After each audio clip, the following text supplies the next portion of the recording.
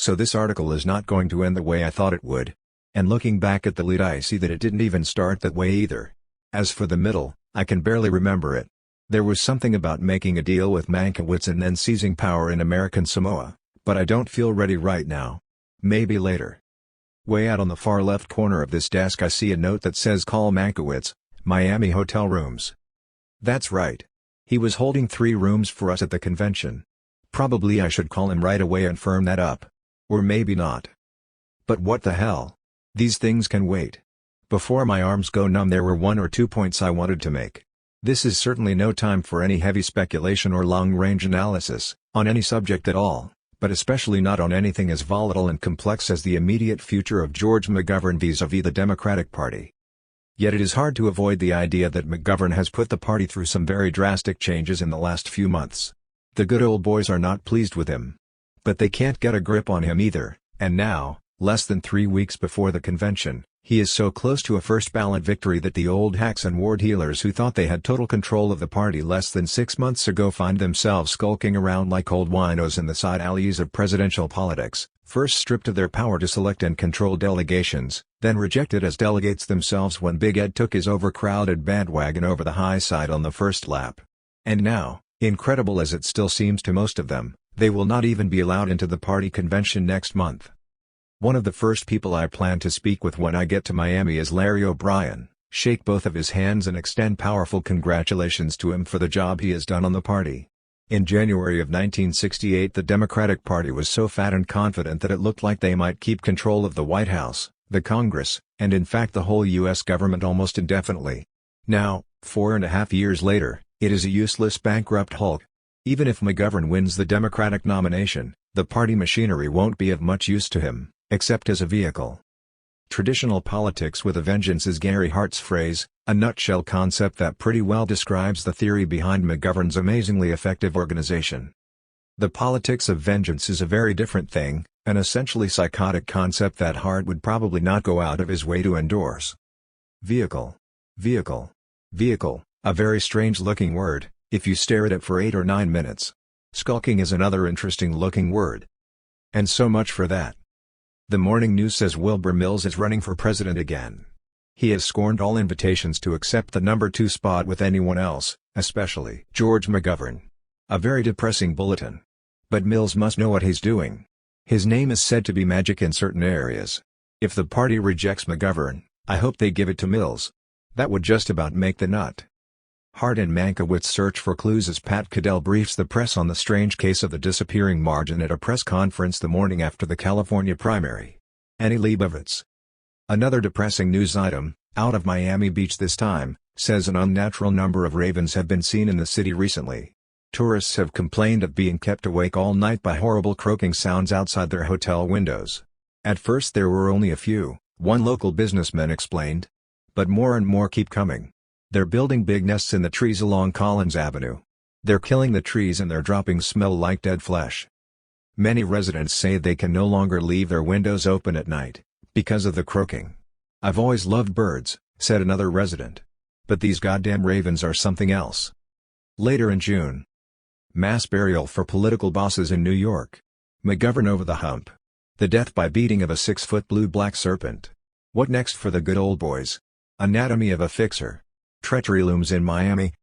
It is now clear that this once small devoted band has become a great surging multitude all across this country, and it will not be denied. George McGovern, on the night of the New York primary. The day after the New York primary I woke up in a suite on the 24th floor of Delmonico's Hotel on Park Avenue with a hellish wind tearing both rooms apart and rain coming in through all the open windows.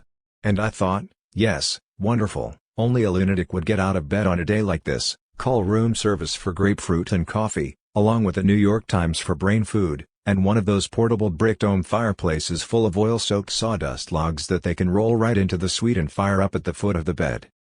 Indeed. Get some heat in the room, but keep the windows open, for the sounds of the wind and the rain and the far-off honking of all those taxi horns down on Park Avenue. Then fill a hot bath and get something like Memphis Underground on the tape machine. Relax, relax. Enjoy this fine rainy day, and send the bill to Random House. The budget boys won't like it, but to hell with them. Random House still owes me a lot of money from the time when the night watchman beat my snake to death on the white marble steps leading up to the main reception desk. I had left it overnight in the editor's office, sealed up in a cardboard box with a sacrificial mouse. But the mouse understood what was happening, and terror gave him strength to gnaw a hole straight through the side of the box and escape into the bowels of the building. The snake followed, of course, through the same hole, and somewhere around dawn, when the night watchman went out to check the main door, he was confronted with a 6-foot blue-black serpent slithering rapidly up the stairs, flicking its tongue at him and hissing a warning that he was sure, according to his own account of the incident, was the last sound he would ever hear. The snake was a harmless blue indigo that I'd just brought back from a reptile farm in Florida. But the watchman had no way of knowing. He had never seen a snake. Most natives of Manhattan Island are terrified of all animals except cockroaches and poodles. So when this poor ignorant bastard of a watchman suddenly found himself menaced by a hissing, 6-foot serpent coming fast up the stairs at him from the general direction of Cardinal Spellman's quarters just across the courtyard, he said the sight of it made him almost crazy with fear, and at first he was totally paralyzed. Then, as the snake kept on coming, some primal instinct shocked the man out of his trance and gave him the strength to attack the thing with the first weapon he could get his hands on, which he first described as a steel broom handle, but which further investigation revealed to have been a metal tube jerked out of a nearby vacuum cleaner. The battle apparently lasted some 20 minutes, a terrible clanging and screaming in the empty marble entranceway, and finally the watchman prevailed. Both the serpent and the vacuum tube were beaten beyond recognition, and later that morning a copy editor found the watchman slumped on a stool in the basement next to the Xerox machine, still gripping the mangled tube and unable to say what was wrong with him except that something horrible had tried to get him, but he finally managed to kill it. The man has since retired, they say. Cardinal Spellman died and Random House moved to a new building. But the psychic scars remain, a dim memory of corporate guilt that is rarely mentioned except in times of stress or in arguments over money. Every time I start feeling a bit uneasy about running up huge bills on the Random House tab, I think about that snake, and then I call room service again. State vote aids McGovern. Senator slates win by large margin. In the suburbs. That was the Times' big headline on Wednesday morning. The 3A's candidate, acid, abortion, amnesty, had definitely improved his position by carrying the suburbs. The bulk of the political coverage on page 1 had to do with local races: Ryan, Bondio, Wrangell win, Collar is in close battle, delegates named, Bingham defeats Schroyer, Rooney apparent winner. Down at the bottom of the page was a block of wire photos from the National Mayor's Conference in New Orleans, also on Tuesday, and the choice shot from down there showed a smiling Hubert Humphrey sitting next to Mayor Daley of Chicago with the mayor of Miami Beach leaning into the scene with one of his arms around Daley and the other around Hubert. The caption said, "Ex-mayor is hit with mayors." The details, page 28 said Humphrey had definitely emerged as the star of the mayor's conference. The two losers were shown in smaller photos underneath the Daley/Humphrey thing. Muskie received polite applause, the caption said, and the camera had apparently caught him somewhere near the beginning of a delayed ibogaine rush. His eyes are clouding over, his jaw has gone slack, his hair appears to be combed back in a DA. The caption under the McGovern photo says, he, too, received moderate response. But McGovern at least looked human, while the other four looked like they had just been trucked over on short notice from some third-rate wax museum in the French Quarter. The only genuinely ugly face of the five is that of Mayor Daley. He looks like a potato with mange. It is the face of a man who would see nothing wrong with telling his son to go out and round up a gang of thugs with bullhorns and kick the shit out of anybody stupid enough to challenge the mayor of Chicago's right to name the next Democratic candidate for president of the United States. I started at the front page for a long time. There was something wrong with it, but I couldn't quite fix on the problem until, yes, I realized that the whole front page of the June 21st New York Times could just as easily have been dated March 8, the day after the New Hampshire primary. Pacification was failing again in Vietnam, Defense Secretary Melvin Laird was demanding more bombers, ITT was beating another illegal stock sales rap. But the most striking similarity was in the overall impression of what was happening in the fight for the Democratic presidential nomination. Apparently nothing had changed. Muskie looked just as sick and confused as he had on that cold Wednesday morning in Manchester 4 months ago. McGovern looked like the same tough but hopeless underdog, and there was nothing in the face of either Daley or Humphrey to indicate that either one of those correct and vicious old screws had any doubt at all about what was going to happen in Miami in July. They appeared to be very pleased with whatever the mayor of Miami Beach was saying to them. An extremely depressing front page, At first glance, almost rancid with a sense of déjà vu. There was even a Kennedy story, will he or won't he? This was the most interesting story on the page, if only because of the timing. Teddy had been out of the campaign news for a few months, but now, according to the Times' R.W. Apple Jr., he was about to make his move. City Councilman Matthew J. Troy Jr. will announce today that he is supporting Senator Edward M. Kennedy for the Democratic vice presidential nomination, informed sources said last night. Mr. Troy, a longtime political ally of the Kennedy family, was one of the earliest supporters of Senator George McGovern for the presidency. As such, he would be unlikely to propose a running mate for the South Dakotan unless both men had indicated their approval. Unlikely. Right. The logic was hard to deny. A McGovern/Kennedy ticket was probably the only sure winner available to the Democrats this year, but beyond that it might solve all of Kennedy's problems with one stroke. It would give him at least 4 and probably 8 years in the spotlight, an unnaturally powerful and popular vice president with all the advantages of the office and very few of the risks.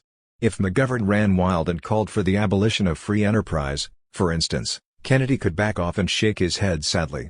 But if McGovern did everything right and won a second term as the most revered and successful president in the nation's history, Teddy would be right there beside him, the other half of the team, so clearly the heir apparent that he would hardly have to bother about campaigning in public in 1980.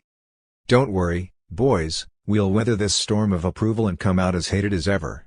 Saul Alinsky to his staff shortly before his death, June 1972. The primaries are finally over now, 23 of the goddamn things, and the deal is about to go down.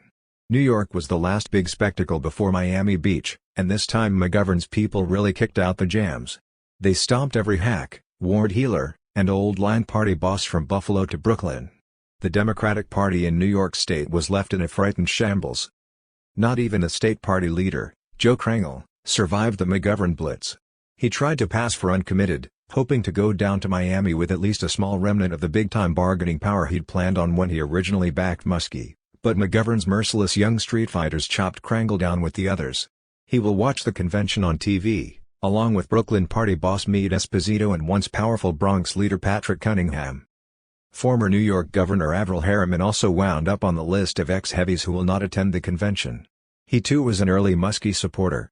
The last time I saw Averell he was addressing a small crowd in the West Palm Beach Railroad station, framed in a halo of spotlights on the caboose platform of Big Ed's Sunshine Special. And the man from Maine was standing tall beside him, smiling broadly, looking every inch the winner that all those half-bright party bosses had assured him he was definitely going to be. The candidate with Senator Abraham Ribikoff pitching for the Jewish vote among the Hasidim. Stuart Bratesman.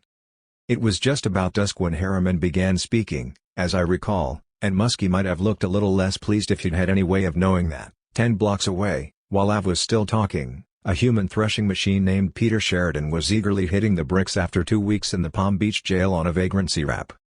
Unknown to either Big Ed or Peter, their paths were soon destined to cross. 12 hours later, Sheridan, the infamous wandering boohoo for the Neo-American Church, would board the Sunshine Special for the last leg of the trip into Miami. That encounter is already legend. I am not especially proud of my role in it, mainly because the nightmare developed entirely by accident. But if I could go back and try it all over again I wouldn't change a note. At the time I felt a bit guilty about it, having been, however innocently, responsible for putting the demo frontrunner on a collision course with a gin-crazed acid freak, but that was before I realized what kind of beast I was dealing with. It was not until his campaign collapsed and his ex-staffers felt free to talk that I learned that working for Big Ed was something like being locked in a rolling boxcar with a vicious 200-pound water rat. Some of his top staff people considered him dangerously unstable.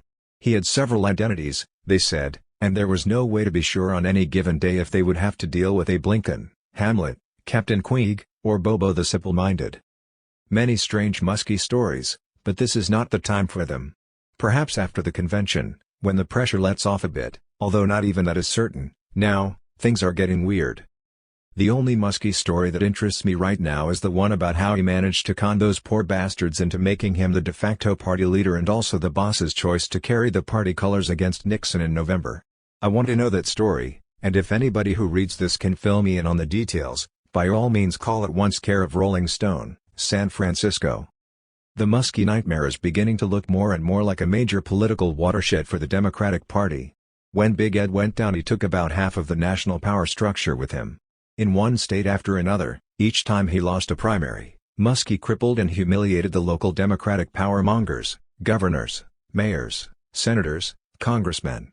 Big Ed was supposed to be their ticket to Miami, where they planned to do business as usual once again, and keep the party at least livable, if not entirely healthy. All Muskie had to do, they said, was keep his mouth shut and act like Abe Lincoln. The bosses would do the rest. As for that harebrained bastard McGovern, he could take those reformist ideas he'd been working on, and jam them straight up his ass. A convention packed wall-to-wall with Muskie delegates, the rancid cream of the party, as it were, would make short work of McGovern's Boy Scout bullshit. That was 4 months ago, before Muskie began crashing around the country in a stupid rage and destroying everything he touched. First it was booze, then Reds, and finally over the brink into ibogaine. And it was right about that time that most of the good old boys decided to take another long look at Hubert Humphrey. He wasn't much, they all agreed on that, but by May he was all they had left. Not much, for sure. Any political party that can't cough up anything better than a treacherous brain-damaged old vulture like Hubert Humphrey deserves every beating it gets. They don't hardly make him like Hubert anymore, but just to be on the safe side, he should be castrated anyway. Castrated? Jesus. Is nothing sacred? 4 years ago Hubert Humphrey ran for President of the United States on the Democratic ticket, and he almost won. It was a very narrow escape. I voted for Dick Gregory in '68, and if somehow Humphrey manages to slither onto the ticket again this year I will vote for Richard Nixon. But Humphrey will not be on the ticket this year, at least not on the Democratic ticket. He may end up running with Nixon, but the odds are against him there, too. Not even Nixon could stoop to Hubert's level. So what will Humphrey do with himself this year? Is there no room at the top for a totally dishonest person? A United States Senator? A loyal party man? Well, as much as I hate to get away from objective journalism, even briefly, there is no other way to explain what that treacherous bastard appears to be cranking himself up for this time around, except by slipping momentarily into the realm of speculation. But first, a few realities. 1. George McGovern is so close to a first ballot nomination in Miami that everybody except Hubert Humphrey, Gene McCarthy, Shirley Chisholm, and Ed Muskie seems ready to accept it as a foregone conclusion. 2. The National Democratic Party is no longer controlled by the old guard, boss-style hacks like George Meany and Mayor Daley, or even by the old guard liberal monkey types like Larry O'Brien, who thought they had things firmly under control as recently as 6 months ago. 3. McGovern has made it painfully clear that he wants more than just the nomination. He has every intention of tearing the Democratic Party completely apart and rebuilding it according to his own blueprint. 4. If McGovern beats Nixon in November he will be in a position to do anything he wants either to or with the party structure. 5. But if McGovern loses in November, control of the Democratic Party will instantly revert to the old boys, and McGovern himself will be labeled another Goldwater and stripped of any power in the party. The pattern is already there, from 1964, when the Nixon/Mitchell Brain Trust, already laying plans for 1968, sat back and let the GOP machinery fall into the hands of the Birchers and the right-wing crazies for a few months. And when Goldwater got stomped, the Nixon/Mitchell crowd moved in and took over the party with no argument from anybody. And 4 years later Nixon moved into the White House.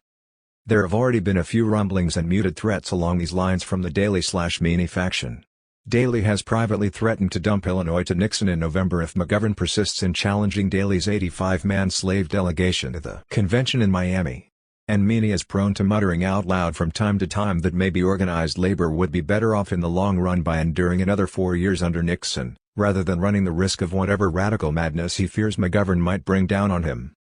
The only other person who has said anything about taking a dive for Nixon in November is Hubert Humphrey, who had already threatened in public, at the party's Credentials Committee hearings in Washington last week, to let his friend Joe Alioto, the mayor of San Francisco, throw the whole state of California to Nixon unless the party gives Hubert 151 California delegates, on the basis of his losing show of strength in that state's winner-take-all primary. Hubert understood all along that California was all or nothing. He continually referred to it as the Big One, and the Super Bowl of the primaries, but he changed his mind when he lost. One of the finest flashes of TV journalism in many months appeared on the CBS Evening News the same day Humphrey formally filed his claim to almost half the California delegation. It was a Walter Cronkite interview with Hubert in California, a week or so prior to Election Day. Cronkite asked him if he had any objections to the winner-take-all aspect of the California primary, and Humphrey replied that he thought it was absolutely wonderful. So even if you lose out here, if you lose all 271 delegates, you wouldn't challenge the winner-take-all rule? Cronkite asked. Oh, my goodness, no, Hubert said. That would make me sort of a spoilsport, wouldn't it? On the face of it. McGovern seems to have everything under control now.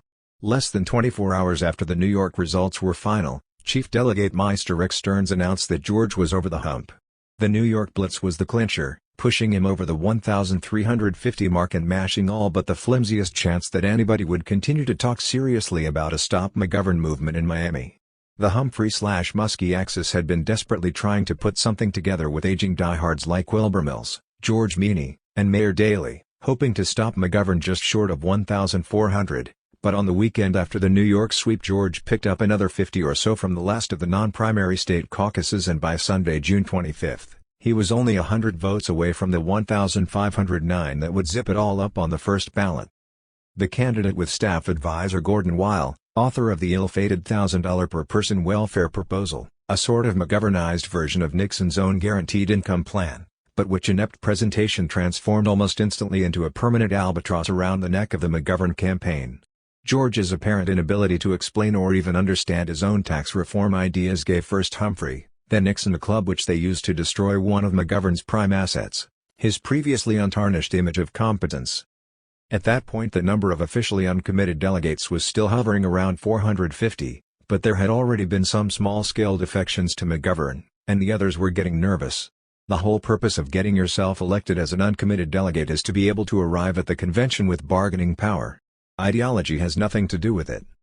If you're a lawyer from St. Louis, for instance, and you manage to get yourself elected as an uncommitted delegate from Missouri, you will hustle down to Miami and start scouting around for somebody to make a deal with. Which won't take long because every candidate still in the running for anything at all will have dozens of his own personal fixers roaming around the hotel bars and buttonholing uncommitted delegates to find out what they want. If your price is a lifetime appointment as a judge on the U.S. Circuit Court, your only hope is to deal with a candidate who is so close to that magic 1,509 figure that he can no longer function in public because of uncontrollable drooling. If he is stuck around 1,400, you will probably not have much luck getting the bench appointment. But if he's already up to 1,499, he won't hesitate to offer you the first opening on the U.S. Supreme Court. And if you catch him peaked at 1,505 or so, you can squeeze him for almost anything you want. The game will get heavy sometimes. You don't want to go around putting the squeeze on people unless you're absolutely clean. No skeletons in the closet, no secret vices. Because if your vote is important and your price is high, the fixer man will have already checked you out by the time he offers to buy you a drink. If you bribed a traffic court clerk 2 years ago to bury a drunk driving charge, the fixer might suddenly confront you with a photostat of the citation you thought had been burned. When that happens, you're fucked. Your price just went down to zero, and you are no longer an uncommitted delegate. There are several other versions of the reverse squeeze: the fake hit and run, glassine bags found in your hotel room by a maid, grabbed off the street by phony cops for statutory rape of a teenage girl you never saw before. Every once in a while you might hit on something with real style, like this one. On Monday afternoon, the first day of the convention, you, the ambitious young lawyer from St. Louis with no skeletons in the closet and no secret vices worth worrying about, are spending the afternoon by the pool at the Playboy Plaza, soaking up sun and gin/tonics when you hear somebody calling your name. You look up and see a smiling rotund chap about 35 years old coming at you, ready to shake hands. "Hi there, Virgil," he says. "My name's J. D. Squan. I work for Senator Bilbo and we'd sure like to count on your vote. How about it?" You smile, but say nothing, waiting for Squan to continue. He will want to know your price. But Squan is staring out to sea, squinting at something on the horizon. Then he suddenly turns back to you and starts talking very fast about how he always wanted to be a riverboat pilot on the Mississippi, but politics got in the way. And now, God damn it, we must get these last few votes. You smile again, itching to get serious. But Squan suddenly yells at somebody across the pool, then turns back to you and says, "Jesus, Virgil, I'm really sorry about this but I have to run. That guy over there is delivering my new Jensen Interceptor." He grins and extends his hand again. Then, say, "Maybe we can talk later on, eh? What room are you in?" 1909. He nods. "How about 7, for dinner? Are you free?" "Sure." "Wonderful," he replies. We can take my new Jensen for a run up to Palm Beach. It's one of my favorite towns. Mine too, you say? I've heard a lot about it. He nods. I spent some time there last February. But we had a bad act, dropped about 25 grand. Jesus. Jensen Interceptor, 25 grand. Squan is definitely big time. See you at 7, he says, moving away. The knock comes at 7:02, but instead of Squan it's a beautiful silver-haired young girl who says JD sent her to pick you up. He's having a business dinner with the senator and he'll join us later at the Crab House. Wonderful, wonderful, shall we have a drink? She nods. Sure, but not here. We'll drive over to North Miami and pick up my girlfriend. But let's smoke this before we go. Jesus. That looks like a cigar. It is. She laughs. And it'll make us both crazy. Many hours later, 4:30 a.m. soaking wet, falling into the lobby, begging for help, no wallet, no money, no ID. Blood on both hands and one shoe missing, dragged up to the room by two bellboys. Breakfast at noon the next day, half sick in the coffee shop, waiting for a Western Union money order from the wife in St. Louis. Very spotty memories from last night. Hi there, Virgil. JD Squan, still grinning. Where were you last night, Virgil? I came by right on the dot, but you weren't in. I got mugged, by your girlfriend. Oh? Too bad. I wanted to nail down that ugly little vote of yours. Ugly? Wait a minute. That girl you sent, we went someplace to meet you. Bullshit. You double-crossed me, Virgil. If we weren't on the same team I might be tempted to lean on you. Rising anger now, painful throbbing in the head. Fuck you, Squan. I'm on nobody's team. If you want my vote you know damn well how to get it, and that goddamn dope-addict girlfriend of yours didn't help any. Squan smiles heavily. Tell me, Virgil, what was it you wanted for the vote of yours? A seat on the federal bench? You're goddamn fucking right. You got me in bad trouble last night, JD. When I got back here my wallet was gone and there was blood on my hands. I know. You beat the shit out of her. What? Look at these photographs, Virgil.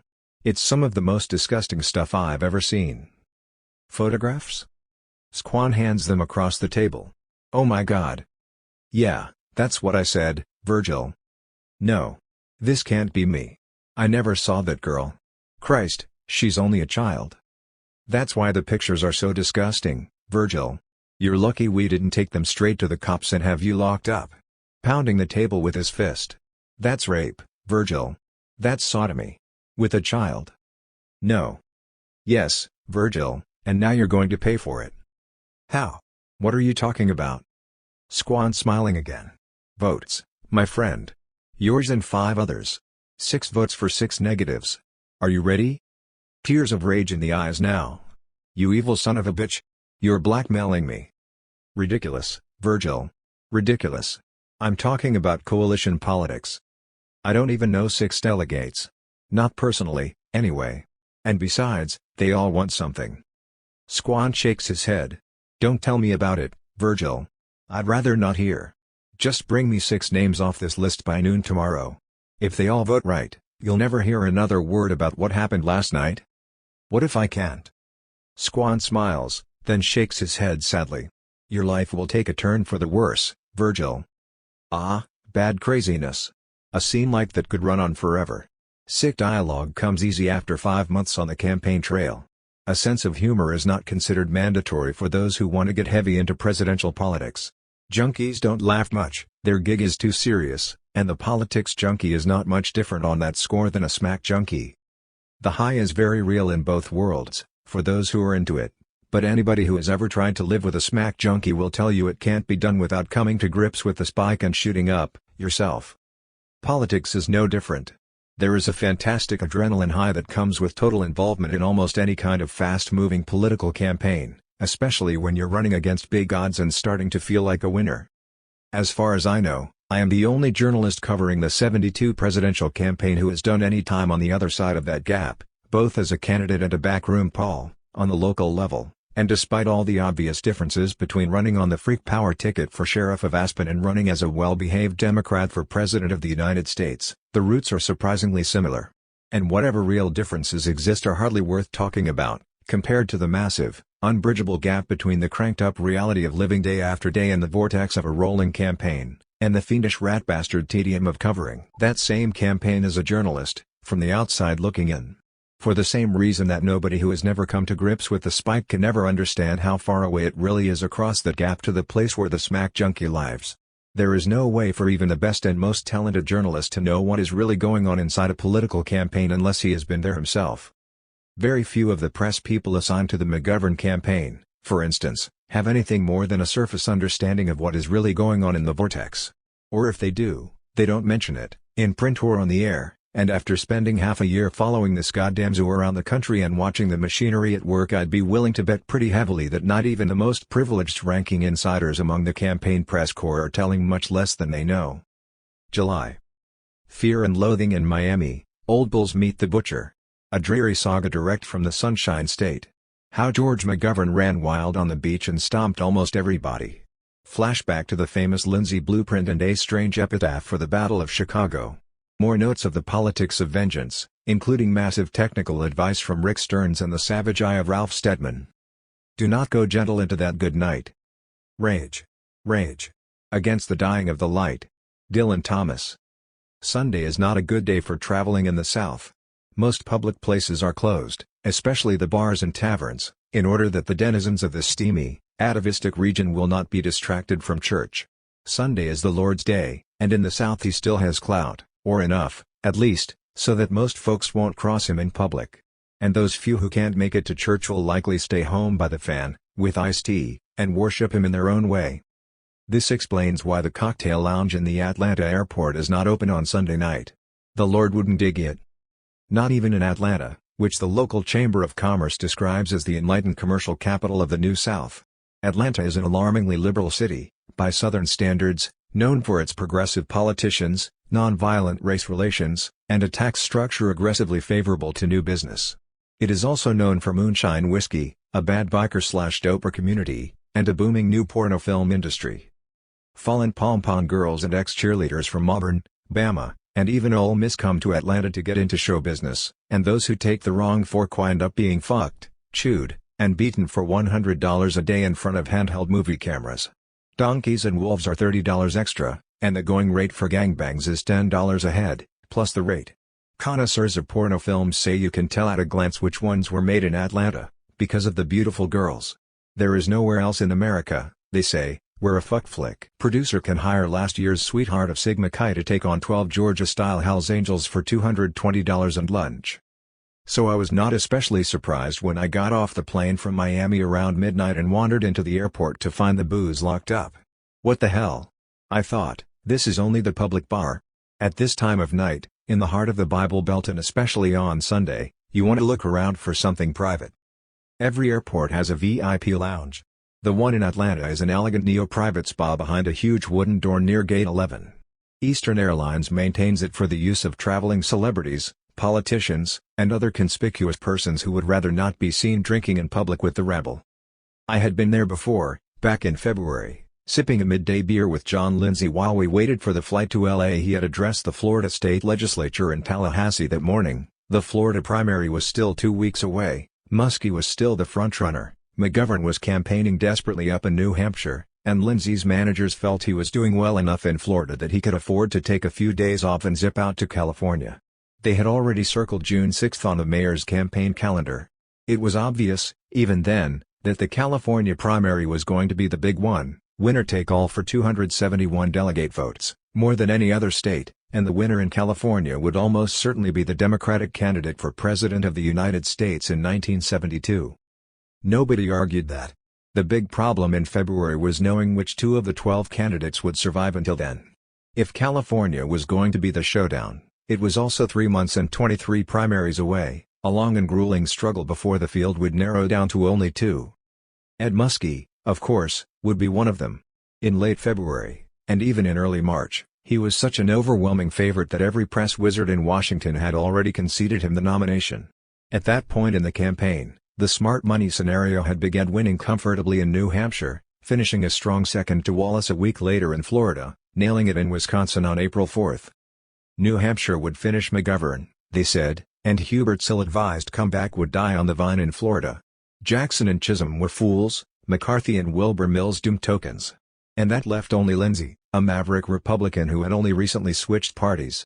But he had already caused a mild shockwave on the Democratic side by beating McGovern badly, and holding Muskie to a standoff, with an 11th-hour, Kennedy-style campaign in non-primary Arizona, the first state to elect delegates.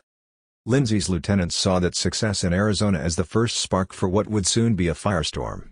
Their blueprint had Lindsey compounding his momentum by finishing a strong third or even second in Florida, then polarizing the party by almost beating Muskie in Wisconsin, which would set the stage for an early right-slash-left showdown in Massachusetts, a crucial primary state with 102 delegates and a traditionally liberal electorate. The key to that strategy was the idea that Muskie could not hold the center, because he was basically a candidate of the Democratic right, like Scoop Jackson, and that he would move instinctively in that direction at the first sign of challenge from his left, which would force him into a position so close to Nixon's that eventually not even the Democratic centrists would tolerate him. There was high ground to be seized on the left, Lindsey felt, and whoever seized it would fall heir to that far-flung, leaderless army of Kennedy/MC Carthy zealots from 1968. Along with 25 million new voters who would naturally go 3-1 against Nixon, unless the Democratic candidate turned out to be Hubert Humphrey or Amore Eel. This meant that almost anybody who could strike sparks with the new voters would be working off a huge and potentially explosive new power base that was worth, on paper, at least, anywhere between 5% and 15% of the total vote. It was a built-in secret weapon for any charismatic left-bent underdog who could make the November election even reasonably close. Now, walking down a long empty white corridor in the Atlanta airport on a Sunday night in July, I had a very clear memory of my last visit to this place, but it seemed like something that had happened 5 years ago, instead of only 5 months. The Lindsey campaign was a loose, upbeat trip while it lasted, but there is a merciless kind of out-of-sight, out-of-mind quality about a losing presidential campaign. And when I saw Lindsey on the convention floor in Miami, sitting almost unnoticed in the front row of the New York delegation, it was vaguely unsettling to recall that less than 6 months ago he was attracting big crowds out on Collins Avenue, just 1 block east of his chair, that night, in the Miami Beach Convention Hall, and that every word he said, back then, was being sucked up by 3 or 4 network TV crews and echoed on the front pages of every major newspaper from coast to coast. As it turned out, the Lindsey campaign was fatally flawed from the start. It was all tip and no iceberg, the exact opposite of the slow-building McGovern juggernaut, but back in February it was still considered very shrewd and avant-garde to assume that the most important factor in a presidential campaign was a good media candidate. If he had star quality, the rest would take care of itself. The Florida primary turned out to be a funeral procession for would-be media candidates. Both Lindsey and Muskie went down in Florida, although not necessarily because they geared their pitch to TV. The real reason, I think, is that neither one of them understood how to use TV. Or maybe they knew, but just couldn't pull it off. It is hard to be super convincing on the tube if everything you say reminds the TV audience of a Dick Cavett commercial for Alpo dog food. George McGovern has been widely ridiculed in the press as the ideal anti-media candidate. He looks wrong, talks wrong, and even acts wrong, by conventional TV standards. But McGovern has his own ideas about how to use the tube. In the early primaries that kept his TV exposure to a minimum, for a variety of reasons that included a lack of both money and confidence, but by the time he got to California for the showdown with Hubert Humphrey, McGovern's TV campaign was operating on the level of a very specialized art form. His 30-minute biography, produced by Charlie Guggenheim, was so good that even the most cynical veteran journalists said it was the best political film ever made for television. And Guggenheim's 60-second spots were better than the biofilm. Unlike the early frontrunners, McGovern had taken his time and learned how to use the medium, instead of letting the medium use him. Sincerity is the important thing on TV. A presidential candidate should at least seem to believe what he's saying, even if it's all stone crazy. McGovern learned this from George Wallace in Florida, and it proved to be a very valuable lesson. One of the crucial moments of the '72 primary campaign came on election night in Florida, March 14, when McGovern, who had finished a dismal 6th, behind even Lindsey and Muskie, refused to follow Big Ed's sour example and blame his poor showing on that evil racist monster, George Wallace, who had just swept every county in the state. Moments after Muskie had appeared on all 3 networks to denounce the Florida results as tragic proof that at least half the voters were ignorant dupes and Nazis, McGovern came on and said that although he couldn't agree with some of the things Wallace said and stood for, he sympathized with the people who'd voted for the governor because they were angry and fed up with some of the things that are happening in this country. "I feel the same way," he added. "But unlike Governor Wallace, I've proposed constructive solutions to these problems." Nobody applauded when he said that. The 200 or so McGovern campaign workers who were gathered that night in the ballroom of the old Waverly Hotel on Biscayne Boulevard were not in a proper mood to cheer any praise for George Wallace. Their candidate had just been trounced by what they considered a dangerous bigot, and now, at the tail end of the loser's traditional concession statement, McGovern was saying that he and Wallace weren't really that far apart. It was not what the ballroom crowd wanted to hear at that moment. Not after listening to Muskie denounce Wallace as a cancer in the soul of America. But McGovern wasn't talking to the people in that ballroom, he was making a very artful pitch to potential Wallace voters in the other primary states. Wisconsin was 3 weeks away, then Pennsylvania, Ohio, Michigan, and Wallace would be raising angry hell in every one of them. McGovern's brain trust, though, had come up with the idea that the Wallace vote was soft, that the typical Wallace voter, especially in the North and Midwest, was far less committed to Wallace himself than to his thundering, gut-level appeal to rise up and smash all the pointy-headed bureaucrats in Washington who'd been fucking them over for so long. The root of the Wallace magic was a cynical, showbiz instinct for knowing exactly which issues would whip a hall full of beer-drinking factory workers into a frenzy, and then doing exactly that, by howling down from the podium that he had an instant, overnight cure for all their worst afflictions: taxes? Nigras? Army worms killing the turnip crop? Whatever it was, Wallace assured his supporters that the solution was actually real simple, and that the only reason they had any hassle with the government at all was because those greedy bloodsuckers in Washington didn't want the problems solved, so they wouldn't be put out of work. The ugly truth is that Wallace had never even bothered to understand the problems, much less come up with any honest solutions, but the fighting little judge has never lost much sleep from guilt feelings about his personal credibility gap. Southern politicians are not made that way. Successful con men are treated with considerable respect in the South. A good slice of the settler population of that region were men who'd been given a choice between being shipped off to the New World in leg irons and spending the rest of their lives in English prisons. The Crown saw no point in feeding them year after year, and they were far too dangerous to be turned loose on the streets of London, so, rather than overload the public hanging schedule, the King's Minister of Jail decided to put this scum to work on the other side of the Atlantic, in the colonies, where cheap labor was much in demand. Most of these poor bastards wound up in what is now the Deep South because of the wretched climate. No settler with good sense and a few dollars in his pocket would venture south of Richmond. There was plenty of opportunity around Boston, New York, and Philadelphia, and by British standards the climate in places like South Carolina and Georgia was close to hell on earth: swamps, alligators, mosquitoes, tropical disease. All this plus a boiling sun all day long and no way to make money unless you had a land grant from the king. So the South was sparsely settled at first, and the shortage of skilled labor was a serious problem to the scattered aristocracy of would-be cotton barons who'd been granted huge tracts of good land that would make them all rich if they could only get people to work it. The slave trade was one answer, but Africa in 1699 was not a fertile breeding ground for middle management types. And the planters said it was damn near impossible for one white man to establish any kind of control over a boatload of black primitives. The bastards couldn't even speak English. How could a man get the crop in, with brutes like that for help?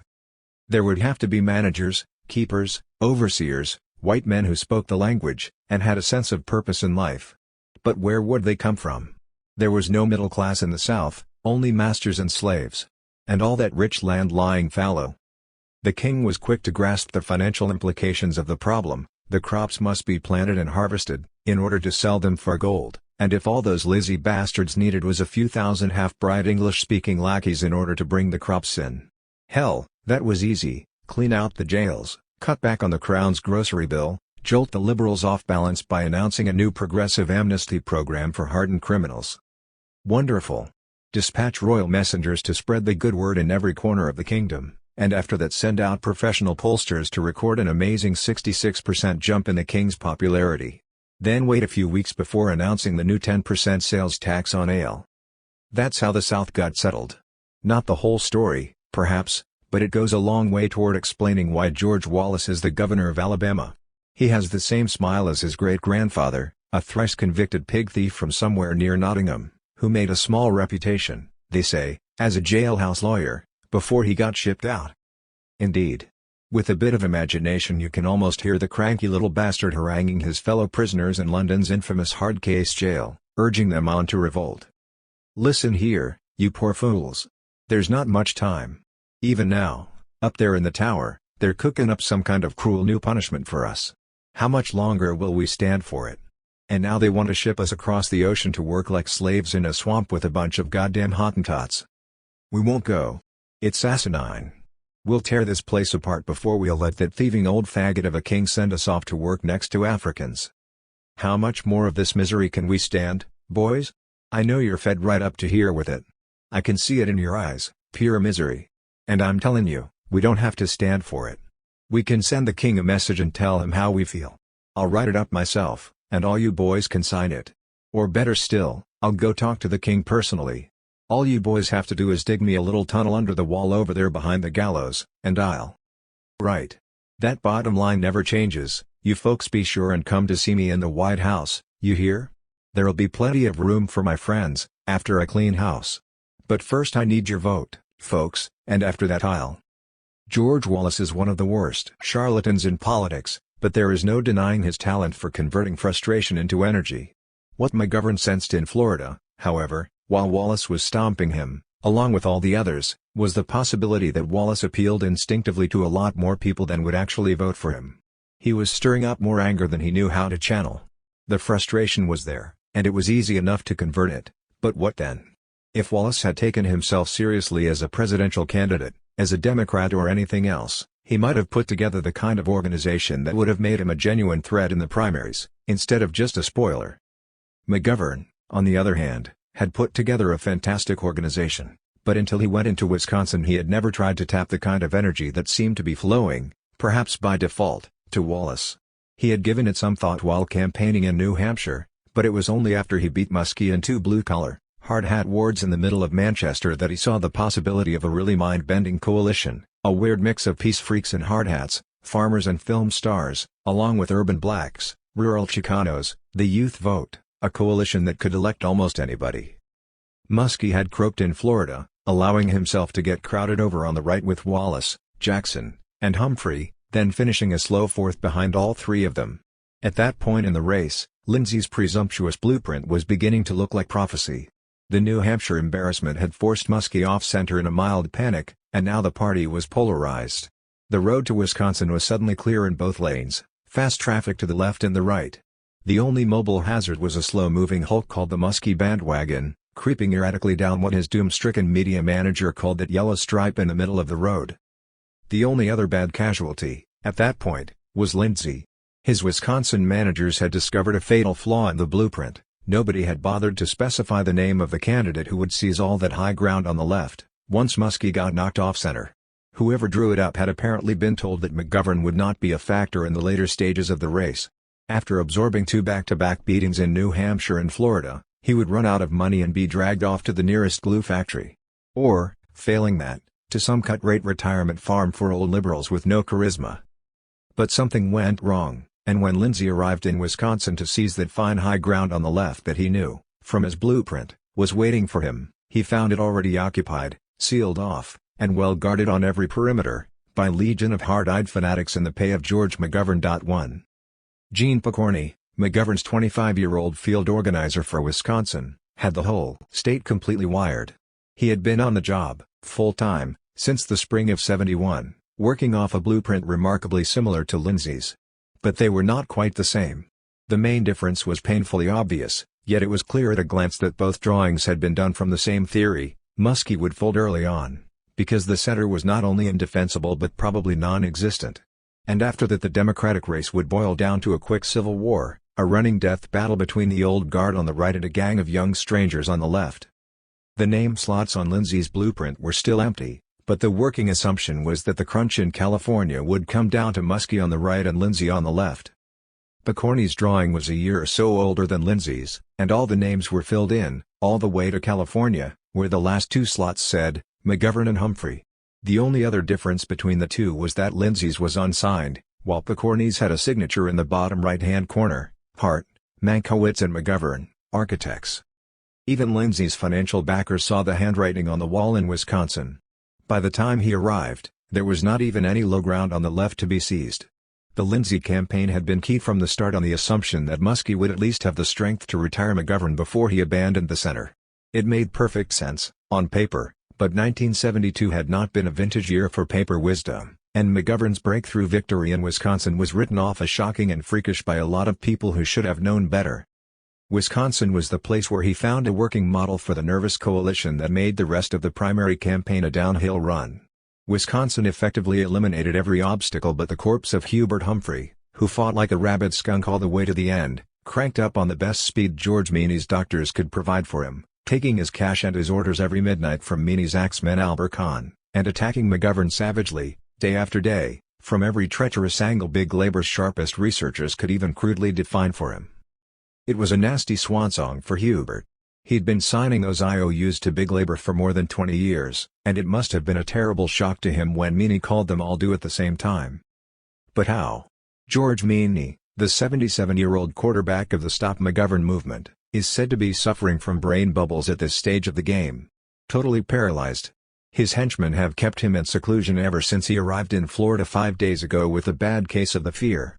He came down from AFL-CIO headquarters in Washington by train, but had to be taken off somewhere near Fort Lauderdale and rushed to a plush motel where his condition deteriorated rapidly over the weekend, and finally climaxed on Monday night when he suffered a terrible stroke while watching the Democratic convention on TV.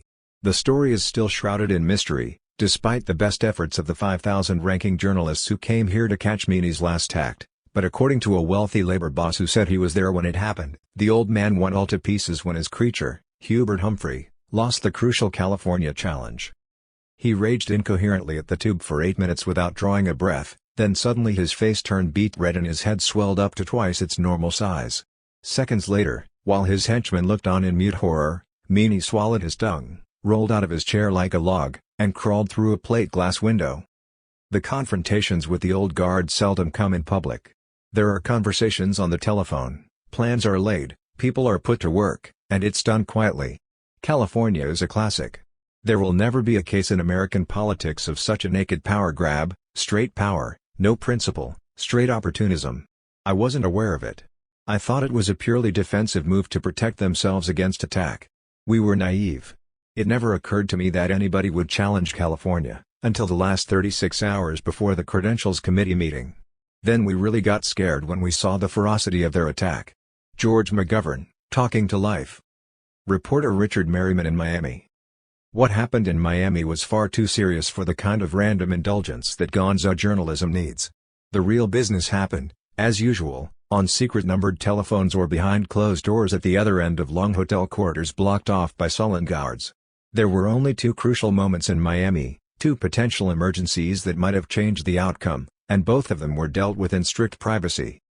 The only real question in Miami was whether or not McGovern might be stripped of more than half of the 271 delegates he won in the California primary, and that question was scheduled to come up for a vote by the whole convention on Monday night. If the ABM movement could strip 151 of those delegates away, McGovern might be stopped, because without them he had anywhere from 10 to 50 votes less than the 1,509 that would give him the nomination on the first ballot. But if McGovern could hold his 271 California delegates, it was all over. The ABM movement, anybody but McGovern, was a coalition of desperate losers, thrown together at the last moment by Big Labor chief George Meany and his axeman, Albert Kahn. Hubert Humphrey was pressed into service as the front man for ABM, and he quickly signed up the others, Big Ed, Scoop Jackson, Terry Sanford, Shirley Chisholm, all the heavies. The ABM movement came together officially sometime in the middle of the week just before the convention, when it finally became apparent that massive fraud, treachery, or violence was the only way to prevent McGovern from getting the nomination. And what followed, once this fact was accepted by all parties involved, will hopefully go down in history as one of the most shameful episodes in the history of the democratic process. It was like a scene from the final hours of the Roman Empire. Everywhere you looked, some prominent politician was degrading himself in public. By noon on Sunday both Humphrey and Muskie were so desperate that they came out of their holes and appeared, trailing a mob of photographers and TV crews, in the lobby of the Fontainebleau, the Nexus Hotel about 500 yards down the beach from the Doral, racing back and forth from one caucus or press conference to another, trying to make any deal available, on any terms, that might possibly buy enough votes to deny McGovern a first ballot victory.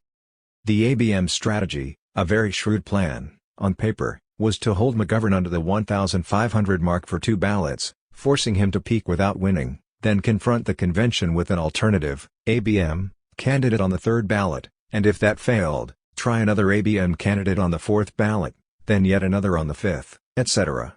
On into infinity, for as many ballots as it would take to nominate somebody acceptable to the Meany/Daily axis.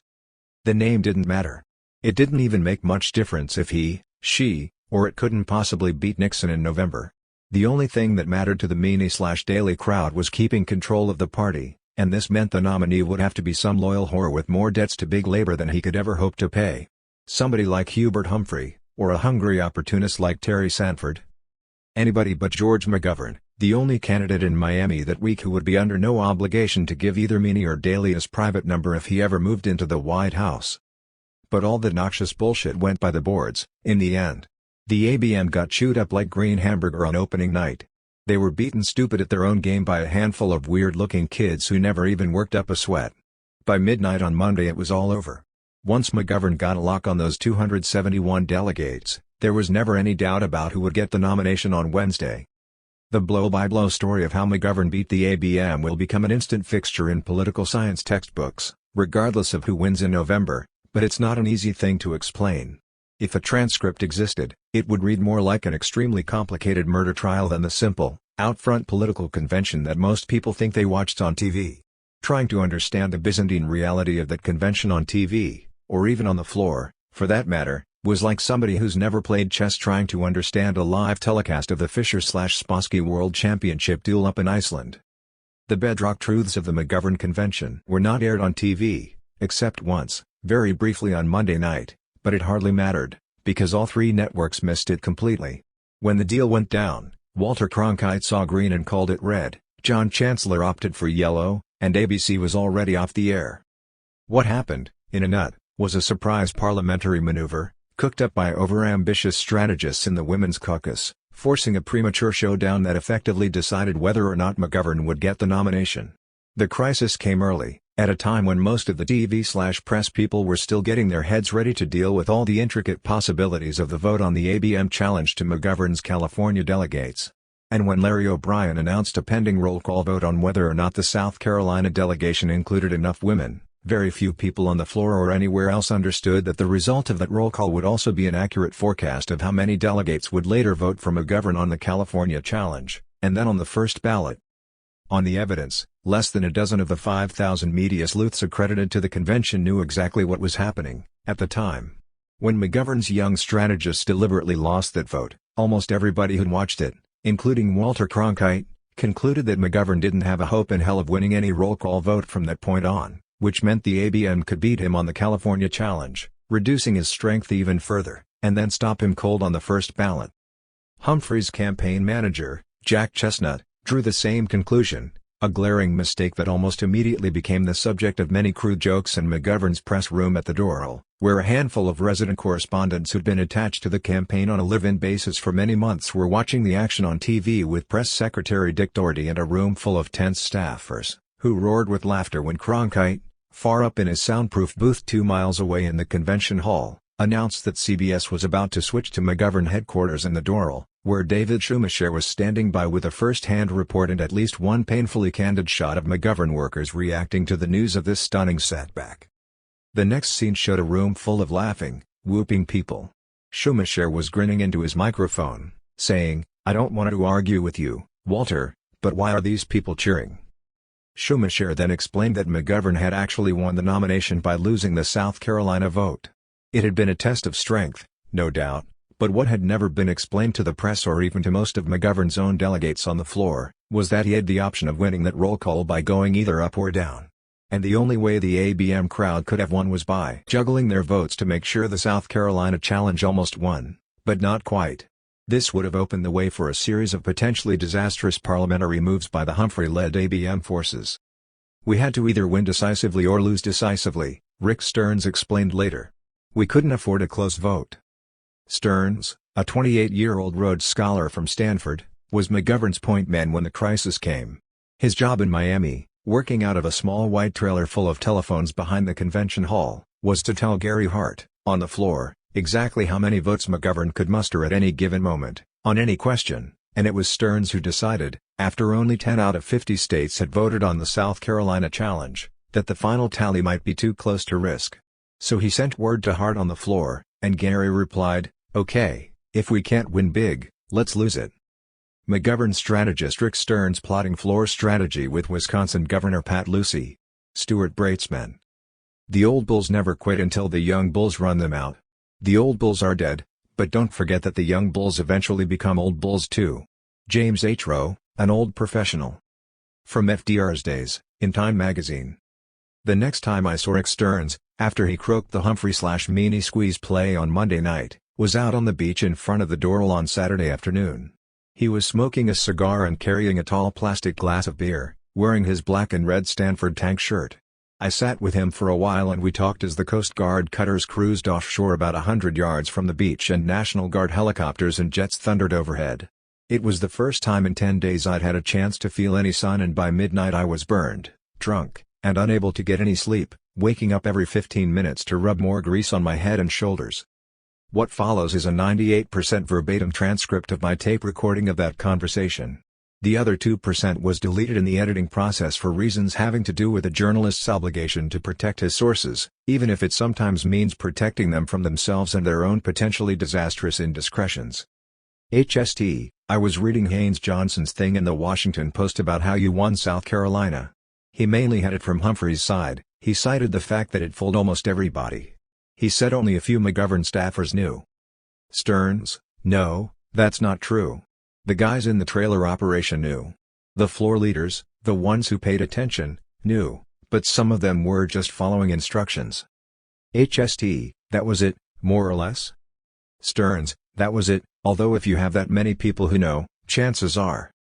HST, well, I was standing with Tom Morgan, Lindsay's press secretary. I don't know if anybody told him, but he figured it out. Then I went out in the hall and saw Tom Braden, the columnist.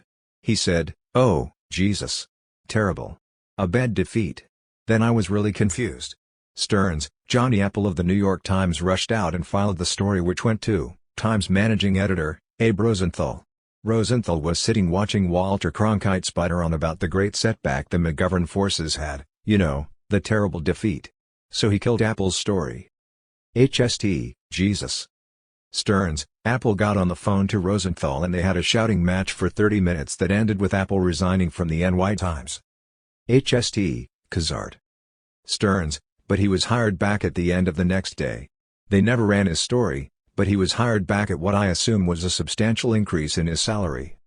HST, there was a reference in Johnson's story to a private discussion on Sunday. He said you'd explained the strategy 24 hours earlier. Stearns, let's see. What could that have been? The floor leaders meeting?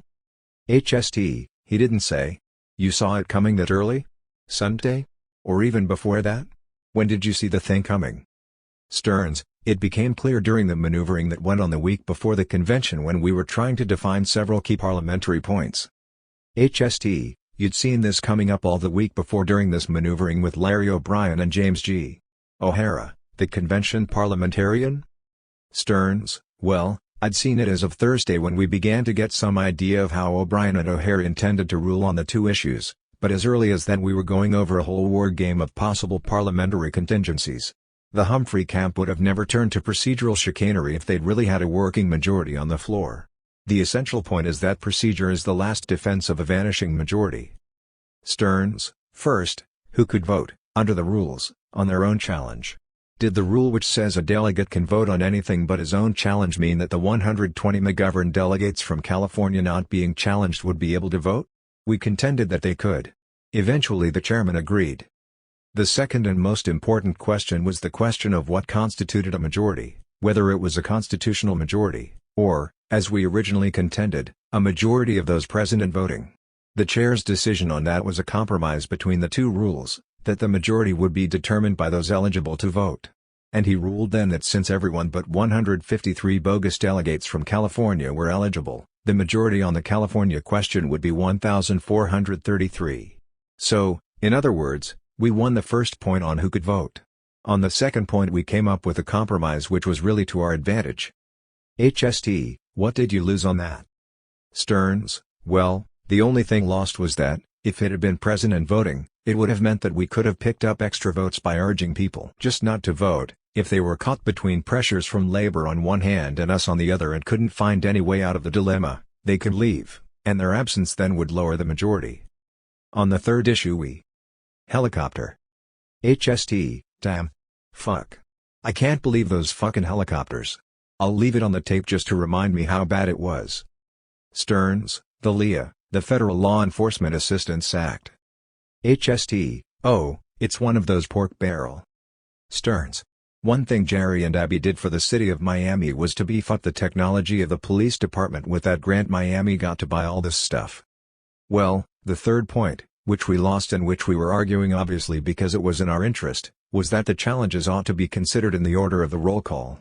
This would have put California first and would have avoided the problem entirely, of course. On that, the chair ruled against us, and I think fairly. He followed the precedent of the last conventions, which was that challenges were to be considered in the order in which the Credentials Committee had discussed them. That meant that we had South Carolina, Alabama, Georgia, and Kentucky, 4 possible test cases, coming before we got to the California vote. Stearns, Kentucky we got withdrawn, eliminating one of them. Dr. James Cashin's Alabama challenge was the same challenge he brought in '68. It's not a very attractive challenge. A lot of people felt that they had been misled by Cashin in '68, including blacks, and were not disposed to work for him again. He was trying to get Wallace thrown out of the convention. Wallace's slate had been openly elected. Alabama was one of the first states in the country to comply with the reform rules. Votes happened to choose Wallace delegates. Airplane, so we knew the Alabama challenge would be defeated on a voice vote. On Georgia, Julian, Bond, and Governor Jimmy Carter worked out a compromise. South Carolina was the only possible test vote to come up before the California challenge. There were 2 procedural issues that the Humphrey coalition wanted to settle on the South Carolina challenge. The first was that question of who could vote. The chair ruled that there were 9 South Carolinian women who had not been challenged, who would be entitled to vote on the challenge. It is a 32-member delegation, which meant that there were then 23 South Carolinians who were disqualified. The second area of challenge, and the most troublesome, is what constituted a majority. That was what the Humphrey people went after first. The maneuvering that was going on. There was only one way that the question of what constituted a majority could arise, and that was if either side prevailed in the range of 1,497 to 1,508 votes. If either side prevailed by more than a constitutional majority, 1,509, the question is moot. It sounds impossible to maneuver a vote into that area, but in fact it's very easy if you have a Humphrey delegation controlled as well as Ohio. Ohio passed and passed and passed. All Frank King, their chairman, had to do was sit there, add correctly, cast the vote accordingly, and we would have been in that area. 2 Not only that, we would have been sucked into that area with an artificial vote from the Ohio delegation, which means that on the procedural test. Helicopter. HST, you son of a bitch. Stearns, if we'd let ourselves be sucked into that trap, I think we would have lost the procedural tests. HST, I see. They could lend you votes on one roll call, then take them back on the next one. Stearns, a bogus count. If you look at the tally on the South Carolina challenge, the Minnesota delegation, on which Humphrey had 35 hardcore votes, went 56-8 for the South Carolina challenge, so there were at least 35 votes that the Humphrey coalition could have manipulated. In Ohio, Humphrey had as many as 80 votes that could have been cast any way that Humphrey forces chose to cast them. So our problem was to maneuver ourselves around the Ohio delegation in a way that the Ohio votes could not be cast to force us into a test vote on California before we got to the real issue. And remember, to win a procedural test on California, it would only require turning out 1,433 votes, but South Carolina would have had to have 1,497 votes to win the same procedural question as to who could vote and what constituted a majority. HST, that's why you wanted to put the showdown off till California? Stearns, the numbers were much better for us on California than they were on South Carolina. HST, I was asking, McGovern pollster, Pat Caddell, why you didn't just want to get it over with, and he was running back and forth on the floor and just said, well, we want to wait for California. But he never explained why. Stearns, it was the difference in what was the working majority on the floor. Plus, it's much harder to hold delegates on procedural questions since they don't understand the significance of a parliamentary point. Everyone had gotten clear enough instructions on how to handle California that I think they were aware of the procedural problem if it had arisen with the California vote, which it did. My instructions to our floor leaders and to our delegation chairman was that on the first 12 tallies we would go all out to win the South Carolina Minority Report challenges. Perhaps not all out. We would go out to win, but not to the extent of jeopardizing votes we had on the California challenge. If there was somebody whose support we knew we had on California, but weren't sure if he would be able to withstand pressure from Labor, Humphrey, or whoever else, they were not to bother the guy. We didn't want to sacrifice votes on California. But that aside, we went after that challenge. That didn't quite work, because I had a number of passes in the first 12 states that reported, which meant that I put off the decision another 8 or 9 tallies. HST, the passes weren't for political reasons, but because they couldn't make up their minds? Stearns, well, one for political reasons. That was the Ohio delegation, which was passing so it could put itself in the position of voting last, so it could maneuver the vote and throw us into the procedural test. The others, just because it took a long time to get the counting done in the delegation. HST, what was the women's angle? It was talked about like it was some kind of shameful trip or something. Stearns, the Women's Caucus was disputing the fact that only 9 members of the 32-member delegation were women. The women made the South Carolina Minority Report their test vote to the convention. I personally don't think they had a terribly good case. Their case was based on a misunderstanding of the McGovern guidelines. The misunderstanding was thinking that quotas had somehow been established. What the McGovern Commission argued was that quotas would be imposed if the state did not take effective steps to see that women were represented in reasonable proportions. That is, they had to take down all the barriers to women being elected. But there was no guarantee in the guidelines that because a woman was a woman, she was necessarily going to be elected. The guidelines attempted to give women the same chance of election that men had, removing some of the obstacles that kept them off slates in the past. It was not a terribly good challenge in the first place, but no credentials challenge has ever really been decided strictly on the justice and merits of the challenge. They all come down to essentially political questions, and in that case the Women's Caucus made what was in effect a weak challenge into a political issue. So it had to be treated seriously. This is why we set out at the beginning to try to win it, to try to see if we had the votes to win it the first time around. HST, you're saying it was sort of forced on you? Stearns, well, it was, but I don't think the Women's Caucus really understood the significance of an early test vote. I would have much preferred that they would have picked, well, they had a much better case in Hawaii, for example, because the challenge came up after both the California and Illinois decisions. If we had to have a test vote on a women's issue, I'd rather they had picked a stronger case, Hawaii, which also would have moved the test vote after California. HST, why did they insist on being first? Stearns, I'm not sure of the process they went through to pick South Carolina, but they had chosen it, and that made the issue of South Carolina one that we had to respond to as a political question. HST, but they weren't somehow hooked into the Chisholm/Humphrey/Stop McGovern thing in order to get some bargaining power? Stearns, I think there may have been some thought of that. The fact that it was to come first would give them some leverage with us that they might otherwise not have had. But my intentions were to win that California challenge. Also on the beach is Bill Doherty, Lieutenant Governor of South Dakota, longtime McGovern crony and a key floor leader who worked under Stearns. 42 years old, he is wearing trunks and a short-sleeve shirt and staring at the surf. Doherty, you know, this is the first time I've ever seen the ocean. Oh, I saw it out in California, but not like this. Not close up. HST, were you over there for the Democratic National Committee meeting yesterday morning, Friday? Doherty, shit, I never got out of bed all day yesterday. I'm on the National Committee. I've got McGovern really pissed at me. I never showed up. I couldn't move. I absolutely couldn't move yesterday. I was sick. I was just sick, physically. HST, well, there's a lot of people that are sick.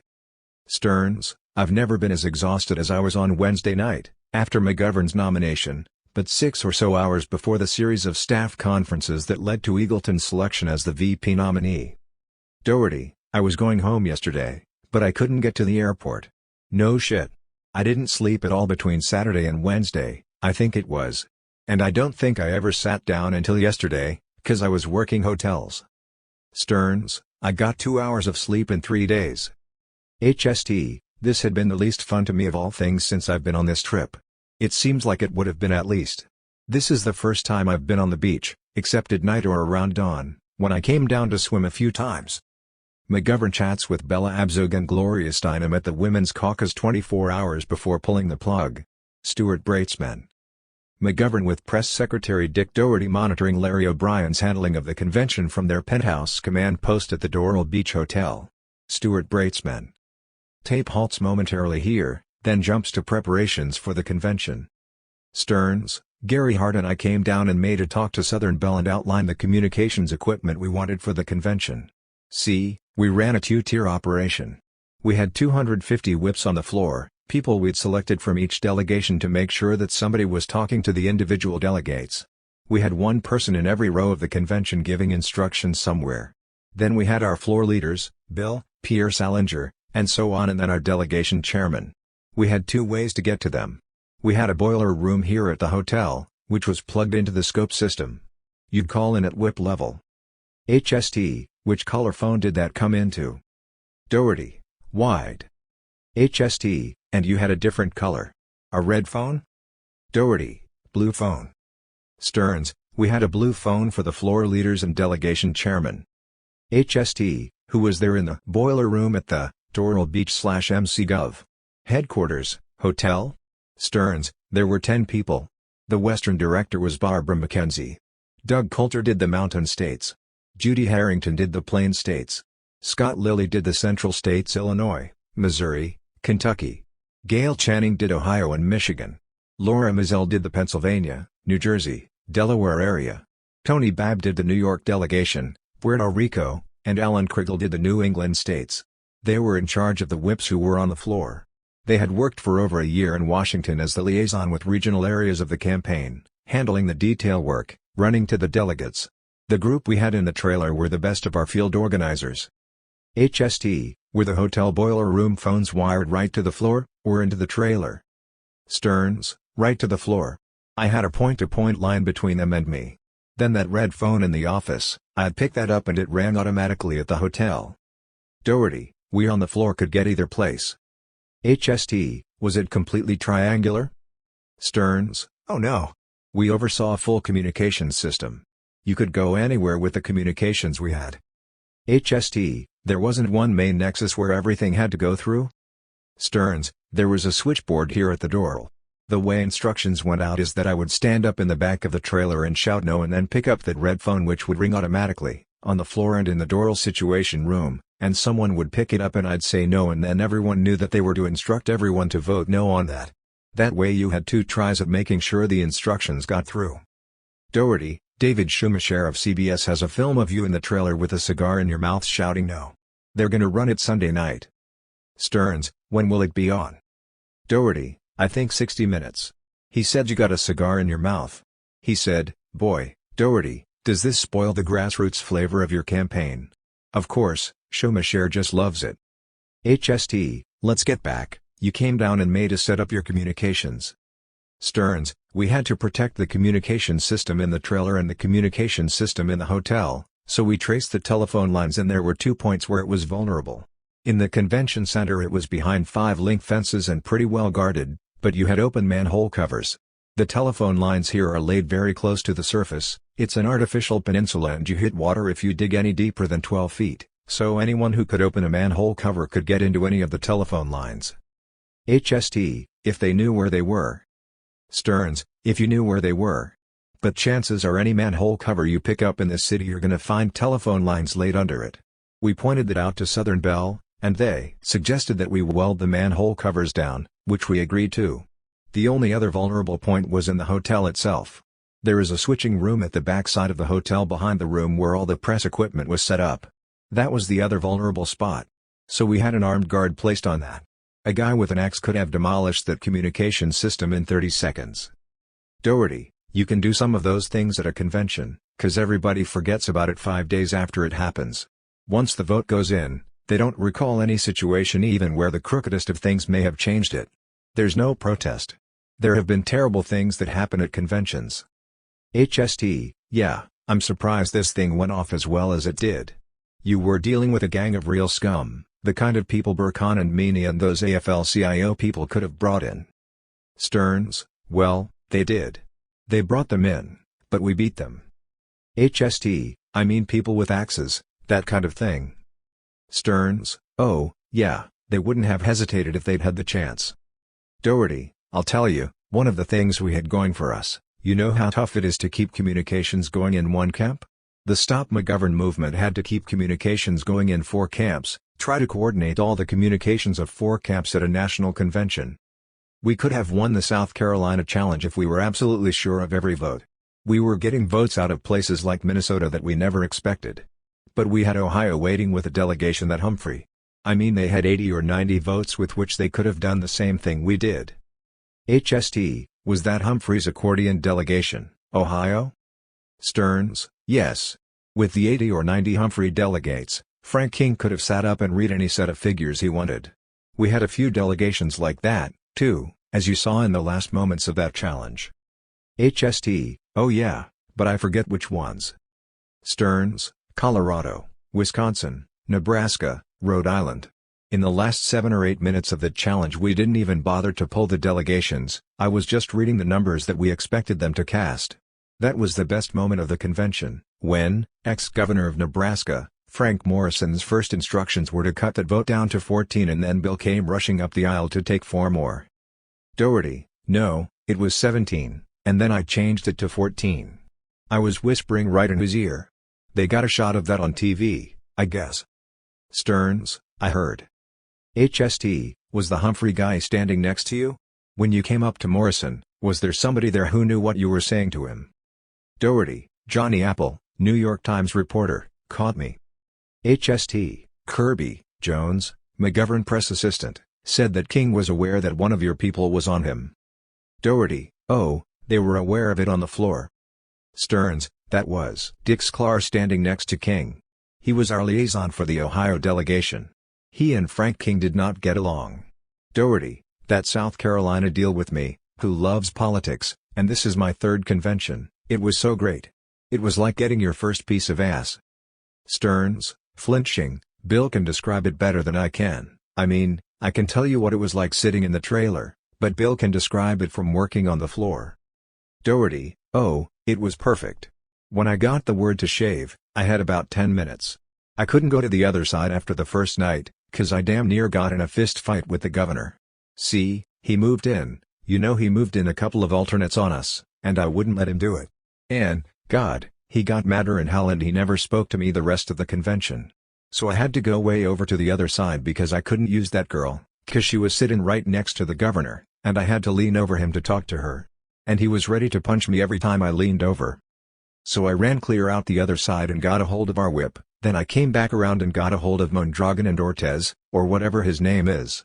I told him I wanted to get as many votes as I could get and it wasn't very many."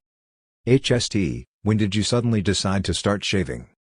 Doherty: "Oh, Kansas was the key." Stearns: "Yeah, we counted it down to Kansas and then made the decision at that point that we were not going to win with a working majority of our own." HST: "How far along was that?" Stearns: "That was the 11th or 12th vote." Doherty: "But see, you didn't know the real count, because Ohio would pass." Stearns: "Right. Ohio would pass, is what screwed us up. So I had to wait for another 4 or 5 votes. We had our New York delegation pass." HST: "What number was Dick Sklar standing next to King? He was our liaison for the Ohio delegation. He and Frank King did not get along." Doherty: "That South Carolina deal with me, who loves politics, and this is my 3rd convention, it was so great. It was like getting your first piece of ass." Stearns, flinching: "Bill can describe it better than I can. I mean, I can tell you what it was like sitting in the trailer, but Bill can describe it from working on the floor." Doherty: "Oh, it was perfect. When I got the word to shave, I had about 10 minutes. I couldn't go to the other side after the first night, 'cause I damn near got in a fist fight with the governor. See, he moved in, he moved in a couple of alternates on us, and I wouldn't let him do it. And, God, he got madder in hell and he never spoke to me the rest of the convention. So I had to go way over to the other side because I couldn't use that girl, 'cause she was sitting right next to the governor, and I had to lean over him to talk to her. And he was ready to punch me every time I leaned over. So I ran clear out the other side and got a hold of our whip, then I came back around and got a hold of Mondragon and Ortez, or whatever his name is.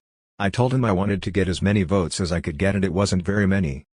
HST: "When did you suddenly decide to start shaving?" Doherty: Oh, Kansas was the key. Stearns: yeah, we counted it down to Kansas and then made the decision at that point that we were not going to win with a working majority of our own. HST: how far along was that? Stearns: that was the 11th or 12th vote. Doherty: but see, you didn't know the real count, because Ohio would pass. Stearns: right. Ohio would pass, is what screwed us up. So I had to wait for another 4 or 5 votes. We had our New York delegation pass. HST: what number was? Stearns: Ohio was, I think, 11. Doherty: Kansas was 11, wasn't it? Stearns: that's right, Kansas. Doherty: Frank King, with his Ohio delegation, has passed on every roll call since. HST: it's sort of a political habit. You always want to have that leverage at the end, I suppose. Doherty: in the legislature you get the same thing, you get guys who pass all the time and wait to see how the vote is. Stearns: but the question was whether we would throw New York's votes behind the challenge or hold New York out, but when they held out Ohio, I gave instructions to our New York delegates to pass the first time. HST: that gave you a hell of a cushion, right? Stearns: yeah, there was a lot to work with there. Doherty: then we started shaving. Stearns: then we heard a few more votes just to get a better sense of where things were going, and then the instructions went out to start cutting. Doherty: see, we were afraid the Humphrey forces were going to start going the other way, which, if they were really coordinated, they could have done. HST: well, wait a minute. What would have happened then? Stearns: the game that was going on was to see who could push who over the 1,509 mark first.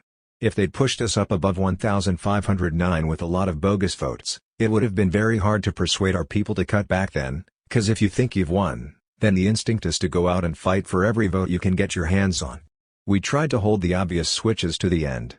We started cutting votes at that point, hold the obvious ones to the end and suddenly throw a lot of votes on them, push them up over 1,509, and then at that point the only way they can get out from under that is by abandoning one of their own.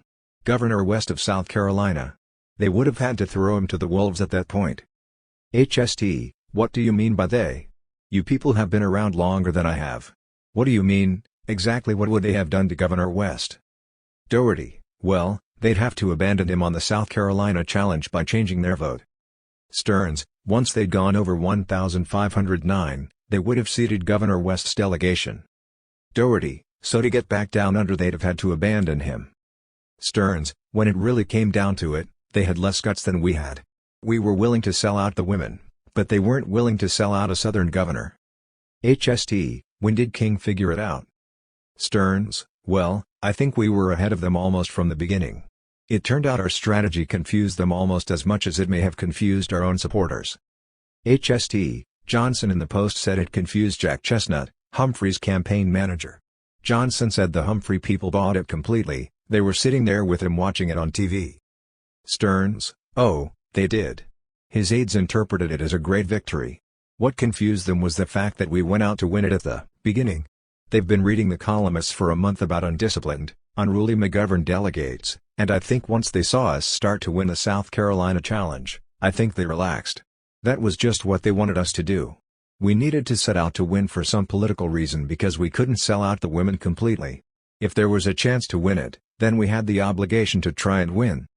Doherty: what did Chestnut say to Humphrey? Stearns: he said, we've given a great setback to McGovern. But Humphrey was smarter. Humphrey said, no, they ran that deliberately. HST: yeah, Humphrey said, they're pulling it back. There was a TV pool reporter with him at the hotel. I was watching Humphrey's face, and, Jesus, it just turned to wax.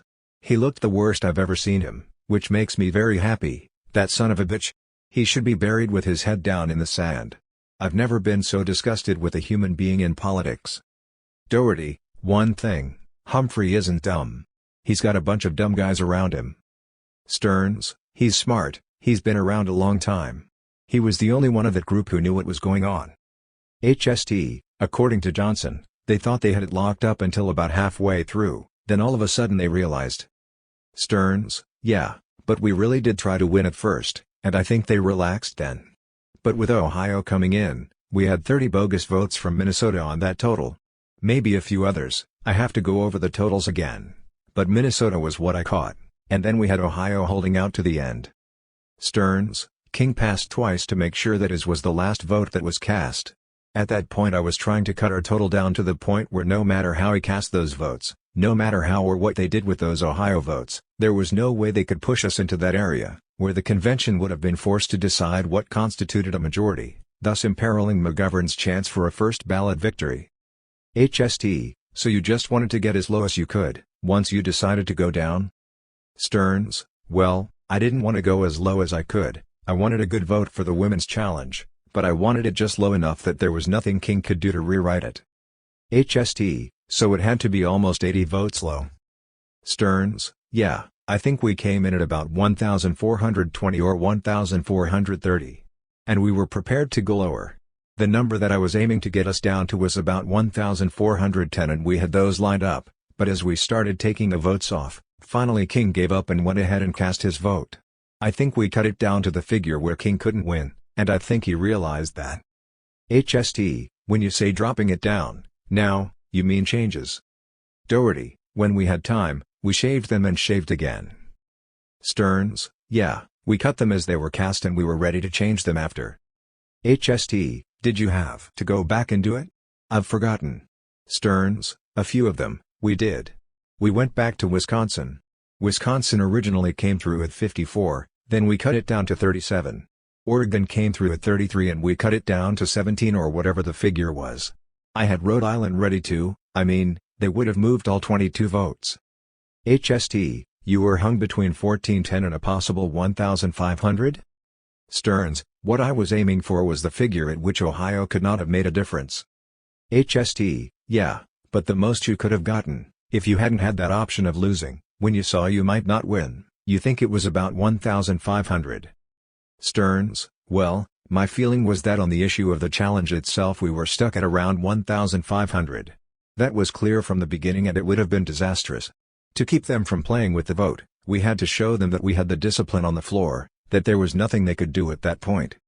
Doherty, but it got tougher to hold that discipline as it went along.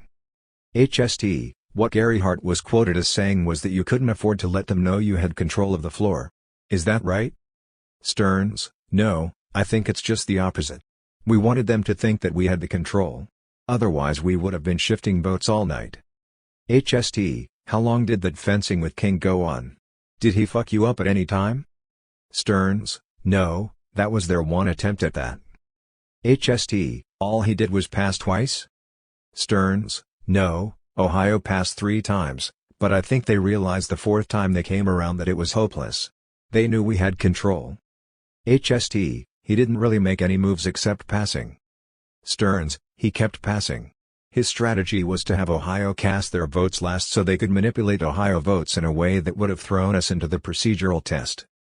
Doherty, we had some hard votes in Ohio, too, ones they couldn't move. Stearns, right, they couldn't move our Ohio votes, and as we began cutting that figure down, we finally got to the point where they realized we'd cut it down to 0 if we had to. HST, so his thing was mainly just waiting. Stearns, to wait until the truth began to dawn on them, that we controlled the votes on the floor. Doherty, what we couldn't afford, hell, it became so obvious, we didn't want to get the women mad at us. Stearns, Bill's point is very good, it got harder as you went along because the more that vote was pushed to 1,509, the more our delegates wanted to go for a majority. That's just what the Humphrey coalition was trying to lure us into, trying to go all out to win the thing, win it with their votes which could have been pulled out from under us, and at that point psychologically to get our supporters to change would have almost been impossible. Doherty, I was getting nervous, myself. Stearns, I know, I was getting all those phone calls back. But Doherty, the delegates were all bitching at me. And I was pissed off. HST, why? Doherty, I was so worried about our delegates getting pissed off, 'cause they're all such a great bunch of non-political professionals. I thought, ooh shit. 'Cause, geez, they got mad at me when I started shaving votes on some of those delegations. You know, what are you trying to do? And all that. I didn't have time to explain it. I just had to be hard and say, God damn it. That's the way it's gonna be. HST, you mean the delegates themselves didn't know what was going on? Doherty, no. Shit, they weren't aware. Stearns, well, our whips knew. I held a briefing session with them on Monday, And I spent an hour and a half going over the possible parliamentary contingencies. Doherty, but the average delegate didn't know. Stearns, there were perhaps 250 people on the floor who had a good idea of what was going on. There were another 50 or 60 who had a pretty complete idea of what was going on. And then there were about 20 who knew what was going on. HST, did state-level leaders like Diane White or Dick Perchlik in the Colorado delegation know what was happening? 3. Stearns, no. HST, that's amazing. Amazing you could do it. It must have been hell on the floor. Stearns, it was. That one woman in Nebraska got so damn mad. Oh God, she was mad. But after they saw what it led to in the California vote, then we had a couple of days where we could say almost anything and people realized we weren't trying to. Doherty, that's when they learned discipline. HST, well, Jesus. It was really a hell of a gamble then, wasn't it, given the kind of delegates that were there? Stearns, yeah, but you had to take it. We had a nomination at stake. HST, what was the point then in sending Mankiewicz and Salinger and Hart out to call it a terrible defeat on the floor? After it was over, not before, but after. Doherty, well, on account of the women. Stearns, we sure didn't want to get the women angry for us on the California challenge. Gene Westwood and Frank Mankiewicz stoned on the convention floor. Oh, and Franken. Doherty, the women didn't catch on, though. They still haven't. It's so complicated that they haven't figured it out. Stearns, I felt sort of guilty about what we'd done to the women's caucus. Afterwards I went around the trailer saying how bad I felt that we'd done it. But HST, what was the long-range effect of that, anyway? Was it just a symbolic thing that you had done? Doherty, McGovern never did have that women's meeting yesterday. You know the women's caucus called me up and I was in bed. I just hung up. I said, I can't help it, and I hung up.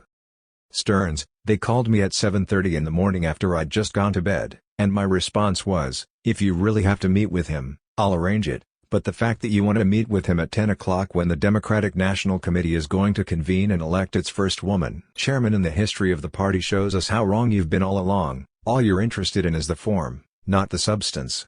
The substance is going to happen over at the National Committee meeting, and if you want to do something meaningful, you should go there at 10 o'clock. So whoever it was hung up. Maybe they went to the committee meeting. Silly. I mean, they wanted to meet with McGovern while they're electing their first woman national chairman of the party. Doherty, the one that was raising all the hell was the delegate from South Dakota. Stearns, she called me about 7 o'clock in the coffee shop as I was finally getting breakfast. Doherty, you know what she's done for the Democrats? Nothing, ever. For George McGovern or anything. I really chewed her out on the floor. I said, instead of going around starting all this trouble, you should be going around putting out the fires. HTS, what was the loss, then? What did the women suffer? Doherty, that wasn't what they complained about. They were complaining that there wasn't enough input from women in the campaign. HST, was there any permanent damage done? Any tangible damage? Doherty, no, I don't think so. HST, the networks must have caught on at some point. I remember I went somewhere and came back and saw Mike Wallace saying what a brilliant move it had been.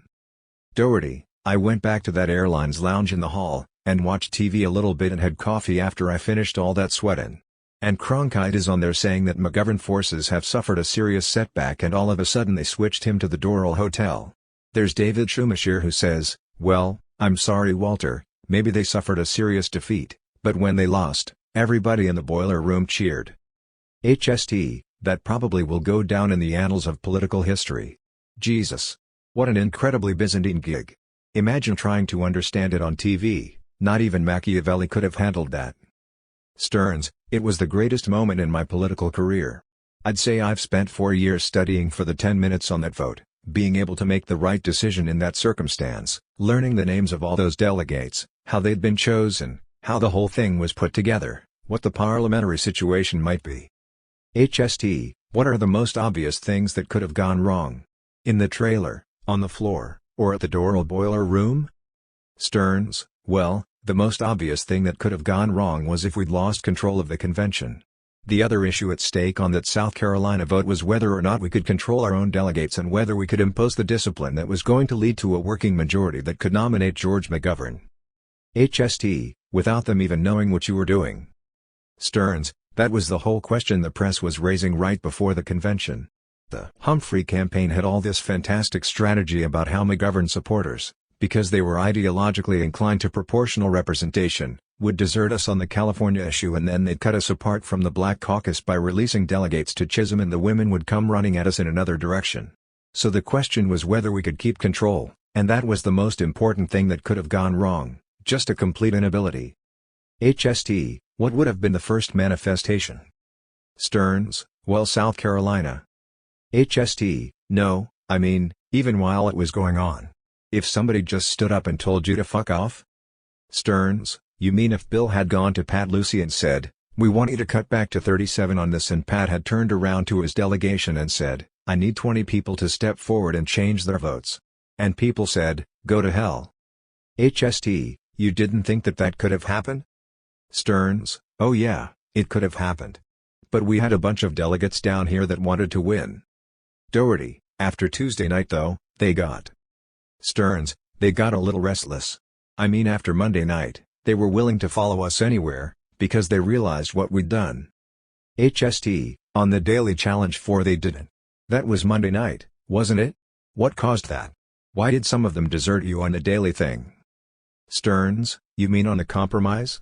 Our hardcore supporters didn't desert us. We pulled exactly. Doherty, we needed a 2/3 vote from the whole convention on that one.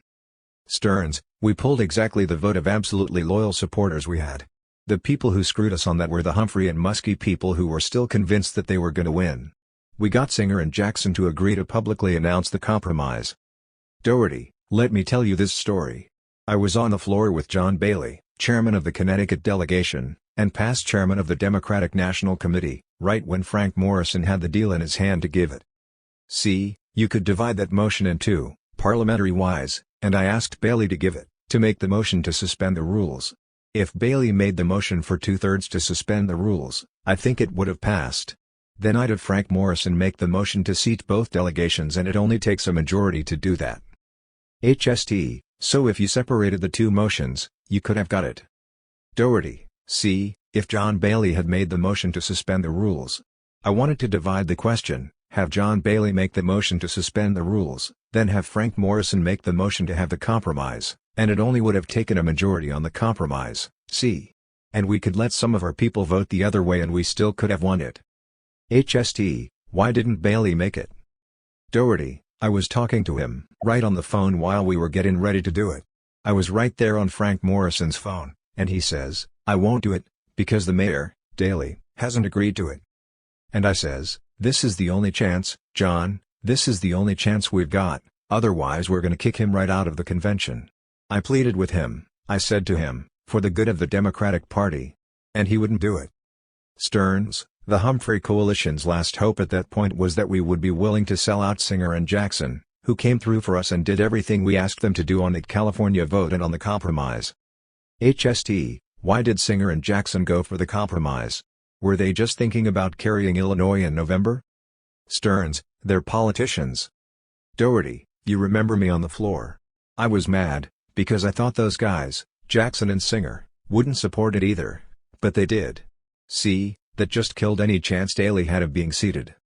Stearns, that's when I decided to go all out for Jackson. When they kept their word on that, then that's fine with me, we'd keep our word, too. Doherty, I'll tell you this. I wanted Daley in that convention so bad I could taste it. 5. Stearns, he should have been there. Doherty, there's a legal question on it, too. I mean, those guys, the Jackson delegation, weren't exactly legally seated, if you really want to be honest about it. I guess they were on the reform rules, but there was nobody running against them. Stearns, I agree. The Daley side had a good argument. The Jackson side had a good argument, and the compromise would have settled the whole thing. The problem at that point was to convince the Humphrey coalition that the compromise was the only way they were going to keep Daley in the convention. But they wouldn't believe us. Their last hope was that we would not keep that agreement, that we would sell out Singer and Jackson, so that then they could have come back on the majority report, and at that point carry a disaffected Illinois delegation, because whether Daley had been seated or not, at that point the Singer/Jackson delegation would have gone on voting until a majority report had passed. HST, I don't follow that. Stearns, temporary rule votes until you get all through the credential challenges. That is, those 151 unseated delegates from California went on voting right to the end of the evening until the majority report was passed. The same was true of Illinois. The Singer/Jackson delegation would have voted right to the end, regardless of whether Daley had been seated or not. The last hope the Humphrey people had was that we would desert Jackson, that is betray our word on that agreement, and then be able to use that Illinois delegation plus the 151 votes from California to defeat the passage of the majority report on credentials, which would have put us right back at the beginning again. But, we kept our word. HST, I didn't know that. Even the people who had been unseated could vote on the final passage. Stearns, they would vote on the passage of the final report. And if we did not keep our word, if Jackson had been unseated, he might be angry enough to go out, and by that point we would have also offended the women, and would have offended the blacks, and then they could have put together enough of a vote to defeat the passage of the majority report, which would have cost McGovern 151 delegates for the California challenge, and probably doomed his chance for the nomination. But by the time we finished that night, they were so demoralized that they just let it go through on a voice vote. They lost their appetite to fight. On the next morning, Muskie and Humphrey were through. HST, according to the Haynes-Johnson story, they pretty well gave up at the end of the South Carolina roll call. They knew it. Stearns, it was obvious. But even as late as the nomination roll call, I had an AFL-CIO guy come up to me and tell me that we only had 1,451 votes for the nomination. What he was telling me was my own figure, from our absolutely hard count on the California thing, not realizing we just seated 151 delegates from California to take the total up to 1,600. HST, how important was O'Hara's ruling then? What accounts for the worry over O'Hara's ruling? And the tremendous spread that you got in the end? O'Hara's ruling wouldn't matter, it would appear. Doherty, yeah, it would have. If he'd ruled different, we wouldn't.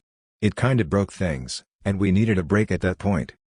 Stearns, you not only deal with numbers at a convention, you deal with psychology. Doherty, when a train starts leaving the station. Stearns, if people think you're gonna lose, votes can just melt away. Doherty, see, just like on the Eagleton vote, there were all kinds of rumors around the floor that we didn't have the votes. HST, yeah, I was on the floor. People were trying to leave. Stearns, we didn't turn it on at that point because we knew we had the votes, and if we turned it on, we would have destroyed the atmosphere from McGovern's presentation. HST, for good or ill. Doherty, it's the first time in the history of this country that the presidential nominating speech was given at 3 o'clock in the morning. Stearns, it was one of the best hours in the history of the Democratic Party, that hour. I almost cried. HST, that was the best speech I've ever heard him give. I've been following the campaign ever since way back in New Hampshire, and that's the best I've ever heard him speak. Doherty, he had 126 guys writing his speech for him, but I think he wrote the final draft himself. HST, whose idea was it to put in the line about you won't have Nixon to kick around anymore? I thought that was the best part of the.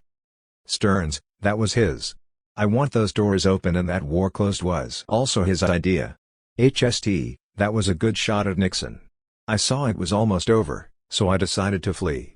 I was in the cab listening to it on the way back, and the cab driver, a total stranger, just turned around and laughed, as if I understood somehow, too. HST, where are you going now? Stearns, I'm getting my assignments these days from the New York Times. There are things that I read about in the Times before anybody talked to me. As I understand it from Jim Nottin's latest story, I'm supposed to take the states west of the Mississippi. HST, is that in today? Stearns, it was in the Times yesterday. First I ever heard of it. It really pissed me off. I mean, somebody ought to tell me before. Doherty, that's George McGovern for ya. Stearns, yeah, but if you got time to talk to Jim Nottin, you got time. Doherty, what about Dick Stout's Newsweek story? Stearns, I didn't see that. Doherty, did you see that one Monday? About Dick Doherty being press secretary and Mankiewicz traveling. Hart being in charge of the campaign. Stearns, oh yeah, they had you in there as a seasoned political pro. Doherty, yeah. He got that in Maryland the day I was out there with McGovern. I found out it was gonna be in there. So I went to Dick Stout and I said, where in the hell did you get that? Dick Stout said he ran into Fred Dutton coming out of the bank in Washington and Fred told him the whole deal. Then Dutton came to me and he said, I wonder if Cunningham, McGovern's administrative assistant, and those guys know about it. So I said, I haven't heard anything about it. When I got in town I got a hold of Dick Doherty, McGovern's press secretary, and told him the whole deal and he said, "For Christ's sakes." So he got a hold of Dick Stout and found out exactly how much was gonna be in that story, and then I went to Gary and I said, "Here's what's gonna be in Newsweek on Monday. I think some of these guys should be aware." Cunningham wasn't even aware, or any of them. But that's typical George McGovern, you know. Garbled conversation. Whistling. Clicks. Airplane. HST, you taking off today? Stearns, no, I think not. If my luck holds, I'll catch a late flight back to Washington tomorrow. Today I feel like sitting out here on this beach and drinking for a while. It was somewhere around 8:30 or 9 on Sunday evening when I dragged myself onto a plane out of Miami, headed for Atlanta and LA. The '72 Democratic Convention was over. McGovern had wrapped it up just before dawn on Friday, accepting the bloody nomination with an elegant, finely crafted speech that might have had quite an impact on the national TV audience. Time correspondent Hugh Sidey called it perhaps as pure an expression as George McGovern has ever given of his particular moralistic sense of the nation, but the main, middle American bulk of the national TV audience tends to wither away around midnight, and anybody still glued to the tube at 3:30 a.m. Miami time is probably too stoned or twisted to recognize McGovern anyway. A few hundred ex-Muskie/Humphrey/Jackson delegates had lingered long enough to cheer Ted Kennedy's bland speech, but they started drifting away when George came on, hurrying out the exits of the air-conditioned hall, into the muggy darkness of the parking lot to fetch up a waiting cab and go back to whichever one of the 65 official convention hotels they were staying in, hoping to find the tail end of a party or at least one free drink before catching a few hours sleep and then heading back home on one of the afternoon planes, back to St. Louis, Altoona, Butte. By sundown on Friday the political hotels were almost empty. In the Doral Beach, McGovern's oceanfront headquarters hotel, Southern Bell telephone workers were dragging what looked like about 5,000 miles of multicolored wires, junction boxes, and cables out of the empty press/operations complex on the mezzanine. Down in the lobby, a Cuban wedding, Martinez Hernandez, 8:30 to 10:30, had taken over the vast, ornately sculptured banquet room that 10 hours earlier had been jammed with hundreds of young, scruffy-looking McGovern volunteers celebrating the end of one of the longest and most unlikely trips in the history of American politics. It was a quiet party, by most convention standards, free beer for the troops, bring your own grass, guitar minstrels working out here and there, but not much noise, no whooping and shouting, no madness. 6. The atmosphere at the victory party was not much different from the atmosphere of the convention itself, very cool and efficient, very much under control at all times. Get the job done. Don't fuck around, avoid violence, shoot 10 seconds after you see the whites of their eyes. It was a McGovern party from start to finish. Everything went according to plan, or almost everything. As always, there were a few stark exceptions. Minor snarls here and there, but not many big ones. McGovern brought his act into Miami with the same kind of fine focused precision that carried him all the way from New Hampshire to California. And, as usual, it made all the other acts look surprisingly sloppy. I was trapped in the Doral for 10 days, shuttling back and forth between the hotel and the convention hall by any means available, taxi, my rented green convertible, and occasionally down the canal in the fast white staff taxi speedboat that McGovern's people used to get from the Doral to the hall by water, whenever Collins Avenue was jammed up with sightseer traffic. And in retrospect, I think that boat trip was the only thing I did all week that I actually enjoyed. There was a lot of talk in the press about the spontaneous outburst of fun and games on Thursday night, when the delegates, who had been so deadly serious for the first 3 sessions, suddenly ran wild on the floor and delayed McGovern's long-awaited acceptance speech until 3:30 a.m. by tying the convention in knots with a long outburst of frivolous squabbling over the vice presidential nomination. Newsweek described it as a comic interlude, a burst of silliness on the part of the delegates whose taut bonds of decorum and discipline seemed suddenly to snap, now that it didn't make any difference. There was not much laughter in Miami, on the floor or anywhere else, and from where I stood that famous comic interlude on Thursday night looked more like the first scattered signs of mass fatigue hysteria, if the goddamn thing didn't end soon. What the press mistook for relaxed levity was actually a mood of ugly restlessness that by 3 a.m. on Friday was bordering on rebellion. All over the floor I saw people caving into the lure of booze, and in the crowded aisle between the California and Wisconsin delegations a smiling freak with a bottle of liquid THC was giving free hits to anybody who still had the strength to stick their tongue out. After 4 hours of listening to a seemingly endless parade of shameless dingbats who saw no harm in catching some free exposure on national TV by nominating each other for vice president, About half the delegates in the hall were beginning to lose control. On the floor just in front of the New York delegation, leaning against the now empty VIP box once occupied by Muriel Humphrey, a small blonde girl who once worked for the Lindsay campaign, was sharing a nasal inhaler full of crushed amyls with a handful of newfound friends. Each candidate was entitled to a 15-minute nominating speech and 2 5-minute seconding speeches. The nightmare dragged on for 4 hours, and after the first 40 minutes there was not one delegate in 50 on the floor who either knew or cared who was speaking. No doubt there were flashes of eloquence, now and then. Probably Mike Gravel and Sissy Ferenthal said a few things that might have been worth hearing, under different circumstances. But on that long Thursday night in Miami, with Senator Tom Eagleton of Missouri waiting nervously in the wings to come out and accept the vice presidential nomination that McGovern had sealed for him 12 hours earlier, every delegate in the hall understood that whatever these other 7 candidates were saying up there on the rostrum, they were saying for reasons that had nothing to do with who was going to be the Democratic candidate for vice president in November. And it was not going to be ex-Massachusetts Governor Chub Peabody, or a grinning dimwit named Stanley Arnold from New York City who said he was the businessman's candidate, or some black Stephen-Fetchit-style Wallace delegate from Texas called Clay Smothers. But these brainless bastards persisted, nonetheless, using up half the night and all the prime time on TV, debasing the whole convention with a blizzard of self-serving gibberish that drove whatever was left of the national TV audience to bed or the Late Late Show. Thursday was not a good day for McGovern. By noon there was not much left of Wednesday night's triumphant warrior smile. He spent most of Thursday afternoon grappling with a long list of vice presidential possibilities, and by 2, the Doral lobby was foaming with reporters and TV cameras. The name had to be formally submitted by 3:59 p.m. But it was 4:05 when Mankiewicz finally appeared to say McGovern had decided on Senator Thomas Eagleton of Missouri. There is a very tangled story behind that choice, but I don't feel like writing it now. My immediate reaction was not enthusiastic, and the staff people I talked to seemed vaguely depressed, if only because it was a concession to old politics, a nice-looking Catholic boy from Missouri with friends in the labor movement. His acceptance speech that night was not memorable, perhaps because it was followed by the long-awaited appearance of Ted Kennedy, who had turned the job down. Kennedy's speech was not memorable either, "Let us bury the hatchet," etc. And get behind the ticket.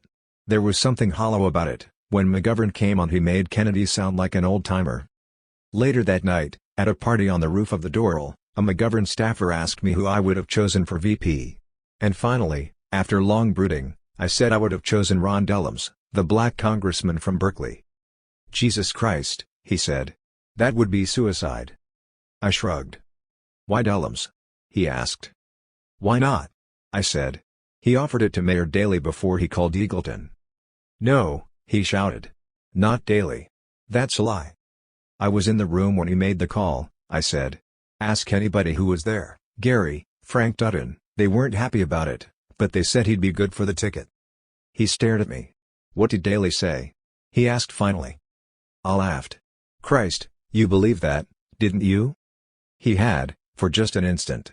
After all, there was a lot of talk about pragmatism in Miami, and Illinois was a key state. I decided to try the Daley rumor on other staff people, to see their reactions. But I never got around to it. I forgot all about it, in fact, until I flipped through my notebook on the midnight jet from Atlanta. I came across a statement by Ron Dellums. It depressed me, for some reason, but it seems like a good way to end this goddamn thing. Dellums writes pretty good, for a politician. It's part of the statement he distributed when he switched his support from Shirley Chisholm to McGovern. The great bulk of that coalition committed to change, human freedom and justice in the country has moved actively and powerfully behind the candidacy of Senator McGovern. That coalition of hope, conscience, morality and humanity, of the powerless and the voiceless, that did not exist in 1964, that expressed itself in outrage and frustration in 1968, and in 1972 began to form and welded itself imperfectly but courageously and lifted a man to the brink of the Democratic nomination for the presidency of the United States, and within a short but laborious step from the presidency of the United States. The coalition that has formed behind Senator McGovern has battled the odds, baffled the pollsters, and beat the bosses. It is my conviction that when the total coalition of the victims in this country is ever formed, this potential for change would be unheralded, for it could pose a real alternative to expediency and status quo politics in America. Ron Dellums, July 9, 1972. Postscript. Friday, August 11. National Broadcasting Company Incorporated. 30 Rockefeller Plaza, New York, New York 10020. Circle 7 to 8300. Dear Hunter. Because we share a fear and loathing for things which aren't true, I point out that it ain't true that I was taken in by the McGoverns on the South Carolina Challenge in Miami Beach. While they were still switching votes, I said on the air that they might be trying to lose it deliberately. We had the floor people try to check this out and they ran into a couple of pool room liars employed by McGovern who said yas, it was a defeat, etc. But a little while later Doug Kicker got Pat Lucy to tell it all. Lucy called headquarters for permission, first, as Kicker waited. We were pleased that we got it right. Adam Clymer of The Sun called the next day with congratulations. I think the reason most people thought we blew the story is that CBS blew it badly. I guess I should have gone through the night pointing out what happened, but we got involved in the California roll call and a lot of other stuff, and suddenly it was dawn. Other than that, I enjoyed your convention piece and let's have a double margarita when we next meet. J. Chancellor. Sept 1172. Owl Farm. Woody Creek. Colorado. Dear John. You filthy skunk-sucking bastard. What kind of gall would prompt you to write me a letter like that sack of pus dated August 11th?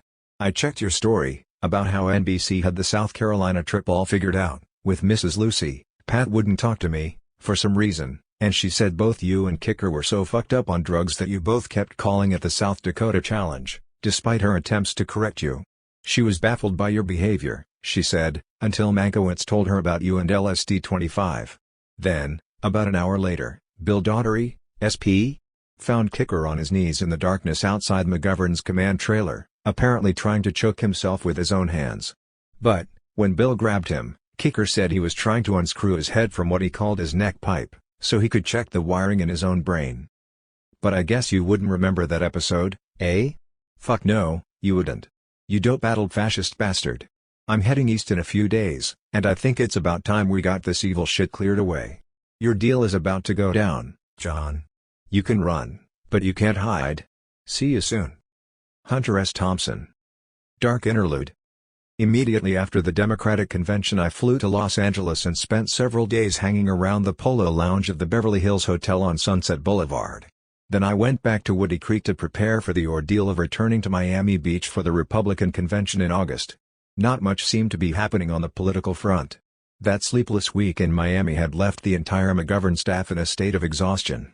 Most of them disappeared in their own directions for a week or so of vacation. The plan was for McGovern's key staff wizards to convene 10 days hence for strategy sessions at the Sylvan Lake Lodge outside Custer, South Dakota. Since the press would be barred from these confidential meetings, I saw no point in going over there just to hang around and get drunk every night with a bunch of reporters. En route to the press conference where Eagleton's history of mental illness and electric shock was officially revealed. UPI photo. The only people who knew at that point that all hell was about to break loose at the Sylvan Lake Lodge were Hart, Mankiewicz, and McGovern. When a notice appeared on the bulletin board in the Lodge press room announcing a joint McGovern/Eagleton press conference on Tuesday, it didn't cause much of a stir. But most of the reporters went anyway because there was nothing else to do. On Wednesday every paper in the country carried a story similar to this one below, which appeared on the front page of the Washington Post. Eagleton reveals illness. Hospitalized 3 times in 60s for fatigue. By William Grider. Washington Post staff writer. Custer, South Dakota, July 25. Senator Thomas Eagleton, the Democratic nominee for vice president, unexpectedly revealed today that he was hospitalized 3 times between 1960 and 1966 for psychiatric treatment, suffering from nervous exhaustion and fatigue. Under questioning, he said the illness involved the manifestation of depression and that twice he received electric shock therapy, which he described as a recognized treatment for that type of ailment. Senator George McGovern, the Democratic presidential nominee, promptly expressed full confidence in Eagleton and said he will discourage any talk of dumping Eagleton from the ticket. Eagleton revealed his medical history after reporters for the night newspapers have confronted McGovern's staff members with accounts of it. I left immediately for Custer, driving at top speed in a rebuilt Hudson Hornet. About 4 hours later, less than 20 miles from the 12,000-foot summit of Loveland Pass, the Hornet developed a fire in its electrical system and I was forced to abandon it. By that time I had already heard on the radio that Eagleton had left for Hawaii and McGovern had gone into seclusion. So I went back home and followed the Eagleton story for the next few days on television. There was plenty of speculation but not much in the way of hard news. Meanwhile over in Custer the linear press was becoming more and more dismayed at the way McGovern was handling the situation. Vacation ordeal, good vibrations. At Lodge jarred by news of Eagleton. By William Grider. Washington Post staff writer. Custer, South Dakota, July 28. The people who run George McGovern's campaign for the presidency were all gathered after dinner one night in the pine-paneled lobby of their resort lodge singing folk songs. Amazing Grace. This land is your land. Shenandoah. Good vibrations all around. The candidate stood easily among them, not demanding to be the center of attention like so many politicians. McGovern sang softly himself while his research man, John Holm, played guitar. Even raspy newspaper reporters found themselves leaning into the circle, humming along. The Reverend Walter Fauntroy, the black preacher politician from the District of Columbia, sang in his high tenor of that serene biblical promise, "There is a balm in Gilead." They came out here to the Black Hills to plot strategy for the fall campaign, yet they put great store in such moments of personal warmth. "We shall overcome," they sang, as if good feeling among themselves was as crucial as any of those charts about where to find 270 electoral votes. That was last weekend. Before the Eagleton business. Before the big bad headlines, the alarmed phone calls and telegrams. Now McGovern dines privately in cabin 22 with his family, no more mingling with the reporters and tourists up at the lodge. The press has his cabin staked out and the Secret Service agents keep them at a distance. What began as a vacation, mixed with political activity, is ending as an ordeal. The Democratic nominee will be back in Washington Sunday. He's going to stay home and rest, Press Secretary Dick Doherty advised reporters today. Rest up from his holiday, he added dryly. The Black Hills in the western end of South Dakota are a proper setting for Gunsmoke or Bonanza, with magnificent pine-covered mountains lined by heroic bluffs of stone and narrow trails which wind among the eroded spires of rock. It doesn't seem right for high political drama, but McGovern is facing it all with the public coolness of a Western gunfighter. McGovern probably chose this spot to help promote the tourist business of his home state and, during the first week of his visit, he cooperated with the ritual appearances. He went horseback riding, wearing a silk casket and looking only slightly more at ease than some of the mounted reporters and staff aides who followed him up the trail. The next day, he airily signed a photograph which showed his profile alongside the 4 presidential faces carved on Mount Rushmore. From George McGovern, the fifth man. Everyone was loose. The horde of reporters and TV crews were camped about 8 miles away at the High Home Hotel in Custer, probably to give the nominee some privacy. But each evening, they would gather at the Sylvan Lake Lodge to mingle freely with the man and his staff, to share the grand view of Harney's Peak and the hailstorms, a pioneer drink served in mason jars. Then, without any warning, it became the Bleak Hills. Senator Thomas Eagleton flew in with his entourage on Tuesday and made his public admission about the past psychiatric problems. "A gutsy performance," said Fred Dutton, a senior advisor, reserving judgment on the political impact. "It could turn into A+, said Bill Doherty, the lieutenant governor of South Dakota. His hopefulness was not widely shared. McGovern went to play tennis, shirtless, with his teacher, Washington tennis pro Allie Ritzenberg. The reporters bombarded everyone with questions. For a day or so, McGovern and Doherty and the others tried to answer them. No, he was not dumping Eagleton. As of now. Well, did that mean he might? No, it didn't mean that. Allie Ritzenberg went back to Washington, so did most of the campaign staff. Dutton and Dick Doherty stayed on to counsel the candidate, but mostly to fend off the reporters. The questions got nastier. The candidate became more remote, no more interviews, his press conference cancelled. Finally, when the Eagleton story wouldn't go away, he issued a public notice to his campaign staff, telling them to keep their mouths shut on the subject. But George McGovern flew a B-24 in World War II and his friends insist that he still does his best thinking when the flak is heavy. At least he remained cool. When an aide called him yesterday to report that Jack Anderson had added new accusations against Eagleton, the candidate replied, "Do you know how to paddle a canoe?" and invited the aide to join the family in a canoe trip on Sylvan Lake. That afternoon, he appeared at the movie house in Custer to see a promotional showing of The Candidate, a movie which depicts an idealistic young man converted to a cosmetic politician, trading ideals for glamour. There was scattered applause in the Harney Theater when one character exclaimed, "Politics is bullshit." McGovern and his family laughed hardest when a political manager in the film instructed the press secretary, "Get all the reporters on the press bus and drive them over the nearest cliff." On his last night in South Dakota, McGovern relaxed and chatted again with reporters and agreed that his vacation had been something of a fiasco. "It's not what I had in mind," he said. "What I wanted was a time for reflection." This morning, good to his word, McGovern showed up for the annual tourist parade which Custer stages to commemorate the discovery of gold in the valley on French Creek nearly 100 years ago. He and Mrs. McGovern wore buckskin jackets and brown Stetsons, but the Secret Service had them ride in a closed car, not on horses. "Let's just talk about the Discovery Days parade," McGovern told a reporter. A horse-dyed yellow led the line of march, which included blue and red horses too. The security helicopter circling over the tiny town added excitement. The floats followed McGovern. "The Massacre of the Metz Family," by the Custer Lumber Company. "Our Discovery of Gold," by the Young Homemakers Extension Club. Dutton, wearing a dowdy cowboy hat, cheered the press corps as it puffed by beside McGovern's car. The line of tourists and Custer citizens complained.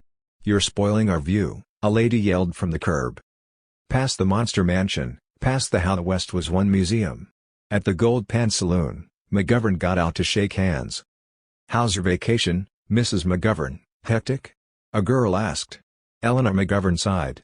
"Yes, it is." The parade ended at the east end of Custer in front of Scott's Rock Shop, which sells rocks.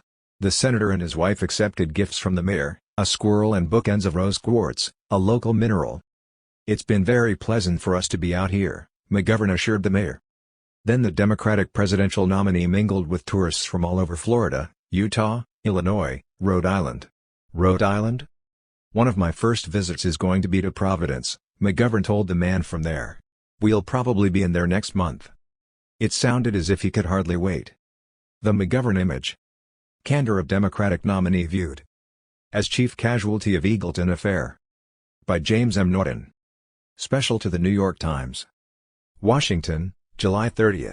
The biggest political casualty in the Eagleton affair may prove to be not Senator Thomas F. Eagleton but the man who chose him to seek the vice presidency. In the 5 days since Senator Eagleton disclosed a history of treatment for nervous exhaustion and depression, Senator George McGovern appears to have undone much of his effort over the last 18 months to establish an image as an unusually candid presidential candidate. The Democratic nominee declined on Tuesday even to consider Senator Eagleton's offer to withdraw from the ticket, saying that its makeup was irrevocably set. 3 days later, he began orchestrating an attempt to persuade Mr. Eagleton to withdraw from the ticket. McGovern comments. Having asserted on Tuesday that there is no one sounder in body, mind and spirit than Tom Eagleton, Mr. McGovern was telling reporters aboard his chartered campaign plane last night that the one thing we know about Eagleton is that he has been to the hospital 3 times for mental depression. The Democratic presidential nominee publicly admonished his staff to stop gossiping about what effect Mr. Eagleton's disclosure might have on the Democrats' chances in November. A day later, he contrived through his staff to assemble a group of reporters for a casual discussion on the same subject. Mr. McGovern appeared, even to disillusioned members of his campaign staff, to be saying one thing and doing another, which was the charge he had been preparing to make in the campaign against President Nixon. In the Democratic primaries, Senator McGovern managed to convey the impression that he was somehow not a politician in the customary sense, that he was more open, more accessible, more attuned to the issues and more idealistic than other candidates. Pro-Eagleton calls. But his reaction to Mr. Eagleton's disclosure may have seriously impaired that image. When newspapers appeared yesterday morning with articles about Senator McGovern's apparent decision to reassess Mr. Eagleton's candidacy, telephone calls began inundating the McGovern headquarters here to back Mr. Eagleton. One McGovern worker said that there were tons of pro-Eagleton calls and that the instructions were not to make that information public. It all seemed to illustrate, as have other events since Mr. McGovern won the Democratic nomination, that he is, after all, a politician. Above all else, George McGovern is a very practical, pragmatic man, said George V. Cunningham, deputy campaign manager and a political associate of Mr. McGovern since 1955. The South Dakota senator won the nomination with a grassroots campaign that went around the party professionals, but now he has installed Lawrence F. O'Brien, former chairman of the Democratic National Committee, on the 8th floor of McGovern headquarters and has given Mr. O'Brien the coveted title of campaign chairman. Daley is courted.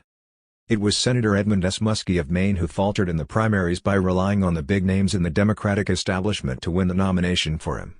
But now it is Mr. McGovern who is energetically courting the big city machine of Mayor Richard J. Daley in Chicago and implying that the only issue separating him from former President Lyndon B. Johnson is the Vietnam War. Despite a pledge to give unequivocal support to an attempt to put more women on the South Carolina delegation to the Democratic National Convention, Mr. McGovern allowed his operatives to throw some votes against the women's challenge rather than risk a parliamentary showdown that might have imperiled his own nomination.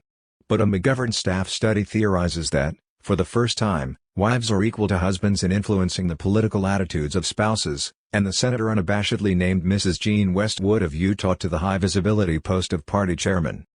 Closed-door session.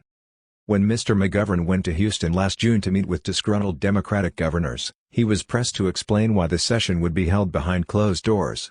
After months of pledging to end secrecy in government, how could he square a secret meeting, Mr. McGovern was asked. "I can't square it," he replied. "Sometimes I'm just going to have to be inconsistent." No one could say without absolute certainty today that Mr. Eagleton would be removed from the ticket when he and Mr. McGovern meet tomorrow to consider the question. But while Mr. Eagleton was traveling on the West Coast last week, Mr. McGovern's staff was said to be imploring the presidential nominee to dump his running mate. At the time, Mr. McGovern was vacationing in the Black Hills of his native South Dakota. On Friday, Mr. McGovern saw a special screening of the recent movie, The Candidate, in which an idealistic office seeker is cosmeticized by practical politicians on his staff. Mr. McGovern did not like the film. It showed, he said, some of the sicker side of American politics. The McGovern Course. By William Grider. Washington Post staff writer. July 31, George McGovern, confronting a political crisis which could destroy his candidacy for the White House, moves like a sailboat headed down the bay. First, he tacks in one direction, and this is reported. Then he tacks back the other way, and that too is reported. But the reports of these movements do not necessarily reveal where he is ultimately headed. McGovern apparently wants it that way. Let others seem to speak for you. Hint at your intentions, but don't state them directly. Retreat, move forward. Shave the angle of your words. Keep your objective sufficiently flexible so that, if you must, you can always change it. In the old politics, this sort of maneuvering was an accepted technique for approaching tough decisions, euphemistically known as keeping your options open. The new politics of the McGovern campaign, which likes to frown on the old ways, will have to think of something different to call it. The South Dakota senator has always insisted that he is, above all, a pragmatic politician, and his handling of the Eagleton crisis confirms his description. Beneath the exterior of the earnest and open man, there is a cautious tactician, more calculating than either his hard-boiled critics or his starry-eyed admirers have admitted. He began by embracing his running mate, Senator Thomas Eagleton, promising full support for the man who had just disclosed to the world that 3 times earlier in his career he had been hospitalized with psychiatric problems. "Never mind," said McGovern, who insisted he would have chosen Eagleton even if he had known. McGovern held to that heading Tuesday and Wednesday, both in his own comments and in statements released through his press secretary. But an avalanche of negative comment was building up, both from newspaper editorial writers and from McGovern supporters. On Thursday, the sailboat turned about, though not so dramatically that one could say McGovern had reversed directions. The senator canceled a press conference, which meant he did not think it wise to repeat all of his lines about full support for Eagleton. His staff people, both in Washington and South Dakota, began to speak more freely about the disaster confronting them and even the inevitability of Eagleton withdrawing. McGovern issued an order telling the staff people to keep mum. At that point, the presidential nominee might have been content to keep quiet and let opinions develop naturally over the weekend. Except Eagleton was picking up signals too. As McGovern's staff began raising the possibility of changing horses, Eagleton kept charging forward. He would never step down, he said on Friday afternoon. Never? That is a strong word to use in politics, and obviously it needed strong corrective action from McGovern's end of the seesaw. What McGovern did was either very slick or very clumsy. The people who watched still are not quite sure which. First, his press staff distributed the text of a speech which McGovern would deliver Saturday night before the South Dakota State Convention of Democrats. It contained one lukewarm paragraph about Eagleton, revealing that McGovern was now deliberating on what he had previously considered a closed question. That would tell the press not to take Eagleton's declarations at face value, but the speech wasn't for release until Saturday evening. McGovern apparently decided to send a stronger message to his running mate, via the media. It was the last night of the senator's 2-week vacation in the Black Hills and, though he had been dining privately with his family, McGovern decided to eat that night at the Sylvan Lake Lodge. He told his press secretary, Dick Doherty, to pass the word discreetly to reporters who were staying in Custer, South Dakota, 8 miles away.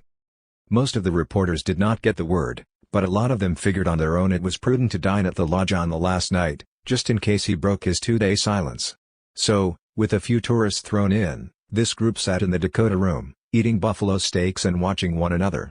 Indian pictographs depicting the legend of the white buffalo surrounded them on the walls. McGovern ate enthusiastically, as he always does. Then, rather casually, he was standing at the table where the Washington Post, the Chicago Daily News, and United Press International were eating. "Are you fellas glad to be getting home?" he asked, then sat down for social chit-chat about the Black Hills. The reporters were wondering in their own minds whether it would be offensive to probe the Eagleton thing when McGovern settled it for them. He brought it up. It had been a terrible business, he said, ruined his vacation, upset the campaign planning. How was he to know the Missouri senator had been in the hospital 3 times? McGovern went on to explain that a decision would have to be made and it would mostly be up to Eagleton to withdraw if he realized that public opinion was against him. The tone was more precise than the words, implying that McGovern fully expected Eagleton to withdraw gracefully, rather than imperil the campaign. He was gone in a few moments. The reporters discussed briefly among themselves the question of whether it was proper to quote a casual dinner conversation. Very briefly. Then they took out notepads and began trying to reconstruct what McGovern had said. Ever so casually, they slipped off to the lobby telephones, no point arousing all those other reporters. Meanwhile, McGovern sat down with CBS and his family and repeated much the same conversation, elaborating on a few points. At another table, Time magazine was dining with Newsweek, watching one another on the night before their magazines closed for publication.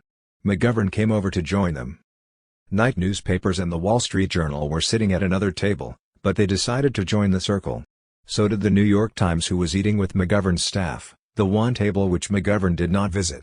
Newsweek had a tape recorder hidden on his lap under the table, but when he replayed it later all that could be heard was organ music and the clatter of dishes. The candidate expanded further on the same theme, adding some negative remarks which made the signal even stronger. When he departed, the reporters at first eyed other newsmen with suspicion, eager to protect what they thought was exclusive. In a moment, they got the picture. It was McGovern who was using the social chatter, not them. There were only 2 telephones in the lobby. The New York Times had to race down the mountain 8 miles to phone in the story. Meanwhile, the Baltimore Sun was dining in Custer, heard about the table hopping and raced up the mountain. The Associated Press was with his children at Mount Rushmore, but another AP man caught up with the story. All of them filed stories stating with varying degrees of emphasis that McGovern had changed his position and might now abandon Eagleton as a running mate. Only the Los Angeles Times had a stronger story. The LA Times had been invited to McGovern's cabin before dinner and emerged with a story which said flatly it was learned that McGovern had decided to dump Eagleton. The next day, McGovern tacked again, though still headed in the same general direction. The question of Eagleton's future, he said in a press statement, needed a proper period of evaluation. Rumors and reports of any decisions having been reached on this question are misleading, he said. August. Down and out in the Fontainebleau. Nixon sells out the party. Goldwater on the comeback trail, Agnew in 76. Mankiewicz amok, midnight violence at the Wayfarer. The origins of Eagleton, death rattle for the new politics. Can a bull elk in the rut pass through the eye of a camel? A vicious attack on the demonstrators, these people should go back where they belong. Earlier tonight I drove down the beach to a place called Dixie's Dollhouse for 2 6-packs of Ballantine ale.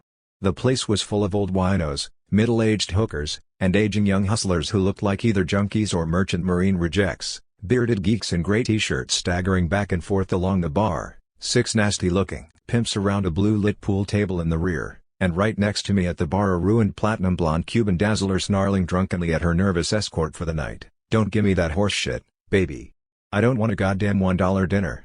I want a $10 dinner. Life gets heavy here on the beach from time to time. So I paid $2.70 each for my 6-packs and then wheeled my big red Chevy Impala convertible back home to the Fontainebleau, about 40 blocks north through the balmy southern night to the edge of the fashionable section. Bobo, the master pimp and carmaster who runs what they call the front door here in these showplace beachfront hotels, eyed me curiously as I got out of the car and started dragging wet brown bags full of beer bottles out of the back seat. "You're gonna need the car again tonight?" he asked. "Probably," I said, "but not for a while. I'll be up in the room until about midnight." I looked at my watch. The Rams-Kansas City game is on in 3 minutes. After that, I'll work for a while and then go out for something to eat."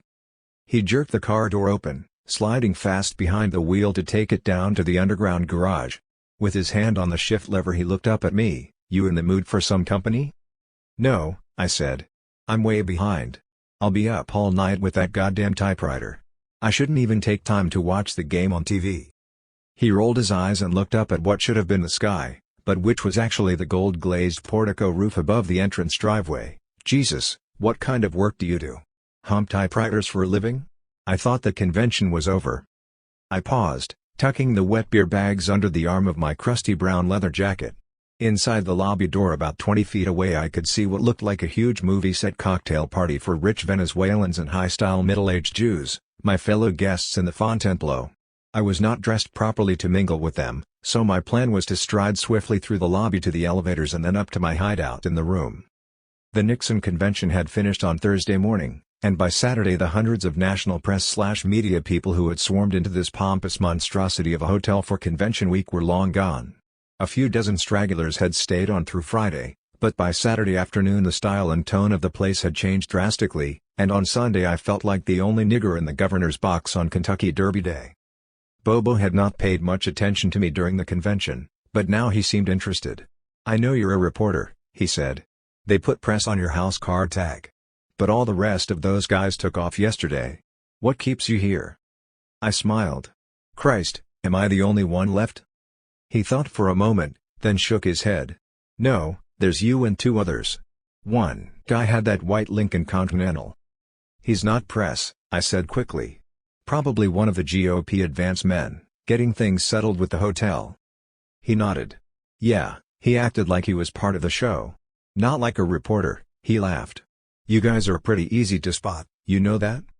"Balls," I said. "Not me. Everybody else says I look like a cop."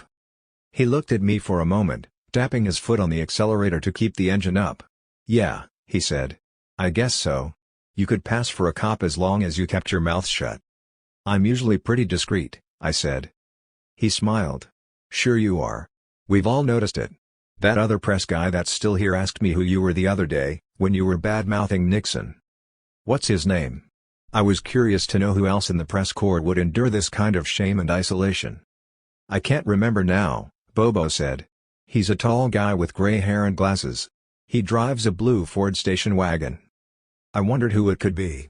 It would have to be somebody with a very compelling reason to stay on, in this place. Everybody with good sense or a reasonable excuse had left as soon as possible. Some of the TV network technicians had stayed until Saturday, dismantling the maze of wires and cable they'd set up in the Fontainebleau before the convention started. They were easy to spot because they wore things like Levi's and sweatshirts, but by Sunday I was the only guest in the hotel not dressed like a PR man for Hialeah racetrack on a Saturday night in mid-season. It is not enough, in the Fontainebleau, to look like some kind of a weird and sinister cop. To fit in here, you want to look like somebody who just paid a scalper $200 for a front row seat at the Johnny Carson show. Bobo put the car in gear, but kept his foot on the brake pedal and asked, "What are you writing? What did all that bullshit come down to?" "Jesus," I said, "that's just what I've been trying to put together upstairs. You're asking me to compress about 200 hours of work into 60 seconds. He grinned. "You're on my time now. Give it a try. Tell me what happened." I paused in the driveway, shifting the beer bags to my other arm, and thought for a moment. "Okay," I said. "Nixon sold the party for the next 20 years by setting up an Agnew/Kennedy race in '76, but he knew exactly what he was doing and he did it for the same reason he's done everything else since he first got into politics, to make sure he gets elected." He stared at me, not grasping it. I hesitated, trying to put it all in a quick little capsule. "Okay," I said finally, "the reason Nixon put Agnew and the Goldwater freaks in charge of the party this year is that he knows they can't win in '76, but it was a good short-term trade. They have to stay with him this year, which will probably be worth a point or two in November, and that's important to Nixon, because he thinks it's going to be close. Fuck the polls. They always follow reality instead of predicting it. But the real reason he turned the party over to the Agnew/Goldwater wing is that he knows most of the old-line Democrats who just got stomped by McGovern for the nomination wouldn't mind seeing George get taken out in '72 if they know they can get back in the saddle if they're willing to wait 4 years." Bobo laughed, understanding it instantly. Pimps and hustlers have a fine instinct for politics. What you're saying is that Nixon just cashed his whole check, he said. He doesn't give a flying fuck what happens once he gets re-elected, because once he wins, it's all over for him anyway, right? He can't run again. Yeah, I said, pausing to twist the top off one of the ale bottles I'd been pulling out of the bag. But the thing you want to understand is that Nixon has such a fine understanding of the way politicians think that he knew people like Daley and Meany and Ted Kennedy would go along with him, because it's in their interest now to have Nixon get his second term, in exchange for a guaranteed Democratic victory in 1976. "God damn," he said. "That's beautiful. They're gonna trade him 4 years now for 8 later, right? Give Nixon his last trip in 72, then Kennedy moves in for 8 years in 76. Jesus, that's so rotten, I really have to admire it," he chuckled. "Boy, I thought I was cynical." "That's not cynical," I said. "That's pure, nut-cutting politics. And I advise you to stay out of it, you're too sensitive." He laughed and hit the accelerator, leaping away with a sharp screech of rubber and just barely missing the tail light of a long gold Cadillac as he turned down the ramp.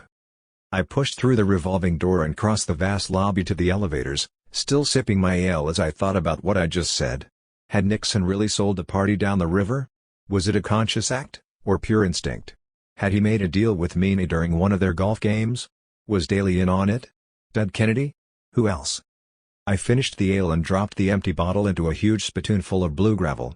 2 elderly women standing next to me looked disgusted, but I ignored them and wandered over to the door of the world-renowned Poodle Bar and Cocktail Lounge. It was almost empty.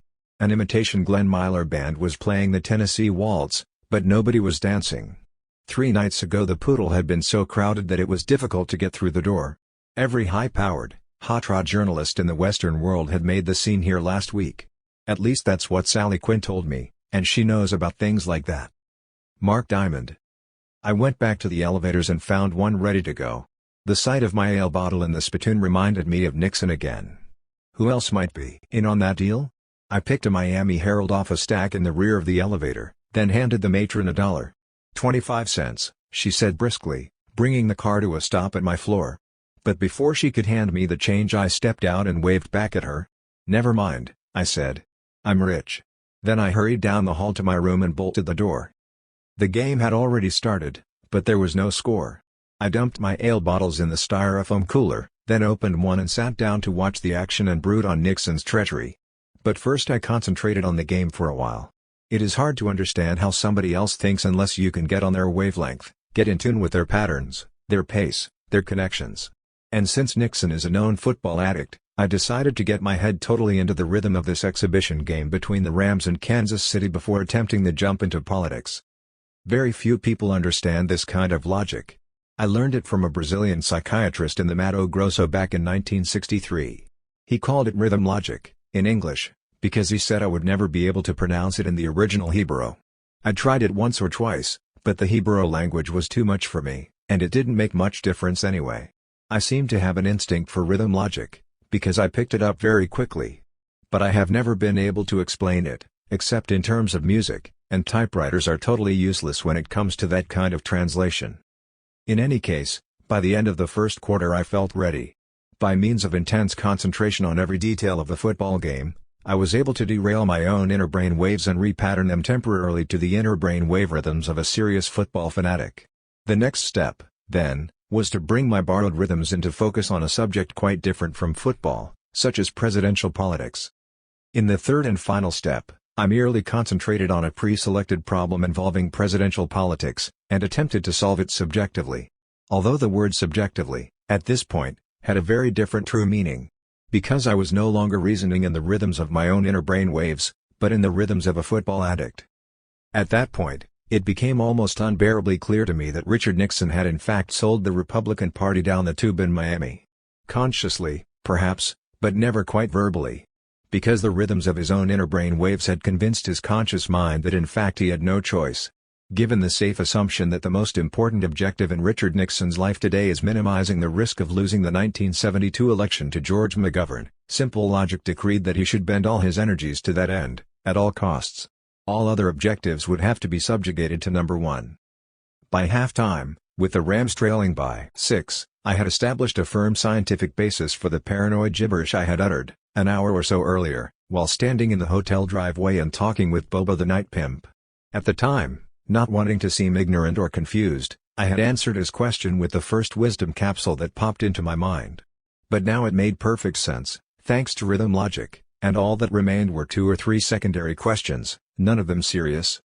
To say that Nixon sold the Republican Party down the river in order to minimize his chances of losing this election is probably a bit harsh. Most of the GOP delegates in Miami were eager to make that trip, anyway. All Nixon did was make sure they got safely aboard the raft and into the current. It was no accident that the Nixon convention in Miami looked and sounded like a replay of the Goldwater convention in San Francisco 8 years ago. They even brought Goldwater back and treated him like a hero. His opening night speech was a classic of vengeful ignorance, but the delegates loved it. He was scheduled to speak for 10 minutes, but he worked himself into such a fever that it took him half an hour to make sure everybody in the hall, and the TV audience, too, understood what he'd come there to say, that he'd been 8 years ahead of his time in '64. By God. But now the party had finally caught up with him.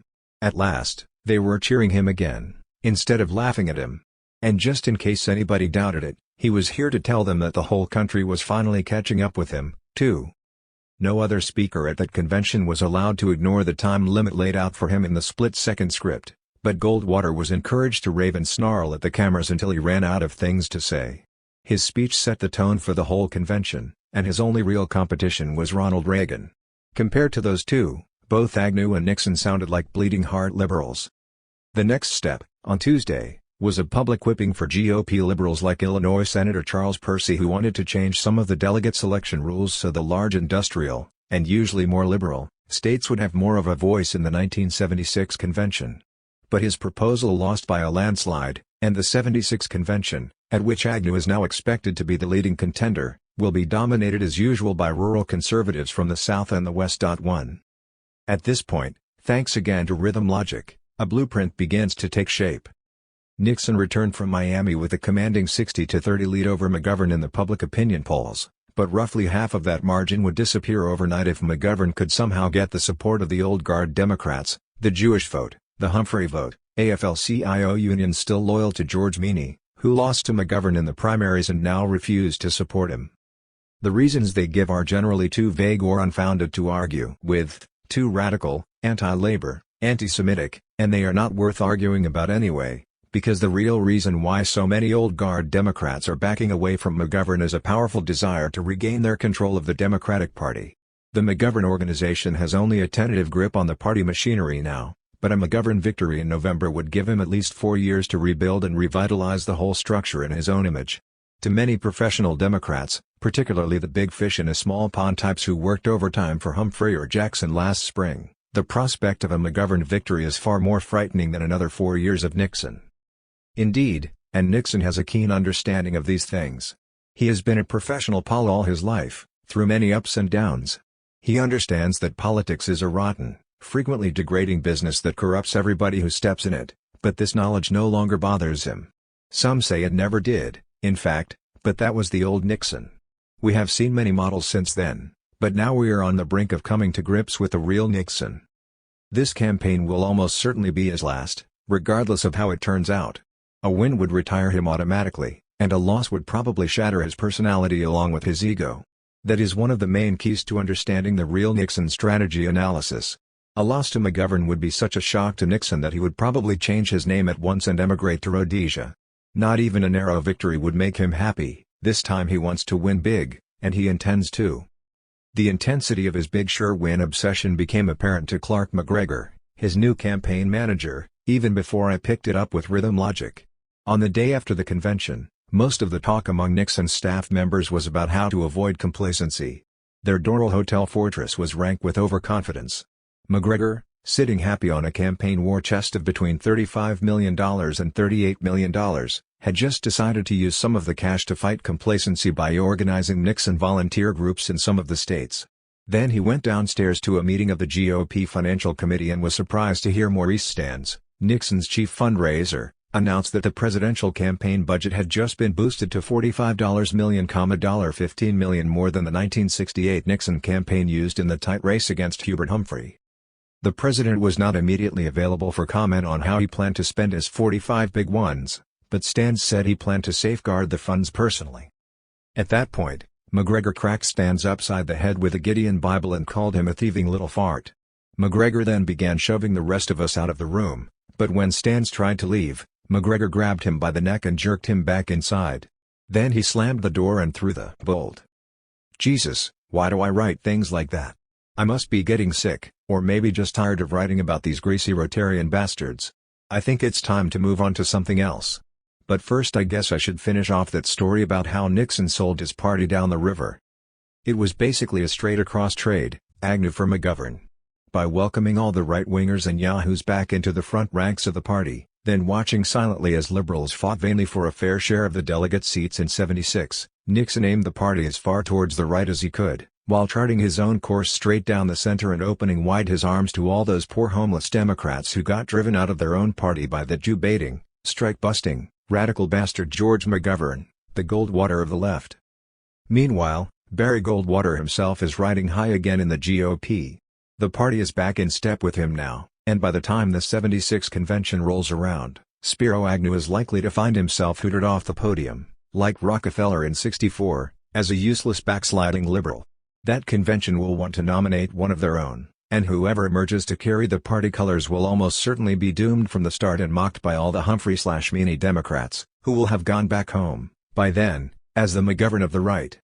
Nixon sees his margin of safety on November 7 in the number of anti-MC-governed Democrats he can coax across the line to vote for him. Despite his huge lead in the polls, he knows better than to believe he'll be 30 points ahead on Election Day. Sooner or later, McGovern's top command will get bored with this brainless squabbling among themselves. They've been at it for more than a month now, like a bunch of winos locked in a small closet. Gary Hart insists the real work of the campaign is going along just like it was in New Hampshire, or Wisconsin, or California, but the press can't see it now, just like they couldn't see it back in the early primaries. Hell, our organizers don't hold press conferences, nobody interviews our canvassers. I'd say we're at the same stage now, September 1st, that we were back in the third week of February.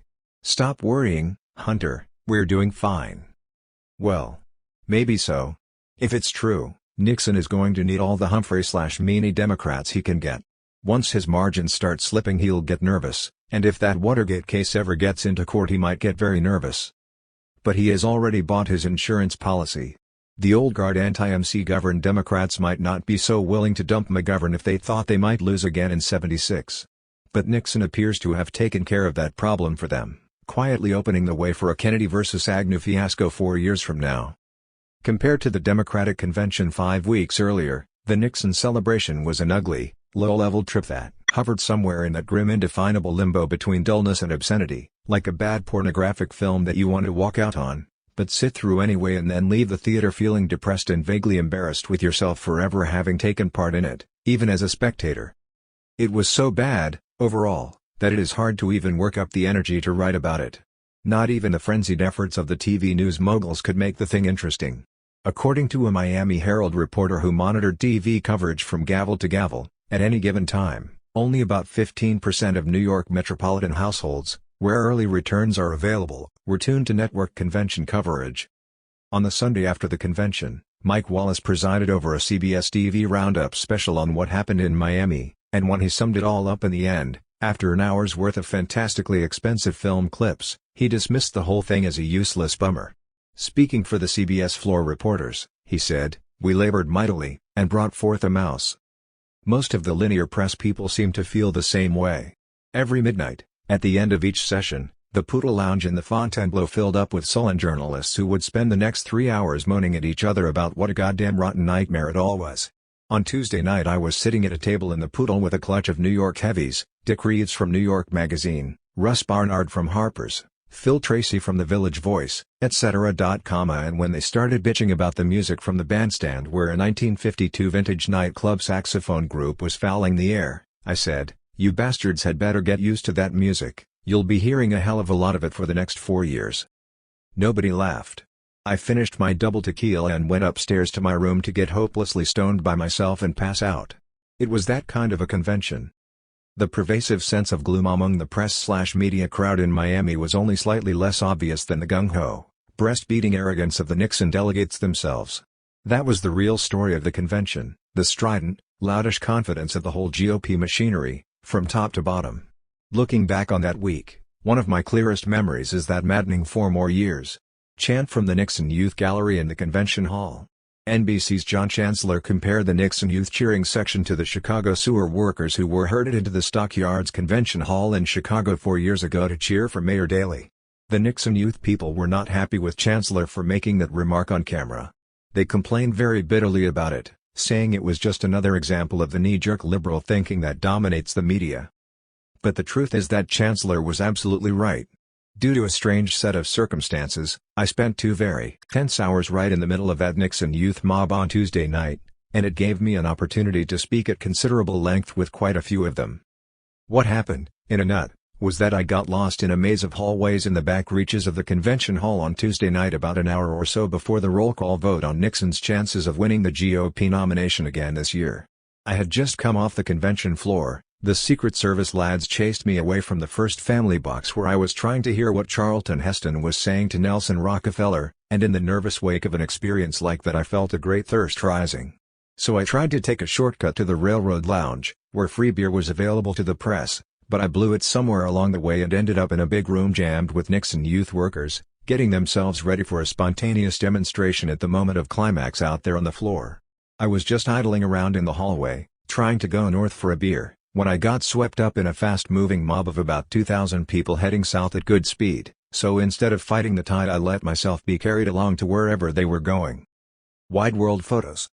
Which turned out to be the Ready Room, in a far corner of the hall, where a dozen or so people wearing red hats and looking like small-town high school football coaches were yelling into bullhorns and trying to whip this herd of screaming sheep into shape for the spontaneous demonstration, scheduled for 10:33 p.m. It was a very disciplined scene. The red-hatted men with the bullhorns did all the talking. Huge green plastic refuse sacks full of helium balloons were distributed, along with handfuls of New Year's Eve party noisemakers and hundreds of big cardboard signs that said things like, "Nixon now, 4 more years, no compromise." Most of the signs were freshly printed. They looked exactly like the "We Love Mayor Daley" signs that Daley distributed to his sewer workers in Chicago in 1968, red and blue ink on a white background. But a few, here and there, were hand-lettered, and might happen to be one of these. It said, "Garbage men demand equal time." I had several choices, but this one seemed right for the occasion. Actually, there was a long and active time lag between the moment when I was swept into the Ready Room and my decision to carry a sign in the spontaneous demonstration. I have a lot of on-the-spot notes about this, somewhere in my suitcase, but I can't find them now, and it's 3:15 a.m. in Miami and I have to catch a plane for Chicago at noon, then change planes for Denver, then change again in Denver for the last plane to Aspen, so I'll try to put some flesh on this scene when I get to Woody Creek and my own typewriter. This one is far too slow for good dialogue or fast-moving behavior. Just to put a fast and tentative ending on it, however, what happened in the time lag was that they discovered me early on, and tried to throw me out, but I refused to go, and that's when the dialogue started. For the first 10 minutes or so I was getting very ominous Hell's Angels flashbacks, all alone in a big crowd of hostile, cranked-up geeks in a mood to stomp somebody, but it soon became evident that these Nixon youth people weren't ready for that kind of madness. Our first clash erupted when I looked up from where I was sitting on the floor against a wall in the back of the room and saw Ron Rosenbaum from the Village Voice coming at me in a knot of shouting Nixon youth wranglers. "No press allowed." They were screaming. "Get out of here. You can't stay." They had nailed Rosenbaum at the door, but, instead of turning back and giving up, he plunged into the crowded room and made a beeline for the back wall, where he'd already spotted me sitting in peaceful anonymity. By the time he reached me he was gasping for breath and about 6 fraternity/jock types were clawing at his arms. "They're trying to throw me out," he shouted. I looked up and shuddered, knowing my cover was blown. Within seconds, they were screaming at me, too. "You crazy bastard," I shouted at Rosenbaum. "You fingered me. Look what you've done." "No press," they were shouting. "Out. Both of you." I stood up quickly and put my back to the wall, still cursing Rosenbaum. "That's right," I yelled. "Get that bastard out of here. No press allowed." Rosenbaum stared at me. There was shock and repugnance in his eyes, as if he had just recognized me as a lineal descendant of Judas Iscariot. As they muscled him away, I began explaining to my accusers that I was really more of a political observer than a journalist. "Have you run for office?" I snapped at one of them. "No. I thought not, goddammit. You don't have the look of a man who's been to the well." I can see it in your tentative ending on it. However, what happened in the time lag was that they discovered me early on, and tried to throw me out, but I refused to go, and that's when the dialogue started. For the first 10 minutes or so I was getting very ominous Hell's Angels flashbacks, all alone in a big crowd of hostile, cranked-up geeks in a mood to stomp somebody, but it soon became evident that these Nixon youth people weren't ready for that kind of madness. Our first clash erupted when I looked up from where I was sitting on the floor against a wall in the back of the room and saw Ron Rosenbaum from the Village Voice coming at me in a knot of shouting Nixon youth wranglers. "No press allowed." They were screaming. "Get out of here. You can't stay." They had nailed Rosenbaum at the door, but, instead of turning back and giving up, he plunged into the crowded room and made a beeline for the back wall, where he'd already spotted me sitting in peaceful anonymity. By the time he reached me he was gasping for breath and about 6 fraternity/jock types were clawing at his arms. "They're trying to throw me out," he shouted. I looked up and shuddered, knowing my cover was blown. Within seconds, they were screaming at me, too. "You crazy bastard," I shouted at Rosenbaum. "You fingered me. Look what you've done." "No press," they were shouting. "Out. Both of you." I stood up quickly and put my back to the wall, still cursing Rosenbaum. "That's right," I yelled. "Get that bastard out of here. No press allowed." Rosenbaum stared at me. There was shock and repugnance in his eyes, as if he had just recognized me as a lineal descendant of Judas Iscariot. As they muscled him away, I began explaining to my accusers that I was really more of a political observer than a journalist. "Have you run for office?" I snapped at one of them. "No. I thought not, goddammit. You don't have the look of a man who's been to the well. I can see it in your..." He was taken aback by this charge. His mouth flapped for a few seconds, then he blurted out, "What about you? What office did you run for?" I smiled gently. "Sheriff, my friend. I ran for sheriff, out in Colorado, and I lost by just a hair. Because the liberals put the screws to me." "Right. Are you surprised?" He was definitely off balance. "That's why I came here as an observer," I continued. "I wanted to see what it was like on the inside of a winning campaign." It was just about then that somebody noticed my press tag was attached to my shirt by a blue and white McGovern button. I'd been wearing it for 3 days, provoking occasional rude comments from hotheads on the convention floor and in various hotel lobbies, but this was the first time I'd felt called upon to explain myself. It was, after all, the only visible McGovern button in Miami Beach that week, in Flamingo Park or anywhere else, and now I was trying to join a spontaneous Nixon youth demonstration that was about to spill out onto the floor of the very convention that had just nominated Richard Nixon for re-election, against McGovern. They seemed to feel I was mocking their efforts in some way. And at that point the argument became so complex and disjointed that I can't possibly run it all down here. It is enough, for now, to say that we finally compromised. If I refused to leave without violence, then I was damn well going to have to carry a sign in the spontaneous demonstration, and also wear a plastic red, white, and blue Nixon hat.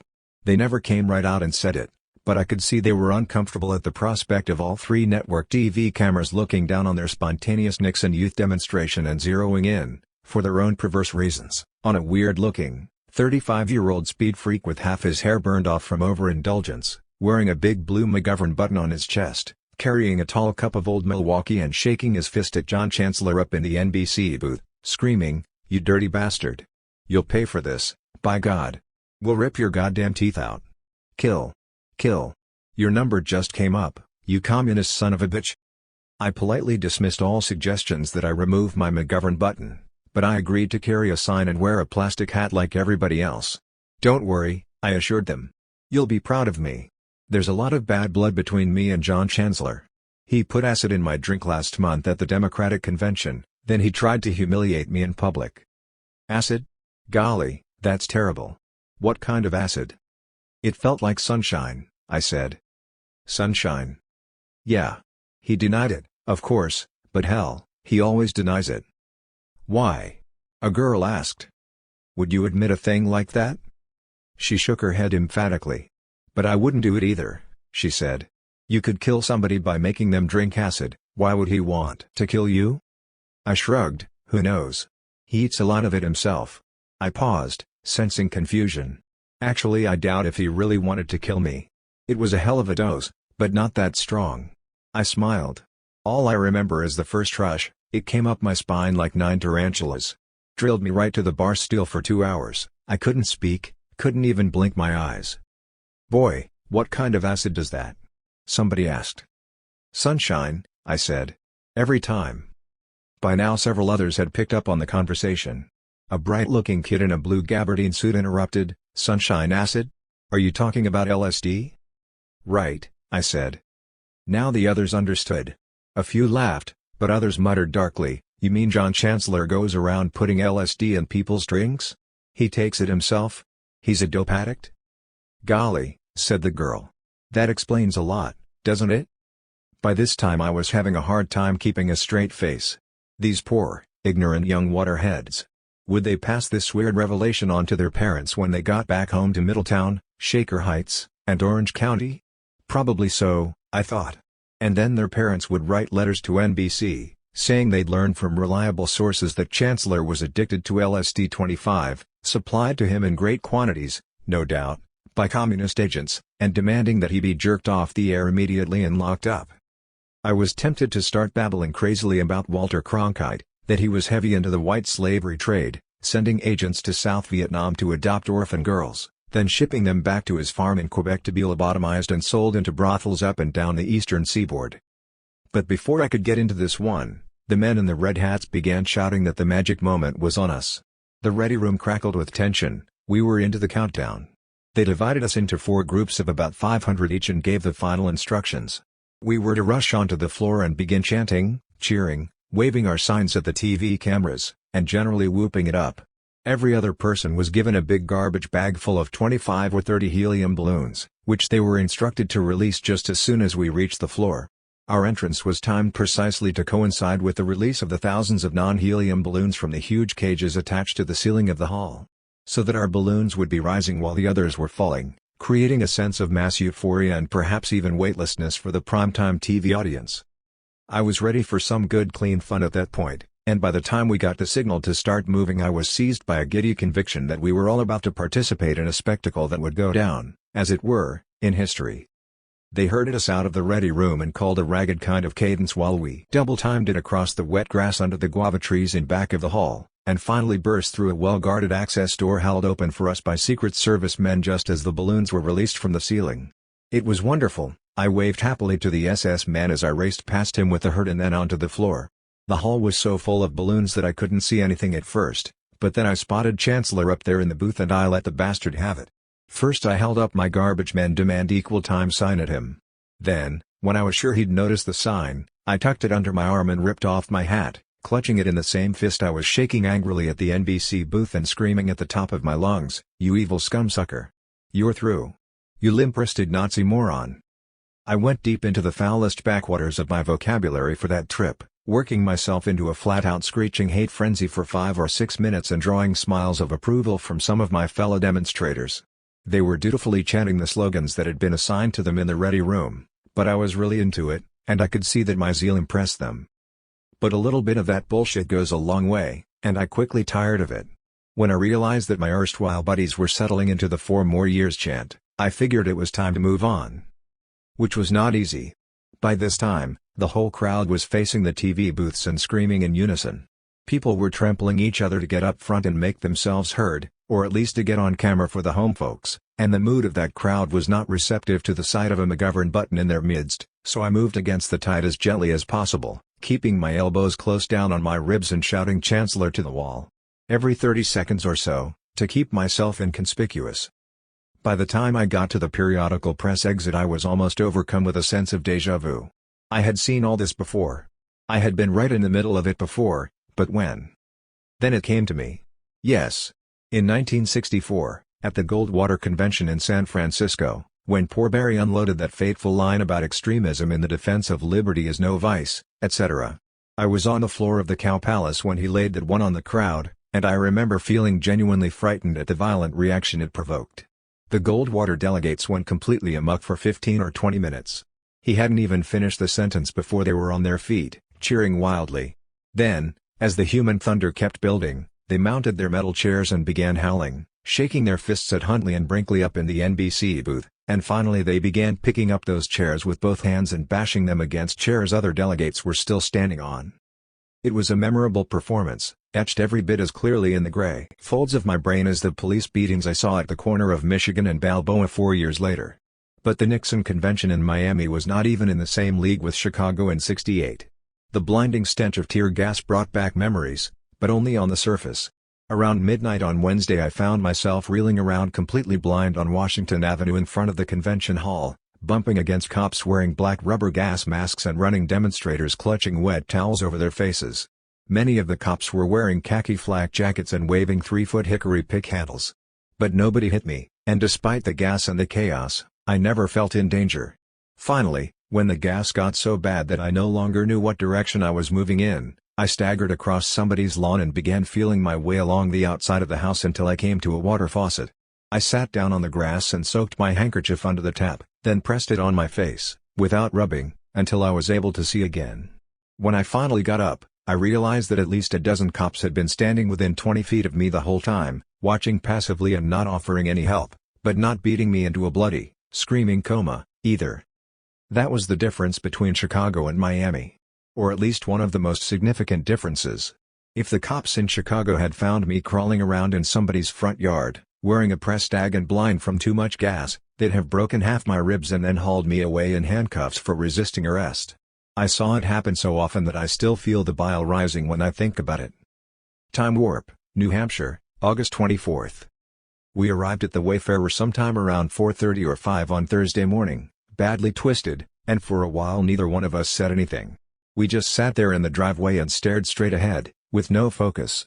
Somewhere in front of the windshield I thought I could see a long row of sand dunes in the fog and there seemed to be small moving shapes. "Jesus," I said finally. "Look at all those goddamn sea otters. I thought they were extinct." "Sea otters?" Cruz muttered, hunching down on the wheel and staring intently into the darkness. "Straight ahead," I said. "They're hunkered down in the dune grass. Hundreds of the bastards. Yeah. We're almost to San Luis Obispo." "What?" he said, still squinting into the darkness. I noticed he was running through the gears fairly rapidly, first, second, third, fourth. Fourth, third, second, first. Down and up and down, not paying much attention to what he was doing. "You better slow down," I said. "We'll roll this bastard if we go into the turn with no warning. With these goddamn U-joints blown out." I looked over at him. "What the fuck you doing with the gears?" He continued to shift aimlessly, not meeting my gaze. The radio was getting louder, some kind of big beat hillbilly song about truck drivers popping little white pills and driving for 6 days with no sleep. I could just barely hear him when he started talking. "I think we came to the motel," he said. "There's a man standing there behind the desk, trying to watch us." "Fuck him," I said. "We're okay." He shook his head. "Not you." "What?" "The next thing is to register," he said. "We're here.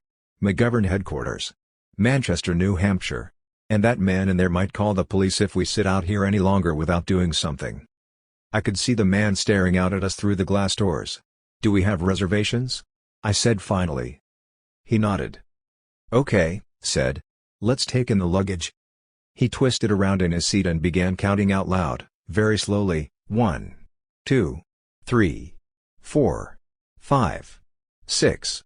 And 2 silver ice buckets. Then he shook his head slowly. "No. We can't take it all at once." "The hell we can't," I snapped. "What the fuck do you want to do, leave it in the car?" He shrugged. "Not mine," I said. "Not with these U-joints like they are." "Bullshit," he muttered. "U-joints, sea otters, sand dunes. I think we're about to get busted, let's walk in there and tell him we want to register." He tossed off his seatbelt and opened the door. "Let's each take a suitcase and tell him who we are." "Right," I said, opening my own door and stepping out. "We got here from Boston with no trouble. Why should we have any now?" He was opening up the back, to get the luggage. It was one of those new Volvo station wagons with a hinge on the whole rear end, like a small garage door. I didn't want to alarm the man inside the motel by moving slowly or erratically, so I planted my left foot firmly on the gravel driveway and moved fast toward the rear of the car. Whack! A dull sound in my ear, and pain all over my head. I heard myself screech. Then reeling across the gravel and falling into shrubbery, grasping wildly for a handhold, then hitting a wooden wall with a heavy thump. Then silence, while I leaned there, holding onto the wall with one hand and my head with the other. I could see Cruz watching me, saying something I couldn't hear. The right half of my skull felt like it had just been blown off by a bazooka. But I felt no blood or bone splinters, and after 40 seconds or so I managed to straighten up. "Jesus God," I said. "What was that?" He shook his head. "You just suddenly fell away and started yelling," he said. "Christ, you took a real crack on the head, but you were coming so fast I couldn't say anything until—" "Was it Mankiewicz?" I asked. He hesitated, seeming to think for a moment, then nodded. "I think so," he said quietly. "But he came out of the darkness so fast, I couldn't be sure. Jesus, he never even broke stride. He got a full stoke running shot on you with that big leather sap he carries. Then he kept right on going, across the driveway and into those bushes at the end of the building, where the path leads down to the river. Over there by the gazebo." I could see the white domed wooden gazebo out there in the moonlight, squatting peacefully about 10 yards offshore in the slow-moving current of the Piscataquag River. But now it seemed very ominous looking, and big enough inside to conceal a dozen men with saps. Was Mankiewicz out there? How long had he been waiting? And how had he known I was coming? It had been a last-minute decision, precipitated by a snarling argument with the night manager of the Ritz-Carlton in Boston. He'd refused to cash a check for me at 2 a.m. But he finally agreed to spring for $10 if I gave the bellboy 10% of it for bringing the cash up to the room. By that time, the bellboy was so rattled that he forgot to take the check. I had to coax him back down the hall and push it into his hands. And there was no argument when we checked out moments later, after stripping the room of everything we could haul through the lobby in big laundry bags. Now, 90 miles away on the outskirts of Manchester, I had to shut one eye in order to focus on Cruz. "Are you sure that was Mankiewicz who hit me?" I asked, trying to look him in the eye. He nodded. "How did he know I'd be here tonight?" I snapped. "You fingered me, didn't you?" "Hell no," he replied. "I didn't even know myself until we had that scene at the Ritz." I thought for a moment, trying to reconstruct the events that had brought us to this place. "Back there in Boston, you were gone for 10 minutes, I said, "when you went out to get your car." "Yes. You carried those ice buckets out, then you disappeared." I slammed my fist on the raised rear door of the Volvo. "You had time to call, didn't you?" He was pulling our bags out, trying to ignore me. "Who else could have tipped him off?" I shouted. He glanced nervously at the man behind the desk inside the office. "Okay," he said finally. "I might as well admit it. Yeah, I knew Frank was laying for you, so I called him and set it all up." My head was beginning to swell. "Why?" I groaned. "What was in it for you?" He shrugged, then reached for another suitcase. "Money," he said. "Power. He promised me a job in the White House." I nodded. "So you set me up, you bastard." "Why not?" he replied. "I've worked with Frank before. We understand each other." He smiled. "How do you think I got this new Volvo wagon?" "From Rolling Stone," I said. "Hell, they paid for mine." "What?" "Sure, we all got them." He stared at me, looking very groggy. "Bullshit," he muttered. "Let's get inside before Mankiewicz decides to come back and finish you off." He nodded toward the gazebo. "I can hear him pacing around out there. And if I know Frank, he'll want to finish the job." I focused my good eye on the gazebo, a moonlit wooden pillbox out in the river. Then I picked up my bag. "You're right," I said. "He'll make another try. Let's get inside. I have a can of mace in that satchel. You think he can handle it?" "Handle what?" "Mace. Soak the fucker down with it. Put him right to his knees, stone blind, unable to breathe for 45 minutes. Cruz nodded. "Right, it'll be a good lesson for him. That arrogant bastard. This'll teach him to go around cracking responsible journalists in the head." Checking into the Wayfarer was difficult, but not in the way we expected. The man at the desk ignored our twisted condition and sent us off to a wing so far from the main nexus of the hotel that it took us about 45 minutes to find our rooms. And by then it was almost dawn, so we cranked up the tape machine and got into the Singapore Grey for a while, admiring the appointments and congratulating ourselves on having the wisdom to flee the Ritz-Carlton and move to a decent place like the Wayfarer.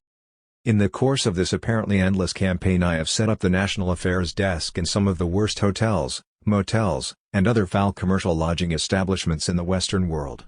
Politicians, journalists, and traveling salesmen seem to gravitate to these places, for reasons I'd rather not think about, right now, but the Wayfarer is a rare and constant exception. The one that proves the rule, perhaps. But, for whatever reason, it is one of my favorite places, a rambling, Woodsy barracks with big rooms, good food, full ice machines, and, yes, a brief history of pleasant memories. The Wayfarer was Gene McCarthy's headquarters for the New Hampshire primary in 1968, and it was also McGovern's, unofficially, at least, in the winter of '72. The recent history of the place suggests that it may be something like the Valley Forge of presidential politics. Or maybe the Wayfarer's peculiar mystique has to do with the nature of the New Hampshire primary. There is nothing else quite like it. An intensely personal kind of politics that quickly goes out of style when the field starts narrowing down and the survivors move on to other, larger, and far more complex states. Which is precisely why both McCarthy and McGovern did so well here. The New Hampshire primary is one of the few situations in presidential politics where the candidates are forced to campaign like human beings, on the same level with the voters. There is no Secret Service presence in New Hampshire, no vast and ever-present staff of hired minions and police escorts. The candidates drive around the state in rented Fords, accompanied by a handful of local workers and press people, and they actually walk into people's living rooms and try to explain themselves, taking any and all questions face to face, with no screening, and no place to hide when things get nasty. It was up in New Hampshire, several weeks before the vote, that I blundered into that now infamous men's room interview with McGovern. People have been asking me about it ever since, as if it were some kind of weird journalistic coup, a rare and unnatural accomplishment pulled off by what had to have been a super inventive or at least super aggressive pervert. But in truth it was nothing more than a casual conversation between two people standing at adjoining urinals. I went in there to piss, not to talk to George McGovern, but when I noticed him standing next to me I figured it was only natural to ask him what was happening. If it had been the men's room at the Los Angeles Coliseum during halftime at a Rams 49ers game I would probably have cursed John Brody for throwing that last interception, but since we were standing in Exeter, New Hampshire, about midway through a presidential primary, I cursed Senator Harold Hughes for siding with Muskie instead of the man I was talking to. And if we had just driven through a terrible hailstorm I would probably have cursed the hailstones instead of Hughes. Which hardly matters. The point is that anybody could have walked up to the urinal next to McGovern at that moment, and asked him anything that he wanted, and he would have answered, the same way he answered me.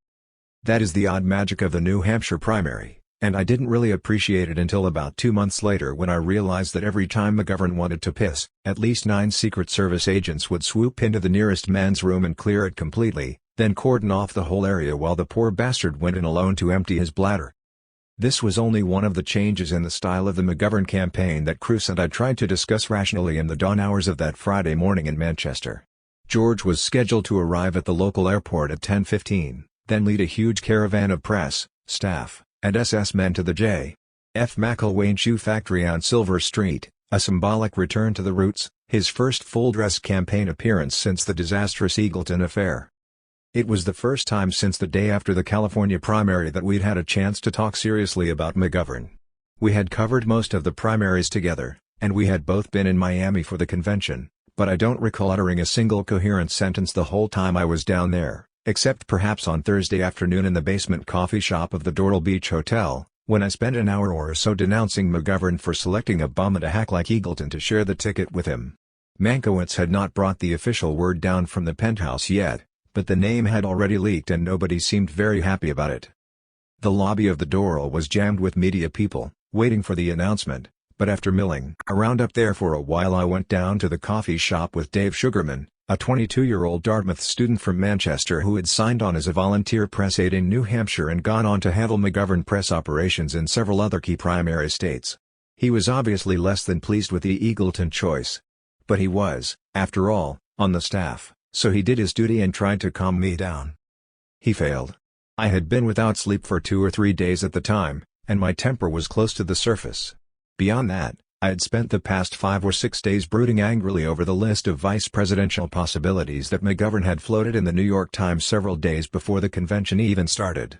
I recall telling Mankiewicz in the coffee shop on Friday night that I had never seen so many bums and hacks listed in a single paragraph in any publication for any reason.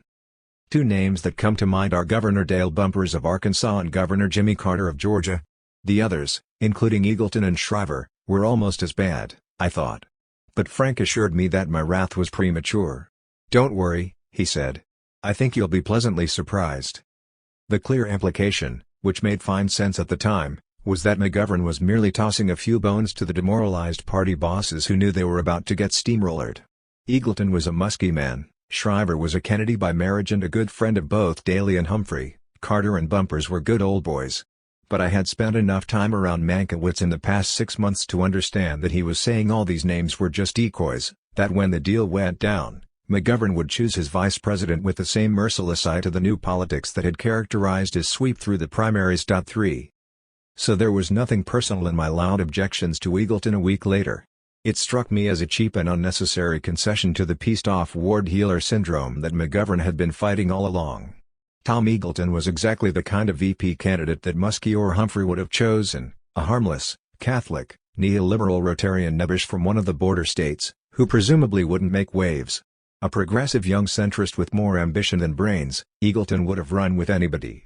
4 years earlier he had seen Hubert lift Muskie out of obscurity and turn him into a national figure, even in defeat.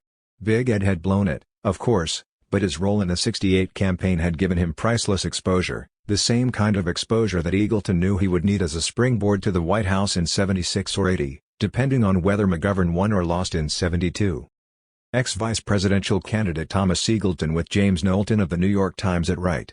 Below, Sergeant Shriver, Eagleton's replacement. Stuart Bratesman. But winning or losing didn't really matter to Eagleton. The important thing was getting on the ticket. Exposure. Recognition. No more of this Tom Who? Bullshit. He was a career politician, and he had driven himself harder than all but a few people knew, to get where he was on that Thursday afternoon in Miami when he heard McGovern's voice on the telephone. Did he have any skeletons in his closet? Fuck no, he didn't. At least none that either Mankiewicz or Hart were going to locate that afternoon without a king hell set of bolt cutters. Eagleton understood, like all the rest of us in Miami that day, that McGovern had to name his choice by 4 p.m. or take his chances with whoever the convention might eventually nominate in what would surely have been a brain-rattling holocaust on Thursday night. It was difficult enough with Eagleton already chosen. God only knows who might have emerged if the delegates had actually been forced to name the vice presidential nominee in an all-night floor fight. Given the nature and mood of the people on that floor, McGovern might have found himself running with Evel Knievel. So all this gibberish about how many questions Mankiewicz asked Eagleton and how much truth Eagleton avoided telling is beside the point. The deed was done when McGovern made the call. Only a lunatic would have expected Eagleton to start babbling about his shock treatments at that point. Shit, all he had to do was stall for 15 minutes, just keep talking. It was almost 4 o'clock, and McGovern was out of options. Just exactly why things came to this desperate pass is still not clear. It is almost impossible now to find anybody remotely associated with McGovern who will admit to having been for Eagleton. He sort of happened, they say, because none of the others were quite right. Leonard Woodcock, president of the United Auto Workers, was a Catholic, but a fallen one. He hasn't been to church in 20 years, said one McGovern aide. Wisconsin Governor Pat Lucey was Catholic, but his wife was given to tantrums in the Martha Mitchell style. And Mayor Kevin White of Boston was not acceptable to Ted Kennedy. At least that's how I heard it from one of McGovern's speechwriters. The official public version, however, says White was vetoed by the two kingpins of McGovern's Massachusetts delegation, Harvard economist John Kenneth Galbraith and Congressman Robert F. Drinian. One member of the Massachusetts delegation told me Galbraith and Drinian had nothing to do with White's rejection, but when I asked Galbraith about it in Miami, on the first night of the GOP convention, he first refused to say anything at all. But when I persisted he finally said, "Well, I'll tell you this much, it wasn't Teddy." Sela. 4. The other vice presidential finalists were rejected for a variety of reasons that don't really matter much now, because the point of the whole grim story is that McGovern and his brain trust were determined from the start to use the VP as a peace offering to the old politics gang they'd just beaten.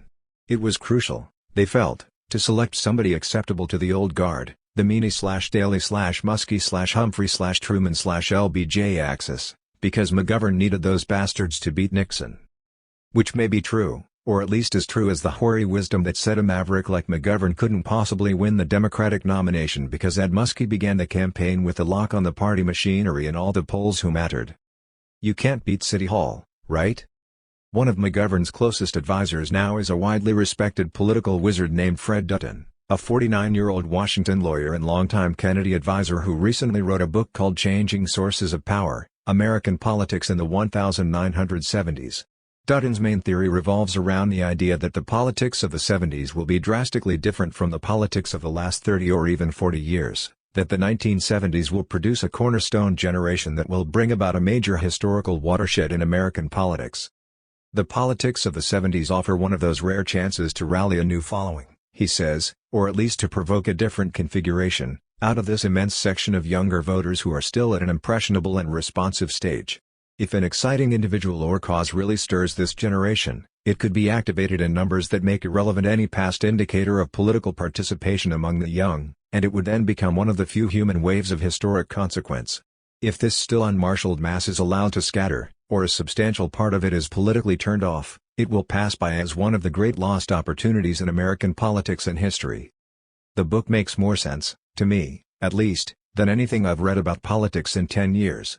It is a cool, scholarly affirmation of the same instinct that plunged me and almost, but not quite, half the population of this Rocky Mountain Valley where I live into what came to be known as the Aspen Freak Power Uprising of 1969 and 70. Ah yes. But that is a different story. No time for it now. We were talking about Fred Dutton's book, which reads like a perfect blueprint for everything the McGovern campaign seemed to stand for, until sometime around the middle of the California primary, when Dutton finally agreed to take an active, out-front role, as one of George's main advisors. This was also the fateful point in time when it suddenly became clear to almost every political pro in the country except Hubert Humphrey and his campaign manager that McGovern was going to be the Democratic Party's candidate against Nixon in 1972. And Dutton was not along when the time came for those who saw the handwriting on the wall, as it were, to come out of their holes and sign on. Senators Frank Church of Idaho, Abe Ribicoff of Connecticut, John Tunney of California, these three and many more scratched all their previous commitments and got going strong behind McGovern. By June 1, 6 days before the vote in California, George had more rich and powerful friends than he knew what to do with. Not everyone agrees that June 1 was also the day, give or take a few, when the McGovern campaign seemed to peak and start losing its energy. There was still enough momentum to edge Hubert in California and to win New York by a landslide against no opposition. And enough tactical expertise to croak the ABM, anybody but McGovern, movement in Miami. But once that was done, the moment his troops understood that George had actually won the nomination, his act started falling apart. Another problem in Wisconsin, as elsewhere, is patching things up with old-time Democrats and labor leaders who are strong backers of Senator Humphrey or Senator Muskie. The organization is working on it. Everywhere that an office is opened, the Democratic Party and local candidates are invited to share it. Bumper stickers and signs are being made available to permit candidates to have their names on them with Mr. McGovern. And other efforts are being made. A move was made a few days ago to try to win favor from Representative Clement J. Zablotsky, a Democrat who has been a strong supporter of the Vietnam War policies of both Democratic and Republican administrations. Mr. Zablotsky, whose 4th congressional district includes Milwaukee's working-class South Side, is faced with primary opposition September 12, from Grant Waldo, an anti-war candidate. When the McGovern state organizers found that their 4th district chairman was running Mr. Waldo's campaign, they squeezed him out abruptly. "We can't possibly win the 4th without the Zablotsky voters," Mr. Dixon explained. Excerpt from a New York Times article headlined, "Wisconsin McGovern Team Revives Pre-Primary Faith." By Douglas Neeland, August 25, 1972. There will not be universal agreement at this time on the idea that Nixon is seriously worried about losing to McGovern in November. The September 1 Gallup poll showed Nixon leading by 61% to 30% and still climbing. While McGovern, on the same day, was appearing on the CBS Evening News to deny that his recently hired campaign chairman, former Democratic Party Chief Larry O'Brien, was threatening to quit because the campaign is disorganized and uncoordinated. Moments later, O'Brien appeared on the screen to say things weren't really that bad, and that there was no truth to any rumors concerning his inability to stay in the same room for more than 40 seconds with Gary Hart, McGovern's campaign manager. Then Hart came on to deny any and all rumors to the effect that he would just as soon feed O'Brien, head first, into the nearest meat grinder. This kind of thing is extremely heavy-duty for a presidential candidate. Private power struggles inside a campaign are common enough, but when one of your top 3 men flips out and starts blowing his pile all over the national press and the TV networks, it means you're in a lot more trouble than you realized. And when the howler is a veteran professional pal like O'Brien, you have to start flirting with words like madness, treachery, and doom. It would have seemed far more logical if Gary Hart had been the one to flip out. After all, he's only 34 years old, managing his first presidential campaign, not used to this kind of pressure, etc. But when I called Gary today, almost immediately after catching his strange act on the Cronkite show, he sounded more cheerful and relaxed than I'd ever heard him. It was like calling McGovern headquarters and talking with Alfred E. Newman. What? Me worry? But Hart has been talking like that since last Christmas, relentless optimism. There was never any doubt in his mind, at least not in any conversation with me, that McGovern was going to win the Democratic nomination, and then the presidency. One of his central beliefs for the past 2 years has been that winning the Democratic nomination would be much harder than beating Nixon. He explained it to me one night in Nebraska, sitting in the bar of the Omaha Hilton on the day before the primary. Nixon was a very vulnerable incumbent, he'd failed to end the war, he'd botched the economy, he was a terrible campaigner, he would crack under pressure, nobody trusted him, etc. So any Democratic candidate could beat Nixon, and all the candidates knew it. That's why they'd been fighting like wolverines for the nomination, especially Humphrey, who was a far more effective campaigner than Nixon, and who had just inherited enough of the regular old line party machinery, money, and connections from the Muskie campaign to make McGovern go into California and take on what amounted to the entire old guard of the Democratic Party. California was the key to both the nomination and the White House. A victory on the coast would make all the rest seem easy. Hart and I agreed on all this, at the time. Nixon was obviously vulnerable, and he was such a rotten campaigner that, 4 years ago, Humphrey, even without the youth vote or the activist left, had gained something like 15 points on Nixon in 7 weeks, and only lost by an eyelash. So this time around, with even a third of the 25 million potential new voters added to Hubert's 68 power base, anybody who could win the Democratic nomination was almost a cinch to win the presidency. Now, looking back on that conversation, I can see a few flaws in our thinking. We should have known, for instance, that Nixon had been hoarding his best shots for the 72 stretch drive, the China/Russian trips, pulling the troops out of Vietnam, ramrodding the economy. But none of these things, no matter how successful, would change enough votes to offset the youth vote. The day after he won the nomination, McGovern would bank at least 5 million 18 to 21-year-olds votes. And another 5 million by mid-October, after massive campus registration drives. So the minor flaws didn't matter a hell of a lot. It was the big one, the Humphrey sidewinder, that blew half the spine out of McGovern's campaign strategy. The one thing that apparently never occurred to either Hart or Frank Mankiewicz, or to me either, for that matter, despite my rancid contempt for the Humphrey/Meany axis and everything it stood for, was the ominous possibility that those evil bastards would refuse to close ranks behind McGovern once he had the nomination. It was almost inconceivable that they would be so bitter in defeat that they would tacitly deliver their own supporters to a conservative Republican incumbent, instead of at least trying to rally them behind the candidate of their own party. But this is what they have done, and in doing it they have managed to crack the very foundations of what McGovern had naturally assumed would be the traditional hardcore of his Democratic Party power base. The trademark of the McGovern campaign since it started has been ineptitude which somehow turns into victory. Unnamed McGovern topsider, quote in Newsweek, August 14, 1972. God only knows who actually said that. It sounds like vintage Mankiewicz, from that speedy, free-falling era that ended in California. Not on the night of June 6, when the votes were counted, but somewhere prior to June 1, when Frank and all the others were still wallowing crazily in the news from all those polls that said McGovern was going to stop Humphrey in California by anywhere from 15 to 20 percentage points. California was the Super Bowl.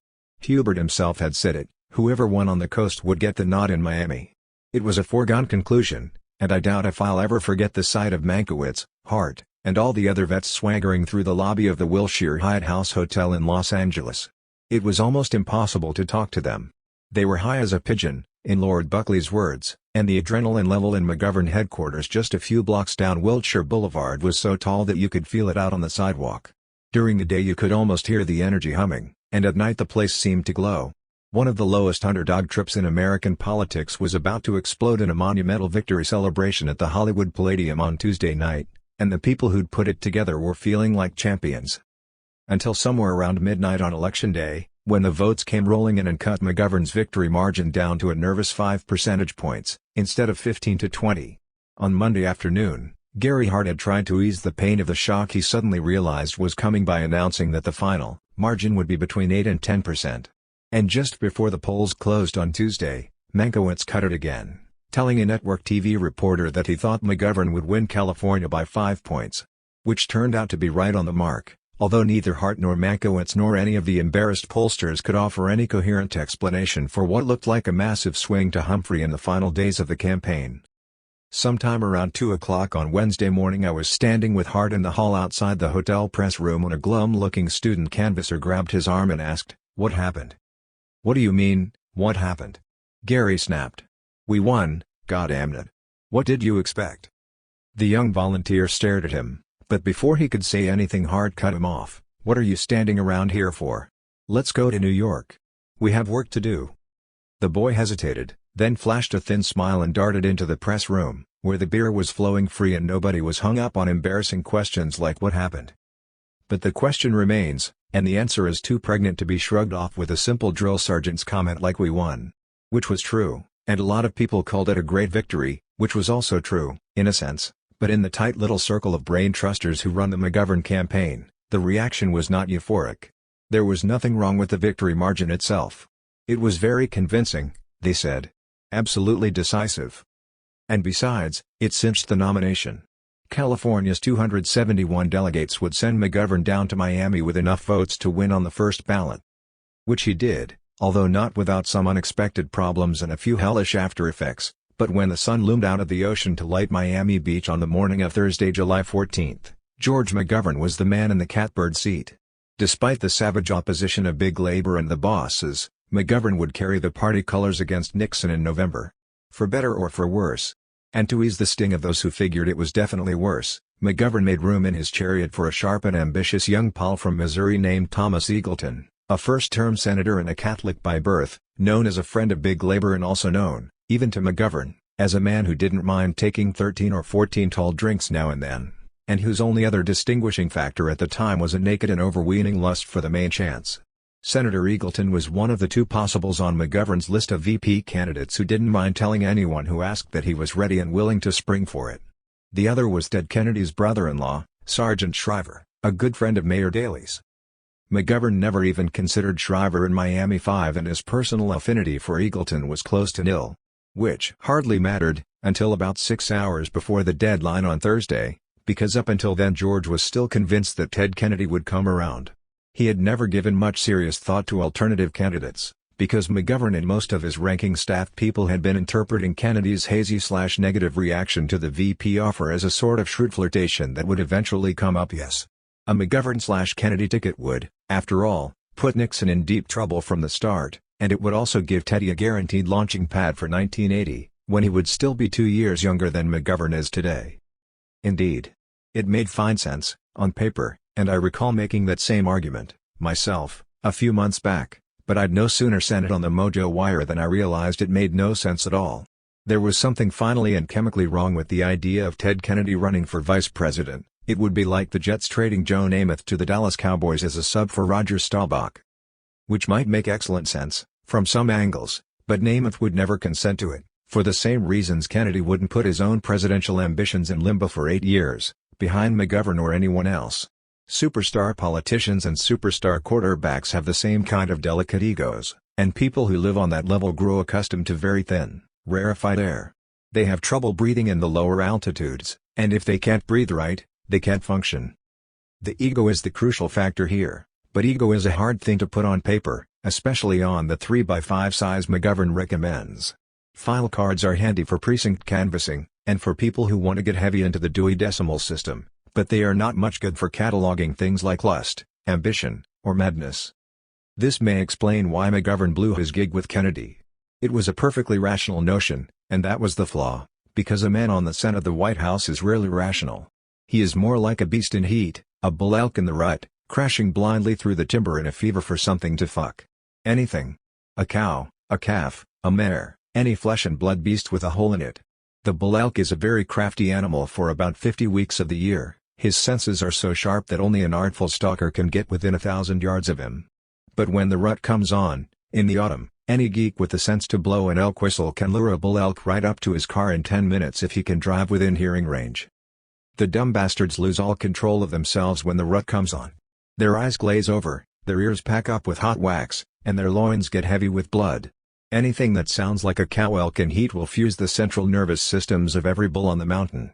They will race through the timber like huge cannonballs, trampling small trees and scraping off bloody chunks of their own hair on the unyielding bark of the big ones.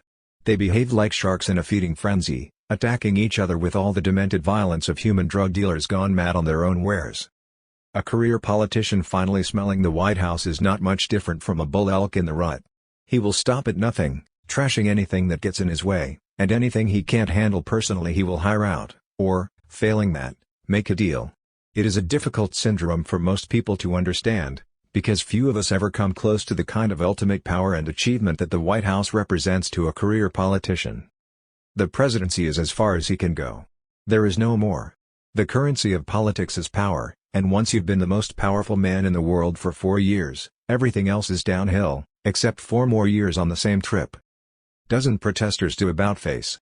Sergeant Roy Gates, an Army recruiter in Miami Beach, looked out his carpeted and paneled office at a sign in the window saying, "Non-delegates, help wanted." In what must rank as one of the Army's finest recruiting efforts, Gates thought he had convinced 13 non-delegates during the conventions to enlist in the military. 9 of the protesters, however, failed to pass the Army's intelligence tests. Their low education surprised me, around the 8th grade and wanting to change the world, he said. They said they didn't want to go along with the hardcore radicals. It's amazing the different types you find. Miami News, Friday, August 25. On Tuesday afternoon my car disappeared. I left it on the street in front of the hotel while I went in to pick up my swimming trunks, and when I came back out, it was gone. To hell with it, I thought, it was time to get out of Miami. I went up to my room and thought for a while, sitting with my back to the typewriter and staring out the window at the big ocean-going yachts and luxury houseboats tied up across the street, at the piers along Indian Creek. Last week they'd been crawling with people, and cocktail parties. Every time the Fontainebleau lobby started buzzing with rumors about another crowd of demonstrators bearing down on the hotel from the direction of Flamingo Park, the boats across Collins Avenue would fill up with laughing Republican delegates wearing striped blazers and cocktail dresses. There was no better place, they said, for watching the street action. As the demonstrators approached the front entrance to the hotel, they found themselves walking a gauntlet of riot-equipped police on one side, and martini-sipping GOP delegates on the other. One yacht, the Wild Rose, out of Houston, rumbled back and forth, just offshore, at every demonstration. From the middle of Collins Avenue, you could see the guests lounging in deck chairs, observing the action through high-powered field glasses, and reaching around from time to time to accept a fresh drink from crewmen wearing white, serving jackets with gold epaulets. The scene on the foredeck of the Wild Rose was so gross, so flagrantly decadent, that it was hard to avoid comparing it with the kind of bloodthirsty arrogance normally associated with the last days of the Roman Empire. Here was a crowd of rich Texans, floating around on a $100,000 yacht in front of a palatial Miami Beach hotel, giggling with excitement at the prospect of watching their hired gladiators brutalize a mob of howling, half-naked Christians. I half expected them to start whooping for blood and giving the thumbs-down signal. Nobody who was out there on the street with the demonstrators would be naive enough to compare them to helpless Christians. With the lone exception of the Vietnam veterans against the war, the demonstrators in Miami were a useless mob of ignorant, chicken-shit ego junkies whose only accomplishment was to embarrass the whole tradition of public protest. They were hopelessly disorganized, they had no real purpose in being there, and about half of them were so wasted on grass, wine, and downers that they couldn't say for sure whether they were raising hell in Miami or San Diego. 5 weeks earlier, these same people had been sitting in the lobby of the Doral, calling George McGovern a lying pig and a warmonger.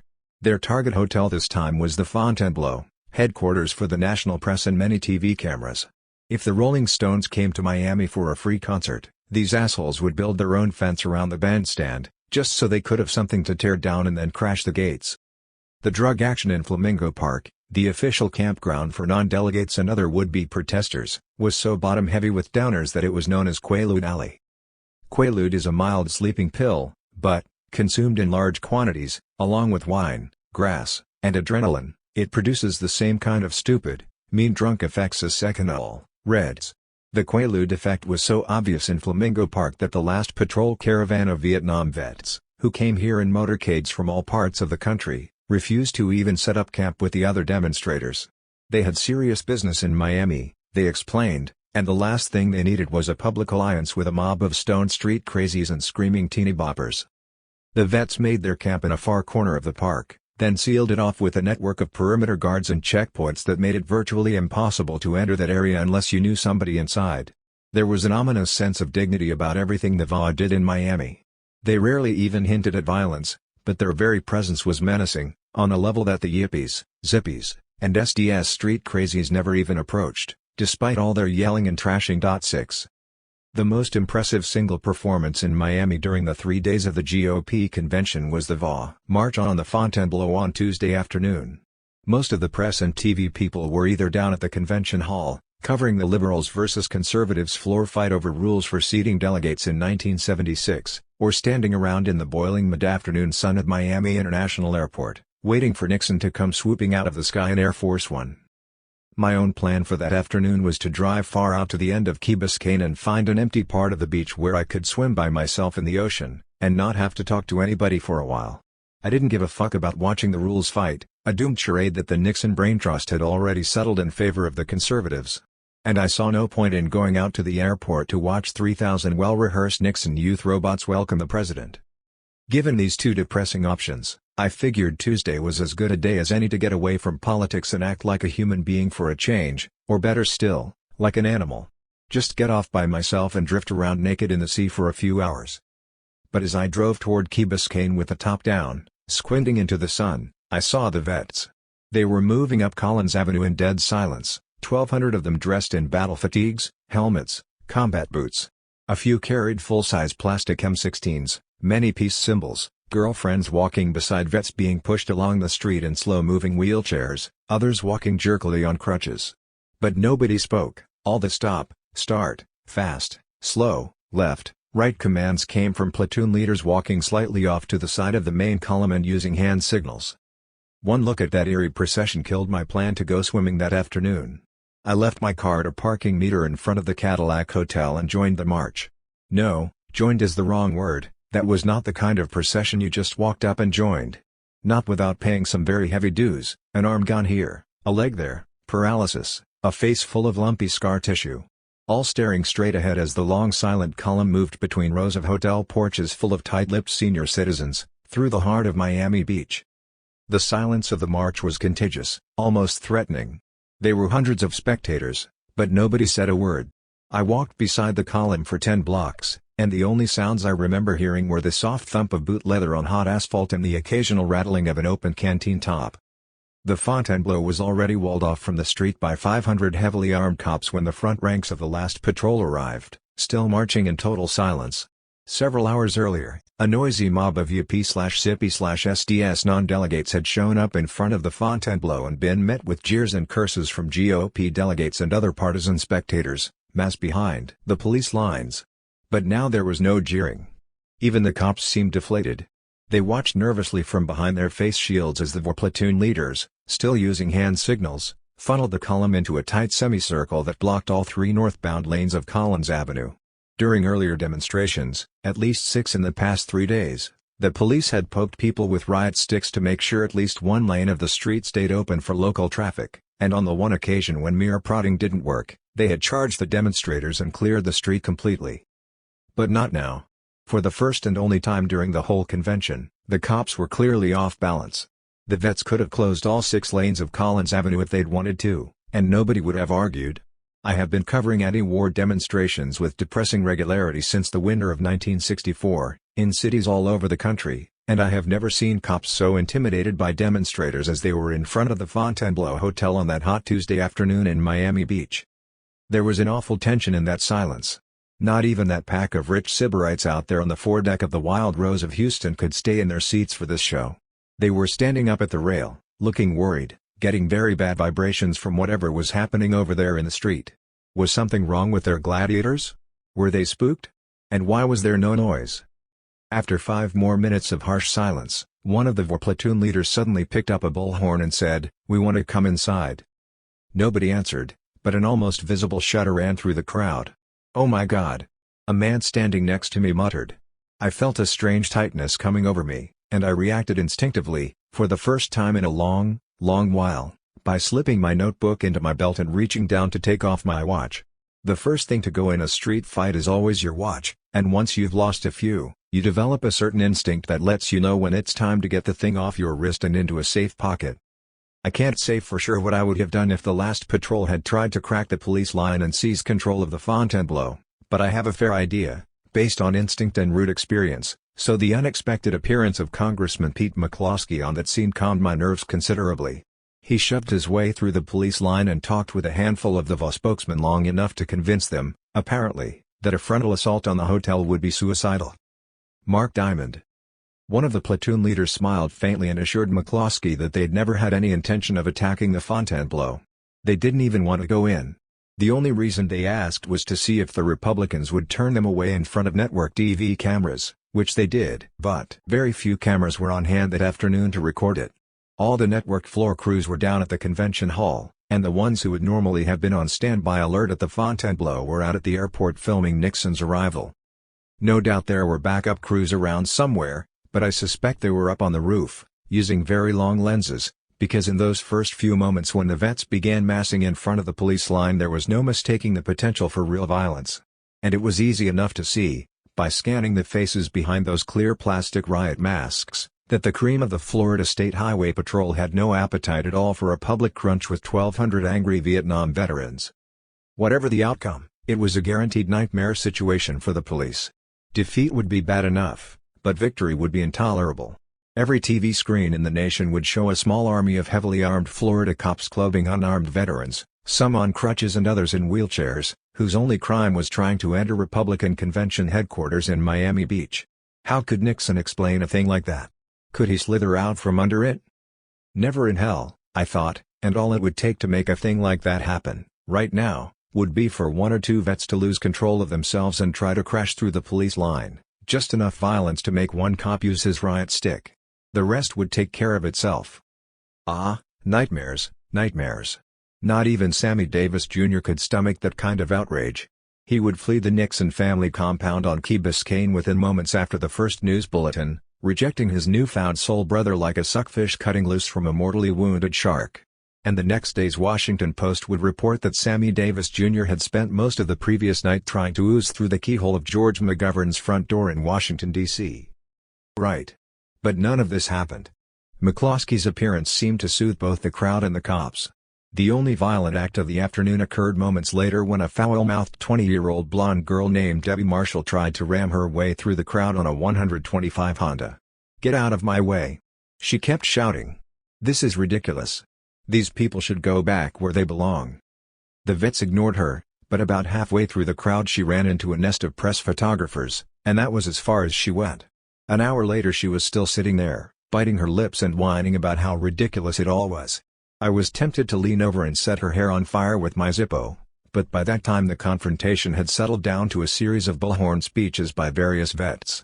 Not much of what was said could be heard more than 15 feet from the bullhorn, however, because of two Army helicopters that suddenly appeared overhead and filled the whole street with their noise. The only vet speaker who managed to make himself plainly understood above the chopper noise was an ex-Marine sergeant from San Diego named Ron Kovich, who spoke from a wheelchair because his legs are permanently paralyzed. I would like to have a transcript or at least a tape of what Kovich said that day, because his words lashed the crowd like a wire whip. If Kovich had been allowed to speak from the convention hall podium, in front of network TV cameras, Nixon wouldn't have had the balls to show up and accept the nomination. No. I suspect that's wishful thinking. Nothing in the realm of human possibility could have prevented Richard Nixon from accepting that nomination. If God himself had showed up in Miami and denounced Nixon from the podium, hired gunsels from the Committee for the Re-election of the President would have quickly had him arrested for disturbing the peace. 50 years ago. August 23, 1972. Little is known of this picture except that Mr. Nixon, Senator, suffered from a power complex, a hatred of humanity, near impotence and finally premature senility which resembled Parkinson's disease, or an advanced stage of neurosyphilis caught during his student days, which has hallucinatory effects on the victim giving him a sense of grandeur. The second possibility has been ruled out on the grounds that at the time Mr. Nixon was a student it would have been socially impossible for him to contract the disease except from a lavatory seat. He died senile in an anti-environment bunker near Camp David, seated before a sunray lamp in a deck chair wearing only a pair of old-style jackboots. Miami was subsequently reclaimed in 1982, and became an alligator swamp and tourist attraction during the mid-80s. Vietnam veterans like Ron Kovich are not welcome in Nixon's White House. They tried to get in last year, but they could only get close enough to throw their war medals over the fence. That was perhaps the most eloquent anti-war statement ever made in this country, and that silent march on the Fontainebleau on August 22 had the same ugly sting to it. There is no anti-war or even anti-establishment group in America today with the psychic leverage of the VA. Not even those decadent swine on the foredeck of the Wild Rose can ignore the dues Ron Kovich and his buddies have paid. They are golems, come back to haunt us all, even Richard Nixon, who campaigned for the presidency in 1968 with a promise that he had a secret plan to end the war in Vietnam. Which was true, as it turns out. The plan was to end the war just in time to get himself re-elected in 1972. 4 more years. September. Fat City Blues. Fear and loathing on the White House press plane. Bad angst at McGovern headquarters. Nixon tightens the screws. Many appeared to be in the terminal stages of campaign bloat. Hear me, people, we have now to deal with another race, small and feeble when our fathers first met them, but now great and overbearing. Strangely enough, they have a mind to till the soil, and the love of possession is a disease with them. These people have made many rules that the rich may break but the poor may not. They take their tithes from the poor and weak to support the rich and those who rule. Chief Sitting Bull, speaking at the Powder River Conference in 1877.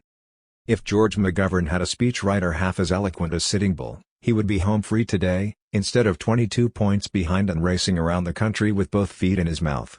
The Powder River Conference ended 95 years ago, but the old chief's baleful analysis of the white man's rape of the American continent was just as accurate then as it would be today if he came back from the dead and said it for the microphones on primetime TV. The ugly fallout from the American dream has been coming down on us at a pretty consistent rate since Sitting Bull's time, and the only real difference now, with Election Day 72 only a few weeks away, is that we seem to be on the verge of ratifying the fallout and forgetting the dream itself. Sitting Bull made no distinction between Democrats and Republicans, which was probably just as well, in 1877 or any other year, but it's also true that Sitting Bull never knew the degradation of traveling on Richard Nixon's press plane, he never had the bilious pleasure of dealing with Ron Ziegler, and he never met John Mitchell, Nixon's king fixer. If the old Sioux chief had ever done these things, I think, despite his angry contempt for the white man and everything he stands for, he'd be working overtime for George McGovern today. These past 2 weeks have been relatively calm ones for me. Immediately after the Republican convention in Miami, I dragged myself back to the Rockies and tried to forget about politics for a while, just lie naked on the porch in the cool afternoon sun and watch the aspen trees turning gold on the hills around my house, mix up a huge canister of gin and grapefruit juice, watch the horses nuzzling each other in the pasture across the road, big logs in the fireplace at night, Herbie Mann, John Prine, and Jesse Colin Young booming out of the speakers.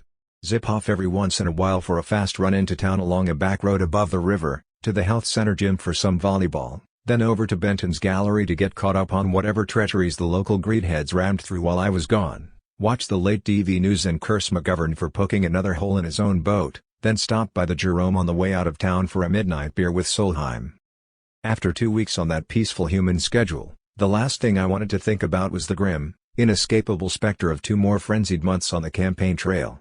Especially when it meant coming back here to Washington, to start laying the groundwork for a long and painful autopsy job on the McGovern campaign. What went wrong? Why had it failed? Who was to blame?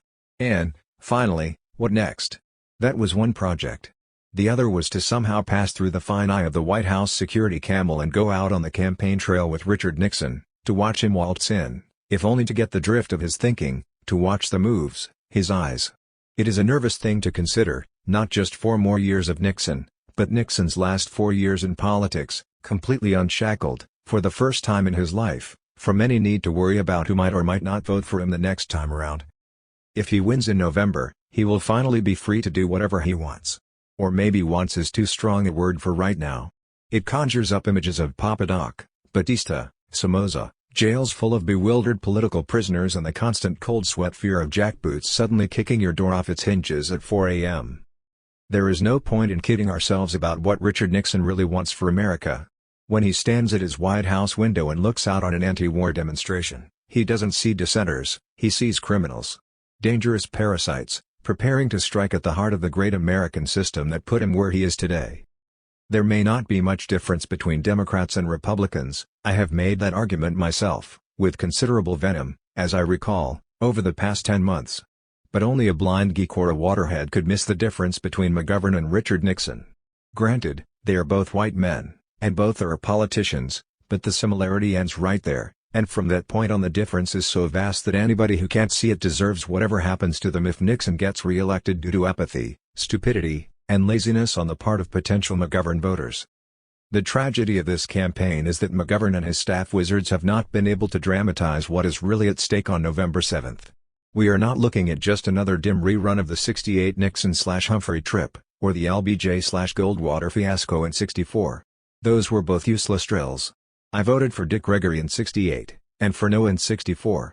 But this one is different, and since McGovern is so goddamn maddeningly inept with the kind of words he needs to make people understand what he's up to, it will save a lot of time here, and strain on my own weary head, to remember Bobby Kennedy's ultimate characterization of Richard Nixon, in a speech at Vanderbilt University in the spring of 1968, not long before he was murdered. Richard Nixon, he said, represents the dark side of the American spirit. I don't remember what else he said that day. I guess I could look it up in the New York Times speech morgue, but why bother? That one line says it all. Anybody who doubts it should go out and catch the president's sack the next time he swoops into the local airport. Watch the big silver and blue custom-built 707 come booming down the runway and roll up in front of the small but well-disciplined crowd of Nixon youth cheerleaders singing the Nixon Now song, waving their freshly printed red, white and blue "Re-elect the President" signs and then pausing, in perfect spontaneous unison, before intimidating every TV crew on the runway with the stylish "4 more years" chant. Watch the president emerge from the belly of the plane, holding hands with the aging Barbie doll he calls his wife, and ooze down the rolling VIP stairway while the 105th Division Rolling Thunder Women and Children Classic Napalm U.S. Army Parade Band whips the crowd higher and higher with a big beat rendition of "God Save the Freaks." See the generals strut down from the plane behind the president. Take a long look at the grinning local dignitaries who are ushered out, by armed guards, to greet him. See the White House press corps over there about 200 yards away, herded into that small corral behind heavy ropes stretched around red, white and blue painted oil drums. Why are they smiling? I went out on the campaign trail with Richard Nixon last week. Right, after 7 straight days of savage infighting with the White House press office, the bastards finally caved in and let me join up, if only for a few days, with the presidential press corps. Kazart. Vindication. When the magic words of approval finally zipped across the phone line from the White House to my room on the top floor of the Washington Hilton, my brain went limp with pride. "We'll leave from Andrews Air Force Base," said the hard baritone voice of Deputy Press Secretary Gerald Warren. "I don't have the final schedule yet, but if you call me before noon tomorrow I'll tell you exactly when to be there with your bags." Indeed. My bags. No doubt they would be searched thoroughly, prior to boarding, by extremely sophisticated electronic machinery and a brace of super-sharp Secret Service agents. When you travel on the presidential press plane, boy, you do it our way. Hank Lebo. Of course. I was ready for it, a total skin search, if necessary, and perhaps even a lie detector. Do you have any violent thoughts regarding the president? Violent? Certainly not. We're old football buddies. Football buddies? Right. Richard and I go way back. I was with him long ago, in the snows of New Hampshire. Things were different then, fella. Where were you in the winter of '68? I was ready for all the standard brand Secret Service bullshit. The only thing that worried me was that maybe some of the SS boys might have seen the current Rolling Stone, which was available that week at newsstands all over Washington.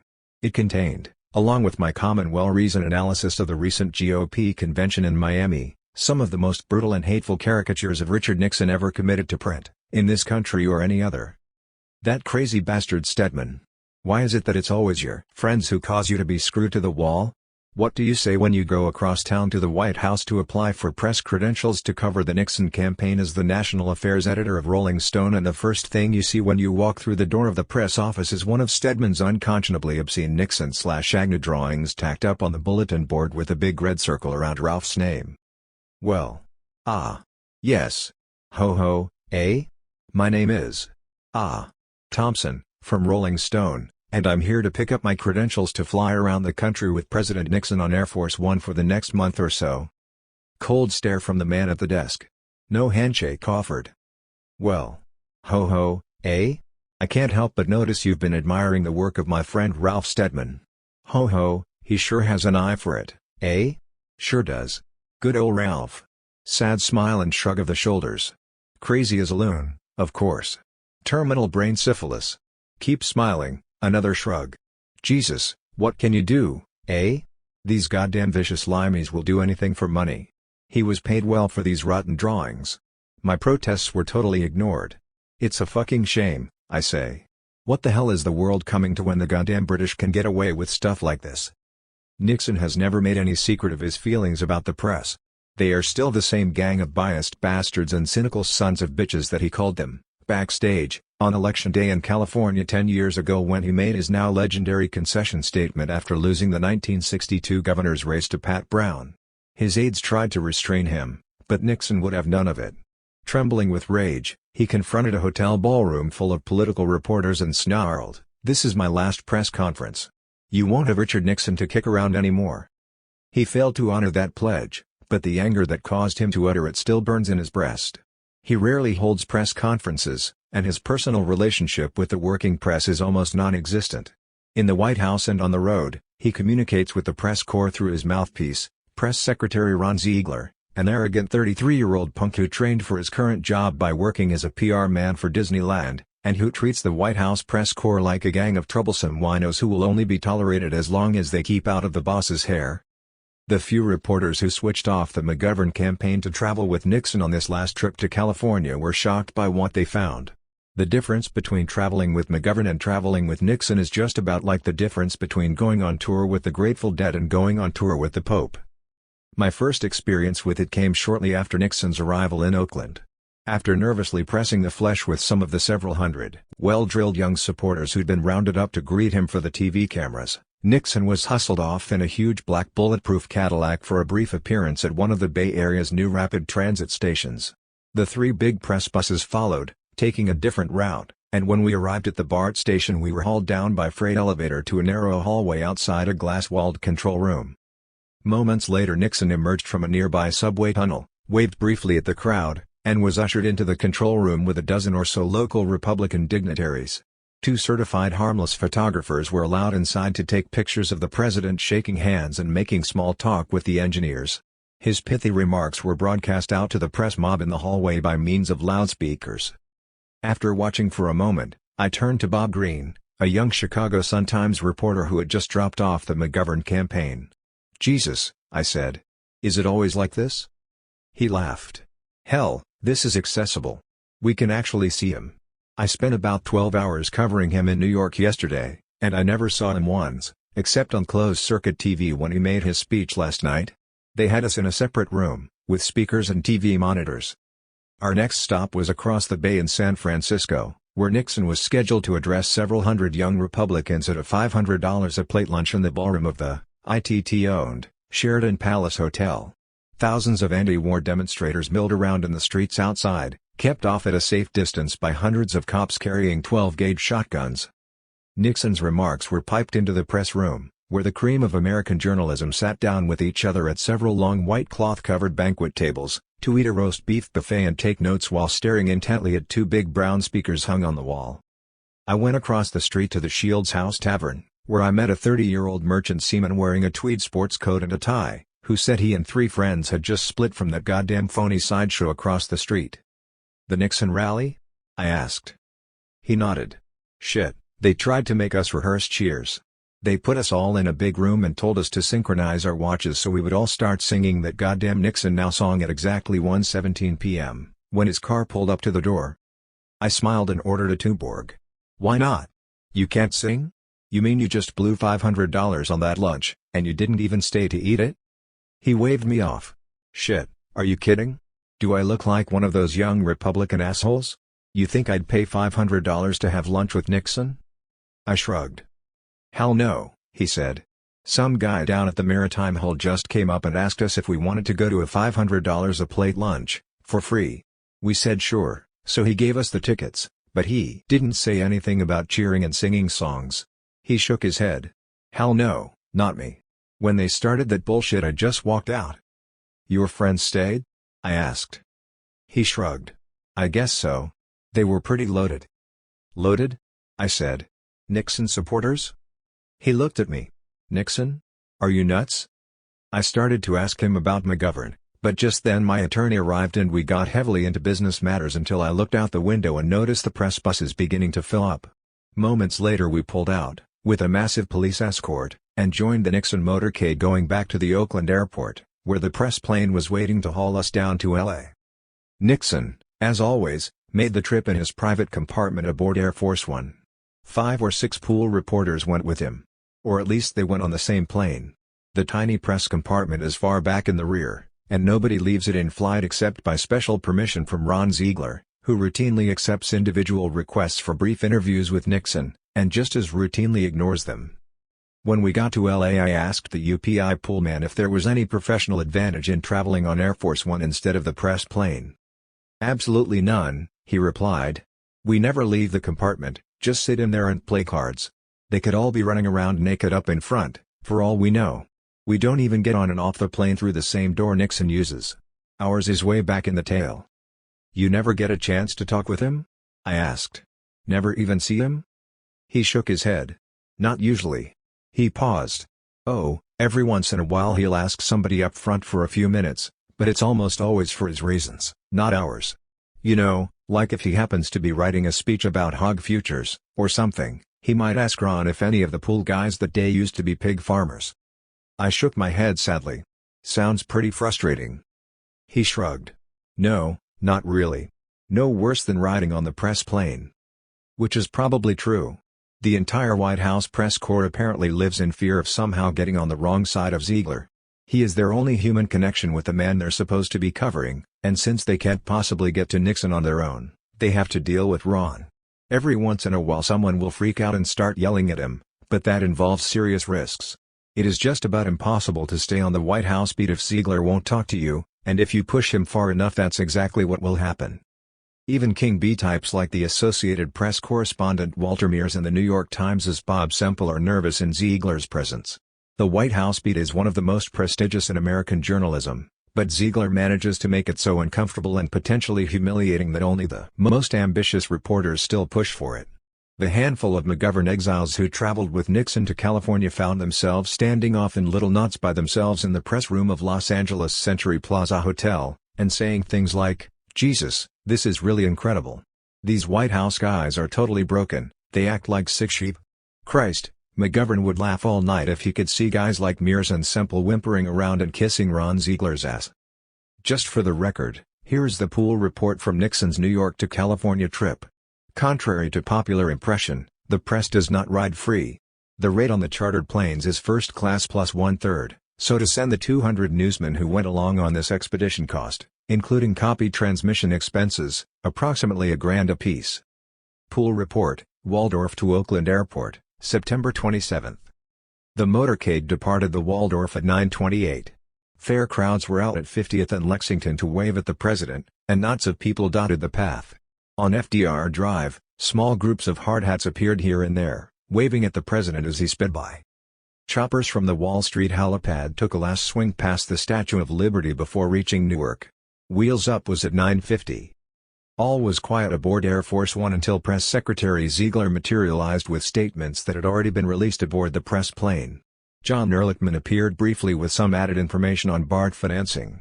A total of $219 million in financing has come from the government, out of the total cost of $1.4 billion. Of this new grant of $38 million, $26.6 million goes to work along Market Street. The rest goes to various items such as development of an undercar fire protection system, a fare collection data collecting system, storage buildings, and car washing equipment. Mr. Ehrlichman also advised that Clark McGregor has called upon the opposition to repudiate demonstrations said to be aborting in San Francisco. Information that demonstrations are being generated squares with some intelligence that law enforcement agencies had, he said, which shows that these demonstrations are political rather than of an anti-war nature. Asked if it was possible to make that distinction, Ehrlichman implied that the agencies know what is going on. He did not clarify. He added that the motorcade seems to be the prime target. Henry Hubbard, Newsweek. Jack Gurmand, Manchester Union Leader 1. The worst thing to look like right now is a politician, this is a bad year for them. Frank Mankiewicz, April 1972. McGovern was doing better when he was an anti-politician. George Gallup, September 1972.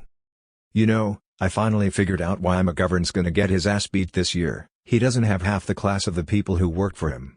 As a matter of fact, I'm beginning to think George McGovern doesn't have much class at all. Jack Gurmand, correspondent, October 1972. Seldom has the public perception of a major political figure changed so rapidly. George McGovern's political problem stems not from the belief that he is a dangerous radical and unpatriotic American. His trouble lies in the way people feel about him personally. Many who were attracted to him earlier this year because of his freshness and promise now express strong disillusionment.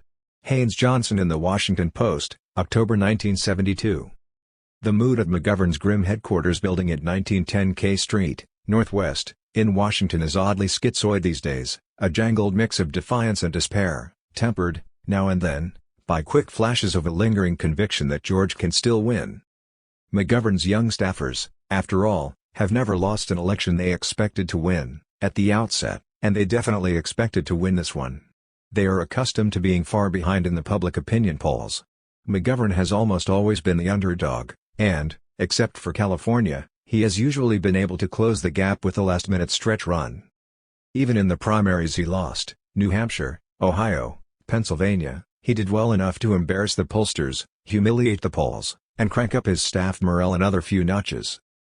But that boundless blind faith is beginning to fade now. The curse of Eagleton is beginning to make itself felt in the ranks.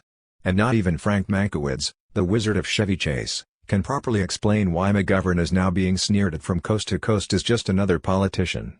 Mankiewicz is still the main drivewheel in this hamstrung campaign. He has been the central intelligence from the very beginning, which was fine all around, while it worked, but there is not a hell of a lot of evidence to suggest that it's working real well these days, and it is hard to avoid the idea that Frank is just as responsible for whatever is happening now as he was 6 months ago, when McGovern came wheeling out of New Hampshire like the abominable snowman on a speed trip. If George gets stomped in November, it will not be because of anything Richard Nixon did to him.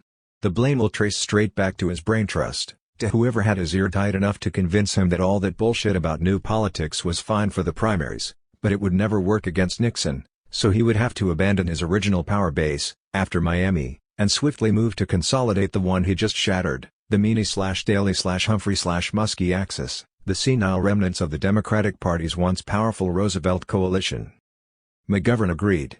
He went to Texas and praised LBJ, he revised his economic program to make it more palatable on Wall Street, he went to Chicago and endorsed the whole Daley-Democratic ticket, including State's Attorney Ed Hanrahan, who is still under indictment on felony/conspiracy, obstruction of justice, charges for his role in a police raid on local Black Panther headquarters 3 years ago that resulted in the murder of Fred Hampton.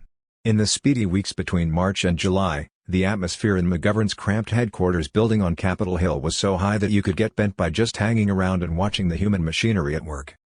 The headquarters building itself was not much bigger than McGovern's personal command post in the Senate office building, 5 blocks away. It was one big room about the size of an Olympic swimming pool, with a grocery store on one side, a liquor store on the other, and a tree-shaded sidewalk out front. The last time I was there, about 2 weeks before the California primary, I drove my blue Volvo up on the sidewalk and parked right in front of the door. Cruz went inside to find Mankiewicz while I picked up some Ballantine ale. False dawn in Chicago, Daley, Kennedy and McGovern whooping it up. Stuart Bratesman. "Is this a charge?" the booze clerk asked. "Right," I said, "charge it to George McGovern."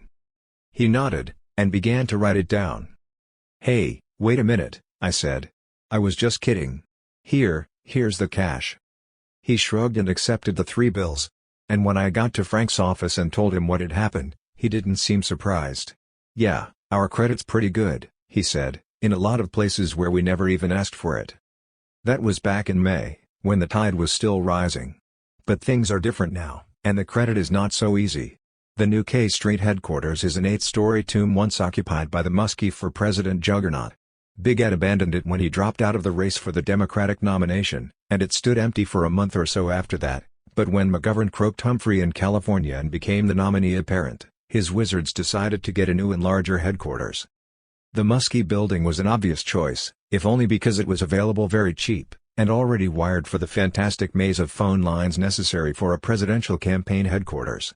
The man from Maine and his army of big-time backers had already taken care of that aspect. They had plenty of phone lines, along with all those Black Panther headquarters 3 years ago that resulted in the murder of Fred Hampton. In the speedy weeks between March and July, The atmosphere in McGovern's cramped headquarters building on Capitol Hill was so high that you could get bent by just hanging around and watching the human machinery at work. The headquarters building itself was not much bigger than McGovern's personal command post in the Senate office building, 5 blocks away. It was one big room about the size of an Olympic swimming pool, with a grocery store on one side, a liquor store on the other, and a tree-shaded sidewalk out front.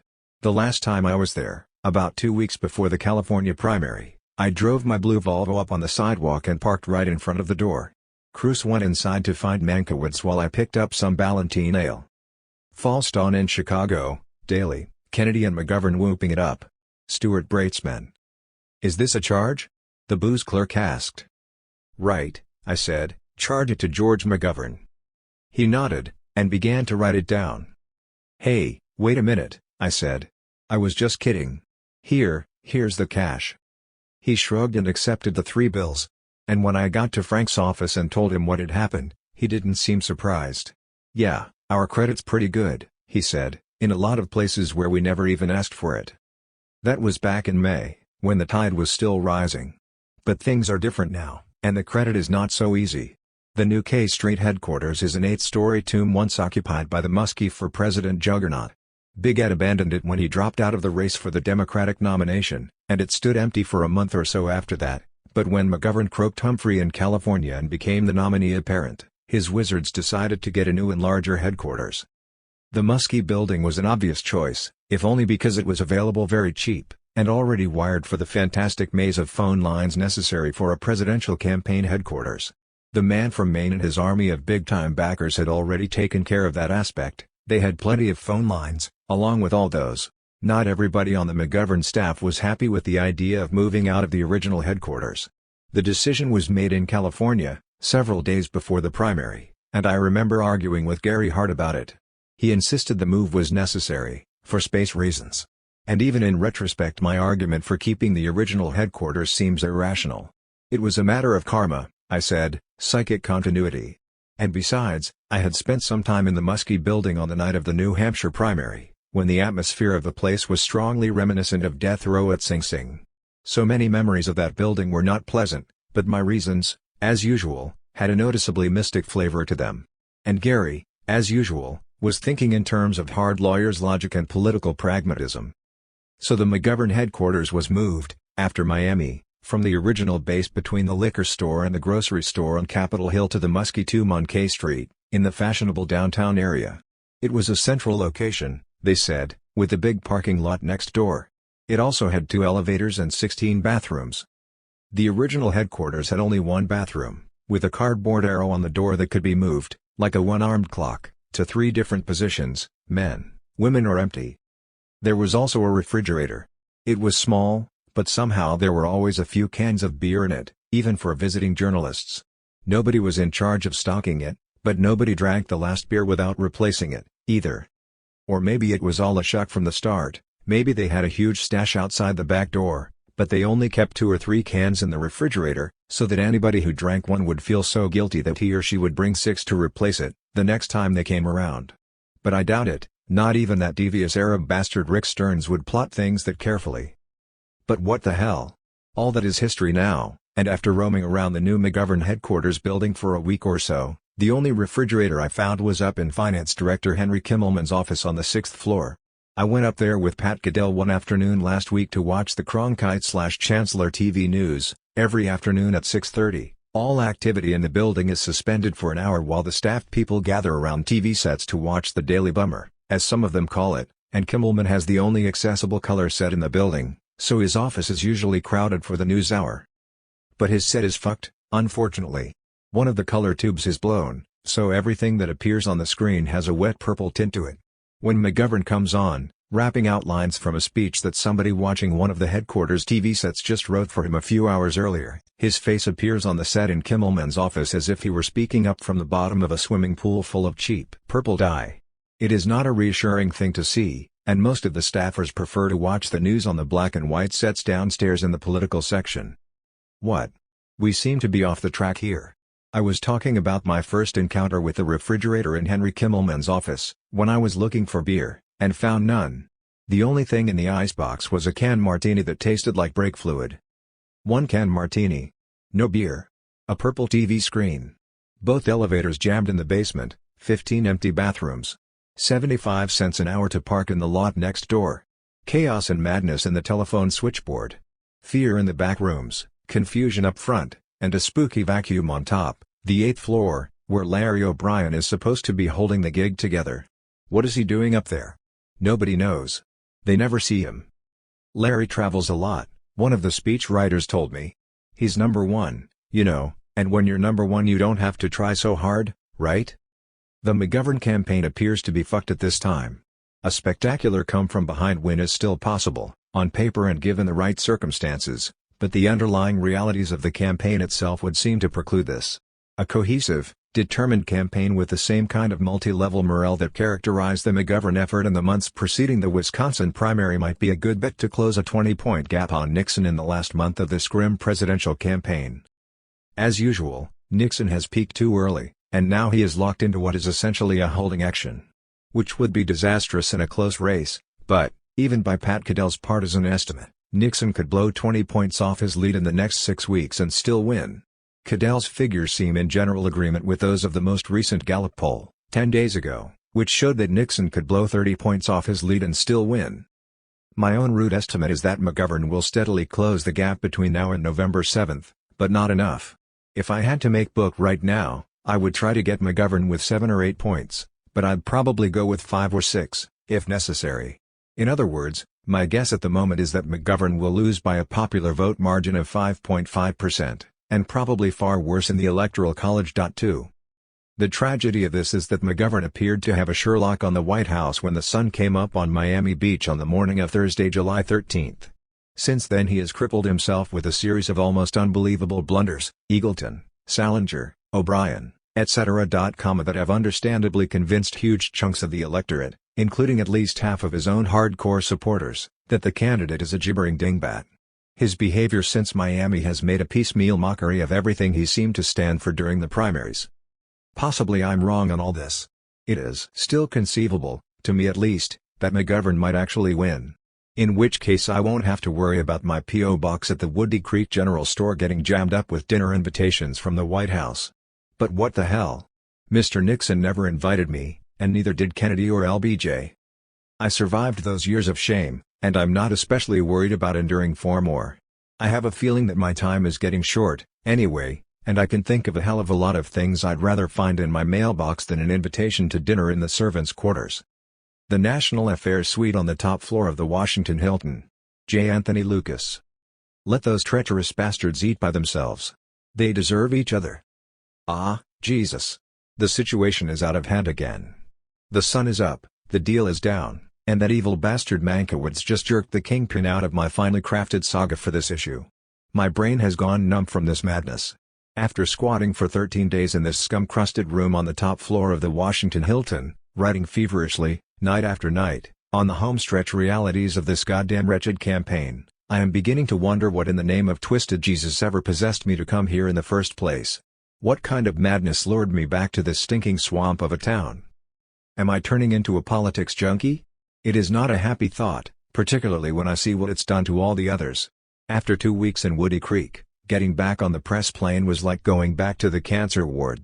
Some of the best people in the press corps looked so physically ravaged that it was painful to even see them, much less stand around and make small talk. Many appeared to be in the terminal stages of campaign bloat, a gruesome kind of false fat condition that is said to be connected somehow with failing adrenal glands. The swelling begins within 24 hours of that moment when the victim first begins to suspect that the campaign is essentially meaningless.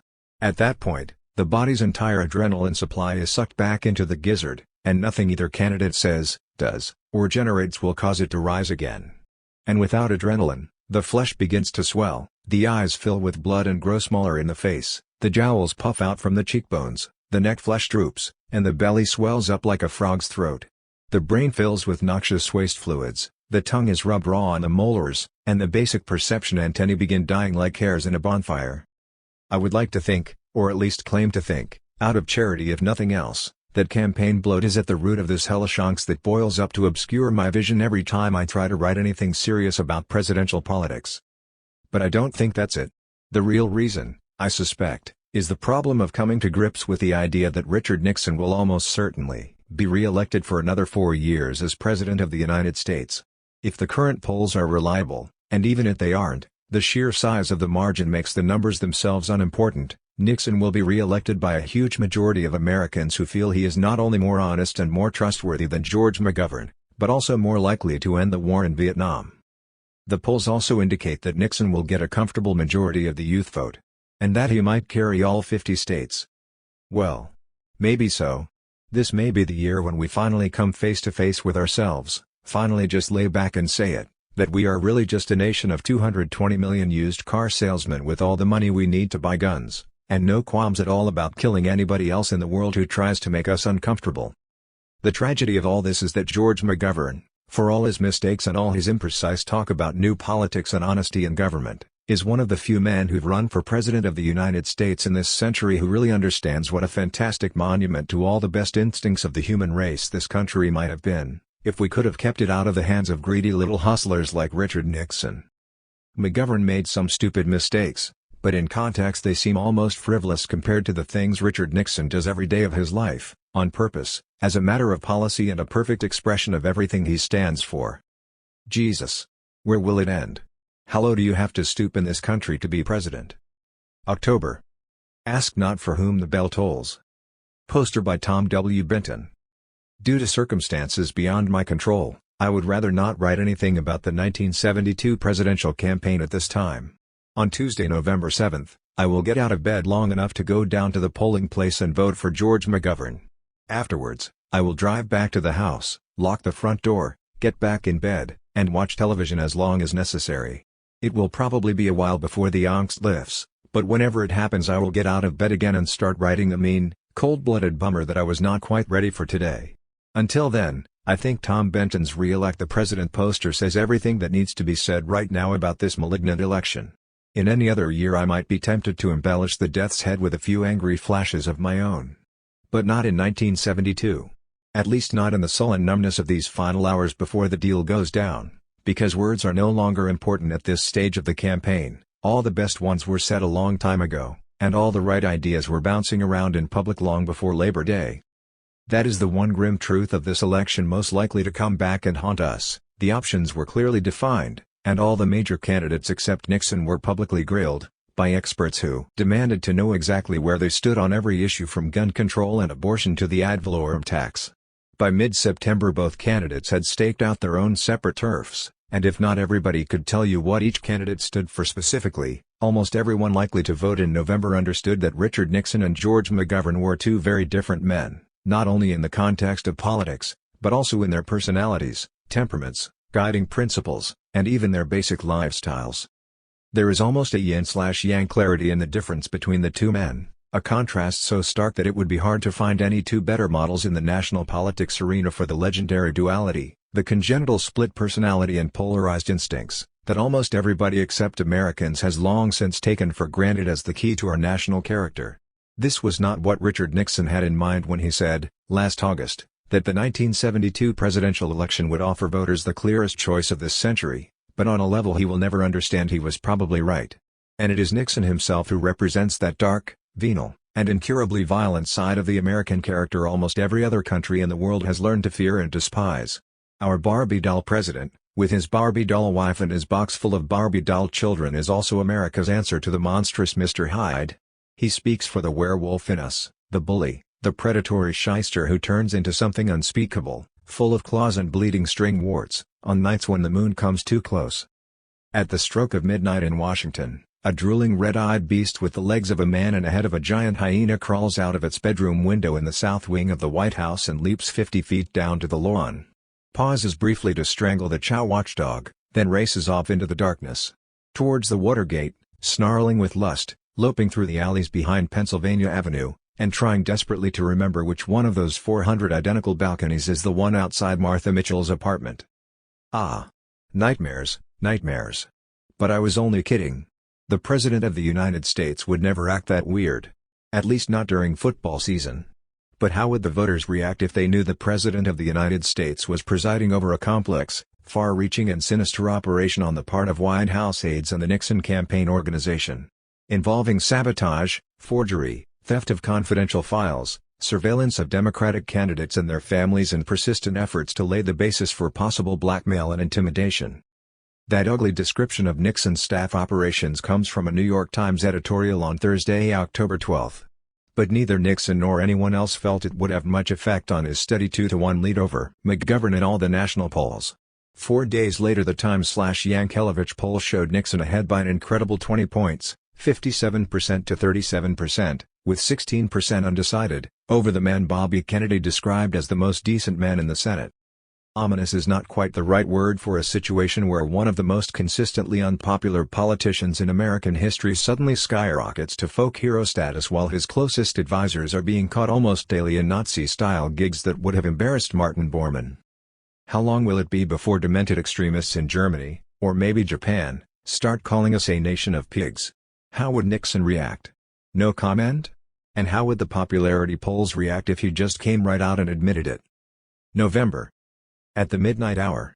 Stoned on the zoo plane, stomped in Sioux Falls. A rambling, manic/depressive screed in triple focus on the last days of the doomed McGovern campaign. Then back to America's heartland for a savage beating.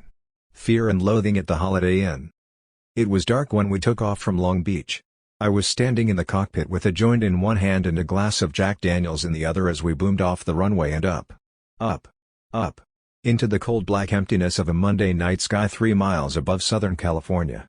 "That's San Diego, off there to the right," said the pilot. We were leaning left now, heading east, and I hooked an elbow in the cockpit doorway to keep from falling. Looking down on the beach cities, Newport, Laguna, San Clemente, and a thin, sharp white line along the coast that was either US 101 or the Pacific Ocean surf. "Yeah, that has to be the surf line," I muttered. "Baja California," the person beside me replied. I couldn't see who it was. There were 5 or 6 of us crowded into the cockpit, along with the 3-man crew. "Here, take this," I said, handing him the joint. "I have to get a grip on something." I seized the back of the navigator's chair as we kept rolling left/east, and still climbing. Behind us, on the long bright belly of the United Airlines 727 Whisper Jet, or whatever they call those big 3-engine buggers with a DB Cooper door that drops down from the tail, 50 or 60 drunken journalists were lurching around in the aisles, spilling drinks on each other and rolling spools of raw TV film towards the rear of the plane where 2 smiling stewardesses were strapped down by their safety belts, according to regulations. The fasten seatbelts sign was still on, above every seat, along with the no smoking sign, but the plane was full of smoke and almost nobody was sitting down. Both flight kitchens had long since been converted to bars, stocked with hundreds of those little 1.5-ounce flight-size whiskey bottles. We had left New York that morning, with a stop in Philadelphia, and by the time we got to Wichita the scene in the zooplane was like the clubhouse at Churchill Downs on Kentucky Derby Day. And now, flying back from LA to Sioux Falls, it was beginning to look more and more like the infield at Churchill Downs on Kentucky Derby Day. Ah, Jesus. Here we go again. Another flashback. The doctors say there's no cure for them, totally unpredictable, like summer lightning in the Rockies or sharks on the Jersey Shore. Unreeling across your brain like a jumble of half-remembered movies all rolling at once. Yesterday I was sitting on my porch in Woody Creek, reading the sports section of the Denver Post and wondering how many points to give on the Rams-49ers game, sipping a beer and looking out on the snow-covered fields from time to time. When suddenly my head rolled back and my eyes glazed over and I felt myself sucked into an irresistible time warp. I was standing at the bar in the clubhouse at Churchill Downs on Derby Day with Ralph Steadman, and we were drinking mint juleps at a pretty good pace, watching the cream of bluegrass society getting drunker and drunker out in front of us. It was between races, as I recall. Ralph was sketching and I was making notes. 3:45, Derby Day, standing at clubhouse bar now, just returned from men's room, terrible scene, whole place full of Kentucky colonels vomiting into urinals and drooling bile down their seersucker pants legs. Remind Ralph to watch for distinguished-looking men in pari-mutuel lines wearing white polished shoes with fresh vomit stains on the toes. Right. We were standing there at the clubhouse bar, feeling very much on top of that boozy, backslapping scene. When I suddenly glanced up from my notes and saw Frank Mankiewicz and Sonny Barger across the room, both of them wearing Hell's Angels costumes and both holding heavy chrome chain whips. And yes, it was clear that they'd spotted us. Barger stared, not blinking, but Mankiewicz smiled his cold lizard smile and they moved slowly through the drunken crowd to put themselves between us and the doorway. Ralph was still sketching, muttering to himself in some kind of harsh Gaelic sing-song and blissfully unaware of the violence about to come down. I nudged him. Say, Ralph, I think maybe you should finish your drink and get that camera strap off your neck real fast. What? Don't act nervous, Ralph. Just get that strap off your neck and be ready to run like a bastard when I throw this glass at the mirror. He stared at me, sensing trouble but not understanding. Over his shoulder I could see Frank and Sonny coming towards us, moving slowly down the length of the long whiskey-wet oaken bar, trying to seem casual as they shoved through the crowd of booze-bent southern gentlemen who were crowding the aisle. And when I scanned the room I saw others: Tiny, Zorro, Frenchie, Terry the Tramp, Miles Rubin, Dick Doherty, Freddie the Torch. They had us in a bag, and I figured the only way out was a sudden screaming sprint through the clubhouse and up the ramp to the governor's box, directly across from the finish line and surrounded at all times by state troopers. Their reaction to a horde of thugs charging through the crowd towards the governor's box would be safely predictable, I felt. They would club the bleeding shit out of anybody who looked even halfway weird, and then make mass arrests. Many innocent people would suffer. The drunk tank of the Jefferson County Jail would be boiling that night with dozens of drink-maddened blue bloods who got caught in the sweep, beaten stupid with truncheons and then hauled off in paddy wagons for no reason at all. But what the hell? This was certainly acceptable, I felt, and preferable beyond any doubt to the horror of being lashed into hamburger with chain whips by Mankiewicz and Barger in the clubhouse bar. Indeed, I have spent some time in the Jefferson County Jail, and on balance it's not a bad place, at least not until your nerves go. But when that happens it doesn't really matter which jail you're in. All blood feels the same in the dark, or back in the shower cell, where the guards can't see. Editor's note. At this point Dr. Thompson suffered a series of nervous seizures in his suite at the Seal Rock Inn. It became obvious both by the bizarre quality of his first draft work and his extremely disorganized lifestyle that the only way the book could be completed was by means of compulsory verbal composition. Despite repeated warnings from Dr. Thompson's personal physician, we determined that for aesthetic, historical, and contractual reasons the work would have to be finished at all costs. What follows, then, is a transcription of the conversations we had as Dr. Thompson paced around his room, at the end of an 18-foot microphone cord, describing the final days of the doomed McGovern campaign. Ed, well, Dr. Thompson, if you could explain these references. We just left you in the Jefferson County Jail, on a very dark and ominous note which I don't understand. I thought you were on the plane going back to Sioux City and that you were standing. HST, Sioux Falls. Ed, Sioux Falls, excuse me, and that you were actually standing in the cockpit with a joint in one hand and a glass of Jack Daniels in the other. Were the pilots smoking dope? What was happening on this plane? Why was it called the Zoo plane? HST, well, I would have preferred to write about this, but under the circumstances, I'll try to explain. There were two planes in the last months of the McGovern campaign. One was the Dakota Queen, actually it was the Dakota Queen II, like Junior, the Dakota Queen II. McGovern's bomber in World War II was the original Dakota Queen. Ed, McGovern's bomber in World War II was named the Dakota Queen? HST, right. He was a bomber pilot in World War II. Ed, why don't you pull up a chair? Would you stop pacing around? HST, I'm much more comfortable pacing. Ed, all right. But you'll have to speak into the microphone. HST, yes.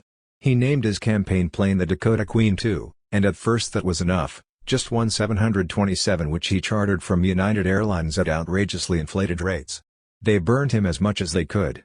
He was doing things like flying back and forth from Washington to New York when he could have stayed in one place and they were running up. Dr. Thompson at work. Annie Leibovitz. Ed, speak up, please. HST, they were running up massive bills which were not necessary. I learned this from the United Airlines representative on the plane. But nevertheless, when the campaign began mushrooming around Labor Day, more and more press people came aboard the Dakota Queen, and it was necessary to have two McGovern campaign planes. One of which was divided into three compartments, where McGovern's family, himself and his sort of personal staff sat in front. Like a first-class compartment. The middle of the plane was full of the very serious working press, the New York Times, the wire service people, the Washington Post. Ed, the New York Times, the wires? What else? HST, the people who had to file every day. Ed, they had some sort of priority? HST, right. They were very serious people. Ed, and they sat in the middle section of the plane? HST, yes. In the rear was a bar and a sort of mini press room where there were about 5 typewriters, a few phones. You could call from the plane to headquarters in Washington. You could call anywhere from the plane. But the atmosphere on the Dakota Queen was very reserved is the word. Ed, the atmosphere was reserved? On the day before the election? HST, only on the Dakota Queen. The atmosphere on the zooplane became crazier and crazier as the atmosphere on the Dakota Queen became more reserved and more somber. The kinkier members of the press tended to drift onto the zooplane. The atmosphere was more comfortable. There were tremendous amounts of cocaine, for instance. Ed, there was cocaine on the zooplane? HST, yes. Dope. Ed, marijuana? HST, oh, hell yes. Lots of marijuana, hash, MDA. Ed, was this from the press primarily? HST, well, what happened was that the press took over the zooplane, totally.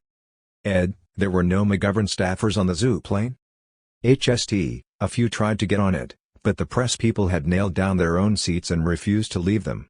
Once you got a seat on the zooplane you clung to it. And so people would trade off for different legs of the trip. I recall once when I wanted to talk to McGovern, I traded with John Holm who had a girlfriend on the zooplane. And when I tried to get my seat back, I think it was in Wichita, it was necessary to hint that I might have to use physical force to get Holm out of my seat and back on the Dakota Queen. Ed, were the provisions provided on the zooplane brought by the press themselves or were they a part of the hospitality of the McGovern staff? HST, well, you have to remember that the press was. Every member of the press who traveled on either one of the planes, any campaign plane, was billed at the first class rate plus 1/3. Ed, why? What was the 1/3 for? HST, well, presumably for the damages. Ed, damages? HST, it was a chartered plane, and on charters the stewardesses are more or less at the mercy of the passengers. Ed, at the mercy? HST, at one point on the zooplane on the way to Sacramento, the pilot, whose name was Paul Prince won. And he was called Perfect Paul, the Virgin Pilot. Ed, Perfect Paul, the Virgin Pilot? HST, right. He was locked out of the cockpit. And several of the crazier members of the press, who were up front, the cocaine section was up right behind the cockpit, got hold of him. And tore all of his clothes off. Down to his underwear. Ed, the press people tore off the pilot's clothes? HST, well, they sort of helped a woman from, I think it was. Not women's wear daily, but something like that. She was completely drunk and stoned. But, the TV technicians were the worst villains on the plane. They held him while the wild woman tore his clothes off. Ed, who was flying the plane at this time? HST, well. The co-pilot, I guess. Ed, the co-pilot was flying the plane? HST, there was a crew aboard, 3 crew members. Ed, this was a 727? HST, yes, a 727. I think they call them whisper jets. The one with the DB Cooper door, you know, the one that drops down out of the tail. And the pilot was stripped down to his underwear. Finally he got back into the cockpit, had to land in Sacramento in his underwear with this stoned woman still after him. Ed, one of the stewardesses? HST, no. It was a woman from. Ed, one of the reporters. HST, I'd rather not name her. Ed, well, let's not mention any names. Certainly not. HST, that sort of thing happened regularly on the zooplane. All the sound freaks, for instance, were on the zooplane. There were speakers up and down the aisle. Every 10 feet there would be a different tape going. There were the Rolling Stones in front, the Grateful Dead in back. Ed, I'd like to interrupt you now to ask what was the prevailing mood of the McGovern staff at this point. Flying back to Sioux Falls. A day before the election, November 6th?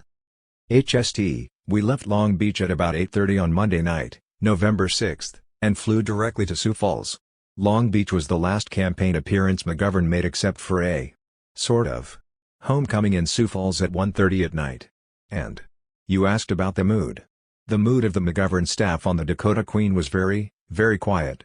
They had known for a long time what was going to happen. McGovern admitted knowing for at least a week. Perfect Paul, the Virgin Pilot, left, and crew member. Ed, McGovern admitted knowing for a week before the election? HST, yeah.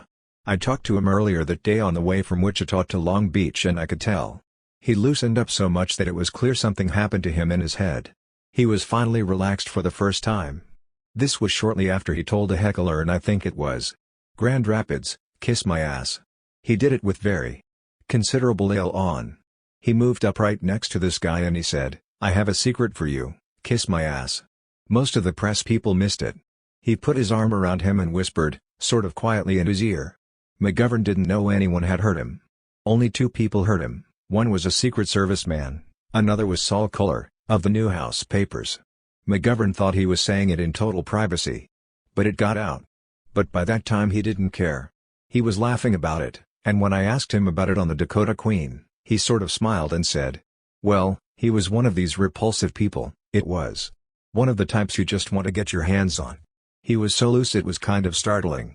He got very relaxed once he realized what was going to happen. Later he said that he'd known for at least a week, and Gary Hart later said he had known for a month.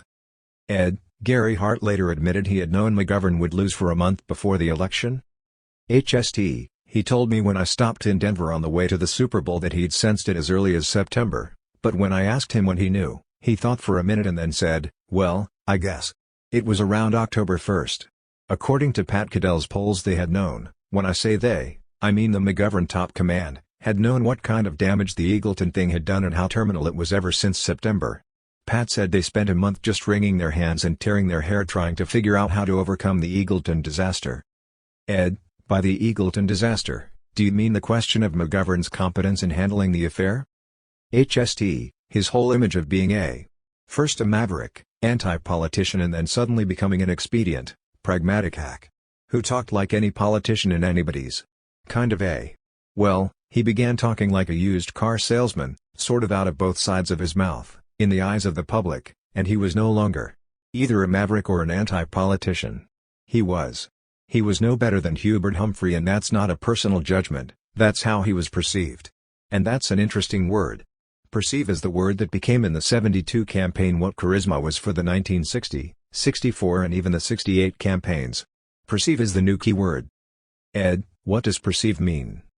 HST, when you say perceive you imply the difference between what the candidate is and the way the public or the voters see him.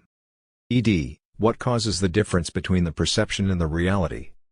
HST, the best example of how perception can drastically alter a campaign is the difference between, for instance, how McGovern was perceived by the Wallace voters in the Wisconsin primary as being almost as much of a maverick and an anti-politician as George Wallace himself.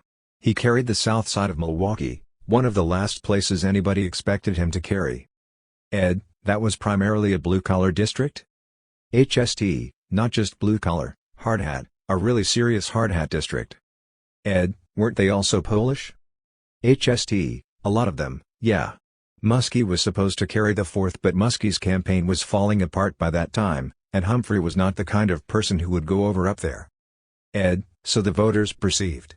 The blue-collar, Polish, Wallace-style voters perceived McGovern to be as much of a maverick as Wallace.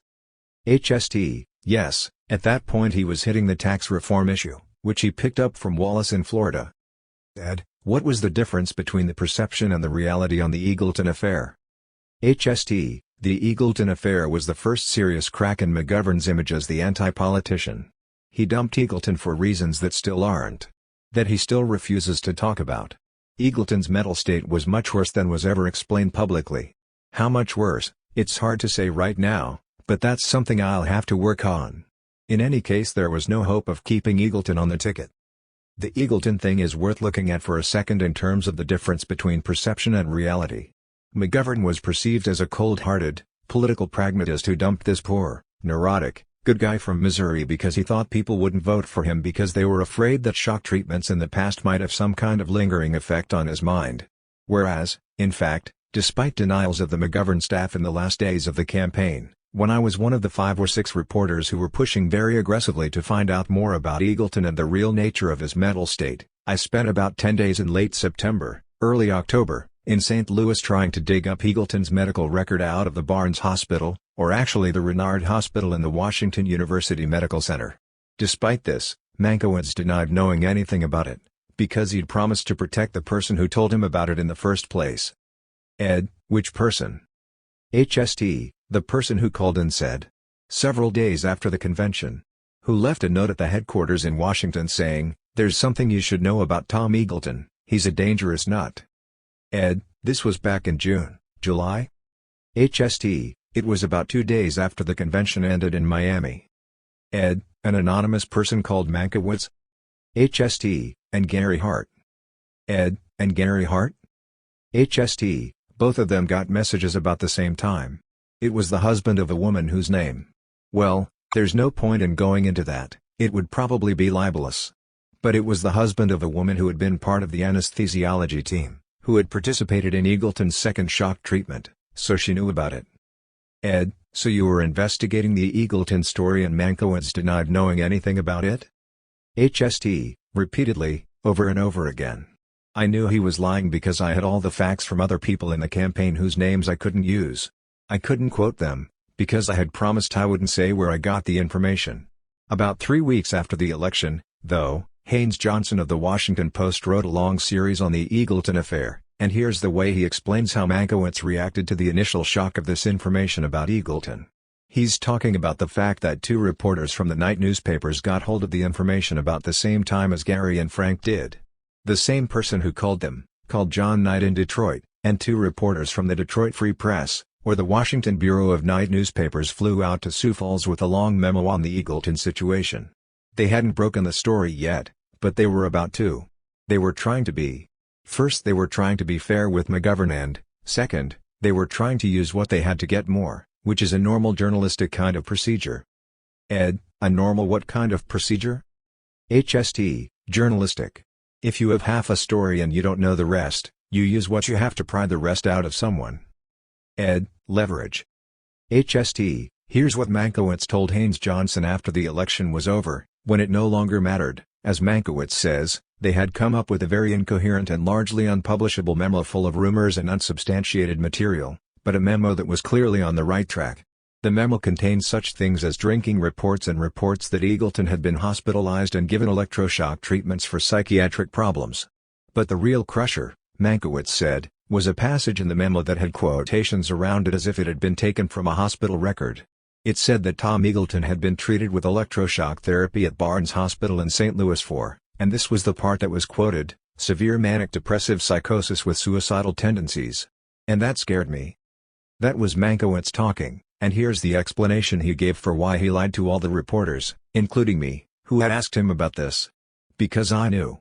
I had that exact quote from several people on the McGovern staff, who wanted to release it. They thought that if people knew the truth about the Eagleton situation, that there was no way he could possibly be kept on the ticket, that the perception of McGovern's behavior with Eagleton might be drastically altered. Eagleton would no longer be the wrong, good guy, but what he actually was, an opportunistic liar. Ed, an opportunistic liar. HST, with a history of very serious mental disorders and no reason for anyone to believe they wouldn't recur. Here's what Mankiewicz. Here's the reason Mankiewicz gives for not explaining this to the press at the time. This is Haynes Johnson of the Washington Post again.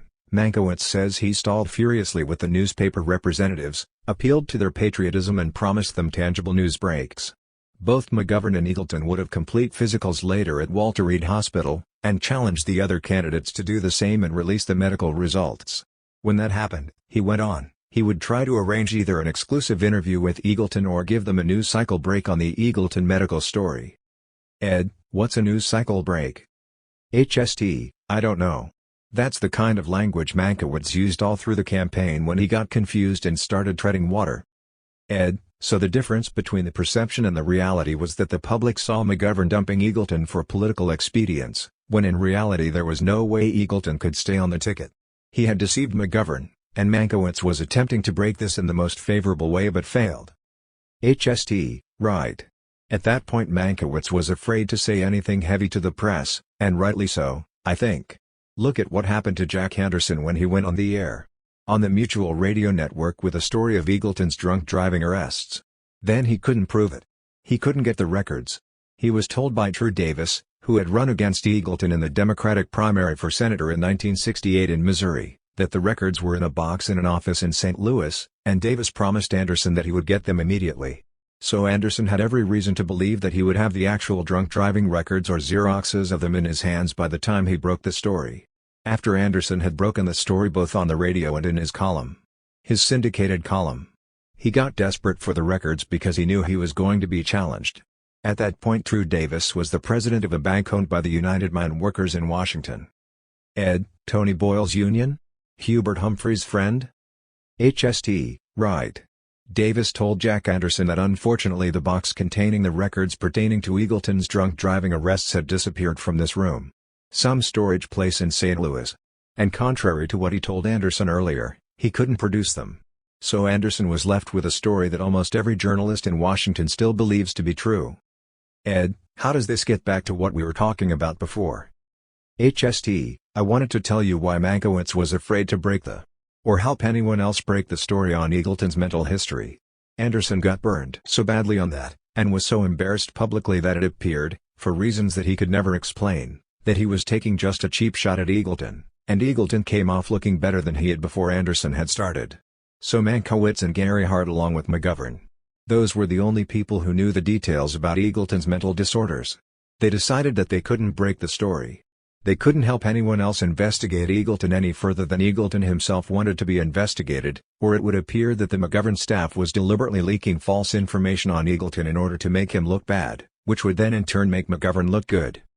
Ed, which what? Which in turn would make McGovern look good. HST, yeah, if Eagleton had turned out. If the records had been available. See, Eagleton never showed McGovern his medical records. He kept saying he would bring them to South Dakota. Ed, did McGovern keep asking him? HST, oh, yes. They kept. They couldn't believe it when he didn't show up with them in South Dakota. Ed, he promised that he was going to bring them? HST, he promised it for about 10 days and finally he said that the psychiatrists wouldn't release them, the Mayo Clinic wouldn't release them, the Barnes Hospital wouldn't release them. Ed, why wouldn't the hospital release records to a patient? HST, well, the answer is. The question is the answer. Ed, so it wasn't true. He just did not bring the records for his own reasons. HST, well, would you want to go? Would you go to a psychiatrist who you thought would release his own personal diagnosis of your condition? Ed, no, but he promised McGovern the records and he did not produce the records. He could have produced the records. HST, yes, he could have. Ed, yes, he could have. HST, by the end of the campaign McGovern had still not seen the records, but at that point, he didn't care anymore. Ed, okay, now back to perception and reality, and Mankiewicz. HST, when I talked to Mankiewicz about the Eagleton records, he denied knowing anything about it at all, whereas, in fact, he knew exactly what I just said about severe psychosis and so forth. Ed, what he later told Haynes. HST, I gave him the same words, exactly. Ed, and he denied it. HST, right. He denied it. But what he told me was that I should go out to St. Louis and look for the records on my own. He said, I'm surprised that some of you people haven't gone out there and worked on it, speaking of the journalists. He was hinting that the records were there, but that was as far as he would go. They were afraid, as I said. Well, they knew that the information had to come from somebody other than from the McGovern camp in order to have any kind of credibility, or otherwise it would look like. Ed, like they were trying to make Eagleton look bad. HST, yeah, and Eagleton kept accusing them of it. Constantly. Saying that these bastards have not only spiked my career but now they're trying to make it look worse in order to make themselves look good. Whereas, in fact, McGovern and about 6 of his top people knew that the information was there to get their hands on, but they couldn't do it. What I tried to do was to go out and buy them or find somebody who would steal them out of the safe at Renard Hospital. Ed, at what hospital? HST, Renard Hospital. That's where they are. In St. Louis. Ed, they're still there? HST, yeah, but they're not public records in any real public sense. Ed, I understand, but they could be released at the request of a patient. HST, yes, at the request of the patient. Ed, so the public perceived McGovern to be the bad guy, when in fact it was really Eagleton. And McGovern never recovered from that change in his image. HST, no, to the extent that it damaged him. Pat Goodell has very convincing figures on that. Their polling from July, September to November shows that the Eagleton affair had hurt McGovern so badly that the fact is the figures went off the end of the board. It was totally impossible to recover from that. The damage was so great particularly among the younger voters where McGovern's potential strength lay. Ed, Why were there so many defections over Eagleton among McGovern's youngest supporters? HST, they were the people who would be more inclined to be sympathetic, because they were more sophisticated, to a person who had been treated for nervous tension, even if he had gone to the extent of having electroshock treatments. They were not the kind of people who would say, "Oh, that nut, get rid of him." They were also the same kind of people who had earlier seen McGovern as an anti-politician. Or the White Knight, as some people called him. The honest man. Not the kind of person who would say one thing and do another. And at that point with Eagleton, as he said, he was behind him 1000%. Then he turned around and asked him to get off the ticket. Ed, it was at that point McGovern said 1000%? HST, one of the weird unanswered questions is whether McGovern actually said 1000% to anyone but Eagleton. Ed, well, who reported that McGovern said, "I was behind you 1000%. HST, Eagleton reported it. Ed, Eagleton reported it, but McGovern never denied it. He couldn't have, of course. HST, he didn't deny it and Mankiewicz explained to me. He said, we had to do that. We came to a point where we either had to back him totally, or dump him. There was no middle way. Ed, so they decided to back him totally. What made them change their minds? HST, the reaction from all over the country. The party hierarchy. Mainly the financial people. The money flow stopped completely. Ed, the money flow stopped completely because of Eagleton? Was there ever any? In other words, the money people said, you have to get rid of Eagleton or we're not going to put any more money into this campaign. HST, oh, it wasn't just the money people. They said that. But it was also Gene Westwood, Larry O'Brien, Mayor Daley, all the pros, who said we simply can't do it. Mankiewicz had said the same thing. Just as soon as the Eagleton story broke. He said, let's get rid of this guy. Ed, Frank said that? Let's get rid of this guy? Right away? HST, yeah. In the Haynes Johnson story Mankiewicz said that he was speaking both for himself and Gary Hart when he went to McGovern right after they found out about the information on Eagleton, the initial information, the stuff that was published. He said, I remember that night I called him George, which I vowed I would not do during the campaign. I indicated I was speaking for Gary and myself. Mankiewicz told McGovern, let's get rid of this guy. Ed, that was the first time he had called Senator McGovern George? That seems unusual.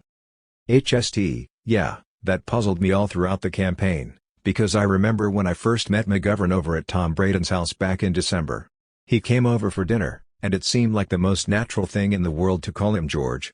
Like I had called Tom Braden, columnist from the Washington Post Tom, and people would call Robert Kennedy Bobby. One of the sort of consistent indicators of the tone of the McGovern campaign and McGovern's personality was the fact that nobody in the campaign, including Mankiewicz, who was the closest person to him in the campaign, ever called him anything but the senator or addressed him as senator, which struck me as very peculiar. HST, at first I called him George, but then I began to feel weird, because I was the only person that called him that. My wife called him that. I never heard anyone else call him George. Ed, what did you call Hubert Humphrey? Did you speak to him first face to face? HST, I didn't get the chance to address Humphrey directly. I was introduced to him once, though.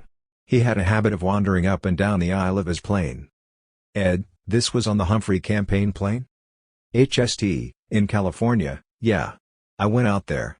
After I called him all these wretched things. I figured I owed them a free shot at me since I'd taken so many of them. I went out to the Lockheed factory with Hubert. Whoever makes the L-1011. Yeah, it must be Lockheed. In Palmdale, I think it was. Ed, in California? HST, yeah, it was during the California primary. I figured I should spend at least one day on the Humphrey plane. So I called his press office at the Beverly Hilton and I said I'd be on it, and I thought, well Jesus, here we go, I'll get a beating now. And when I came on, Humphrey was walking up and down the aisle. One of his press aides was sort of escorting him and saying this is so-and-so, from so-and-so. Then he got to me and said, who are you? And I said I was Hunter Thompson from Rolling Stone, and he said how do you spell that?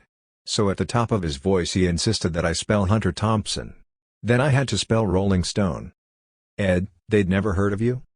HST, of course they had. Newsweek had just quoted me in 2 consecutive issues, calling Humphrey a treacherous, gutless old ward healer. That bullshit about spelling was just their way of getting back at me.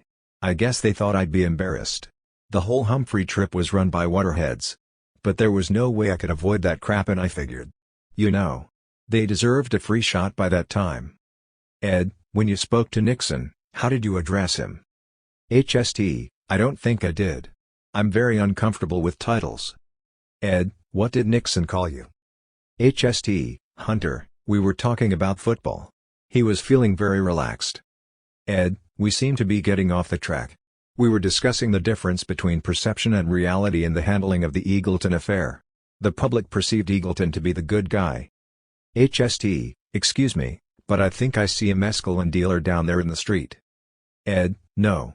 Pull the curtains, pull the curtains. HST, I should call my attorney. Ed, maybe we should get your personal physician back here.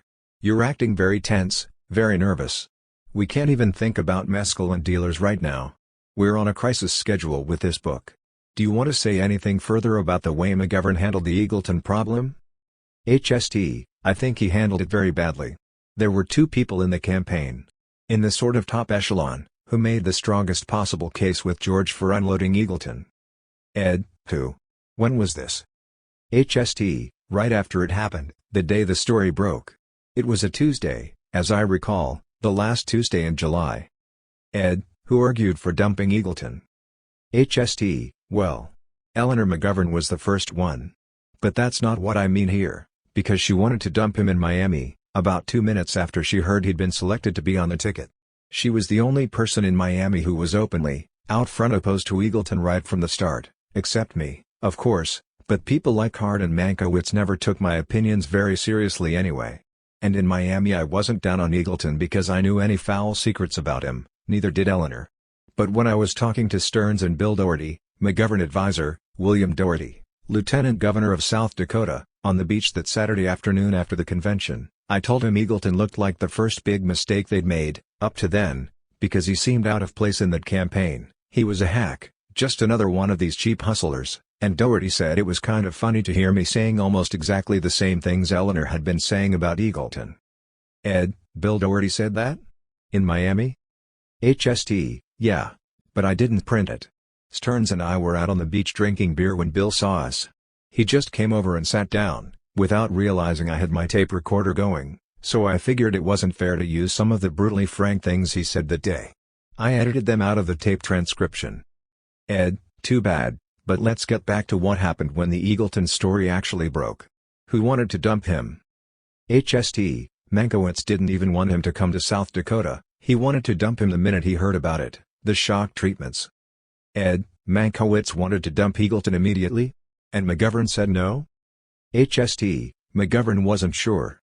Ed, so you say Mankiewicz handled the situation badly? HST, well, you can't blame it on Frank. Mankiewicz couldn't dump him, McGovern had to. And Gary Hart was, at first, under the impression that they should ride it out, or at least, try to ride it out. That was the rationale behind the 1000%. Let's back him. They couldn't back him 99%. Or 84%. They had to back him 1000%. Or 1,000,000%, or whatever. In other words, they had to back him or dump him. Ed, and they wound up doing neither, really. HST, right, and that was the pattern of their blunders all through the campaign. It happened with welfare, the $1,000 per person scheme, it happened with the Salinger trip to Paris to talk with the Viet Cong. Ed, did Salinger go to Hanoi or did he go to Paris? HST, to Paris. Ed, to negotiate with the Viet Cong representatives? To make a deal of some kind? HST, not really to make a deal, but to establish a contact. McGovern told him to do it and then denied it. Ed, I see. McGovern had sent Salinger to Paris and then denied it. HST, no, he didn't send him, he asked him to go. Pierre was going to Paris anyway, he lives there. So McGovern asked him to see what he could find out about getting some pals released. Ed, so the public's perception of McGovern was distorted, but you think that McGovern essentially was at the root of that distortion? I had three main reasons. The first was political and personal, he had lied to us and we couldn't have him around. The second was the public reaction that inevitably would come from these kinds of reports. And the third was patriotism. In other words, did we want this man to be in the position to be president? Annie Leibovitz. HST, I think his indecisiveness was at the root of that distortion. At every crisis in the campaign McGovern appeared to be, was perceived to be, and, in fact, was indecisive. For unnatural periods of time. Ed, unnatural periods of time? HST, well, unsettling periods of time. The selection of a replacement for Eagleton was one of the most heinous botches in the history of politics. Here he was calling Humphrey and Muskie and offering it to them publicly, and then being turned down. He had also offered it to Humphrey at the convention. I didn't realize that until later. Ed, he had offered it to Humphrey before he offered it to Eagleton? HST, yeah. Informally. Like a peace offering, symbolic. Ed, informally, symbolic. Very subtle, eh? HST, and Humphrey turned it down informally. Humphrey was in a fit of pique at the convention. Ed, so throughout the campaign McGovern exhibited these alarming tendencies, which the public perceived to be indecision. HST, it was indecision. Ed, but nevertheless, you think that Eagleton was really more of a villain than the public ever knew? HST, absolutely. Ed, let's get back to the airplane. The last thing I remember was that the pilot had his clothes off and you were landing in. Where was it? Were you back in Sioux Falls? HST, Sacramento. Ed, Sacramento? HST, that was a flashback. Ed, well, let's focus on Sioux Falls. The zooplane and the Dakota Queen are landing in Sioux Falls and it's the night before the election. You said previously that everyone's mood was somewhat sober, that most of the key people in McGovern's staff knew at this point there was no chance. HST, everybody on both planes knew it was going to happen. But the dimensions of the defeat, that was a real shock, but nobody thought McGovern was going to win. It was out of the question. And because of that, I think, there was a mood of suspended hysteria on the zooplane, which would probably have happened on the other plane too, if McGovern hadn't been there.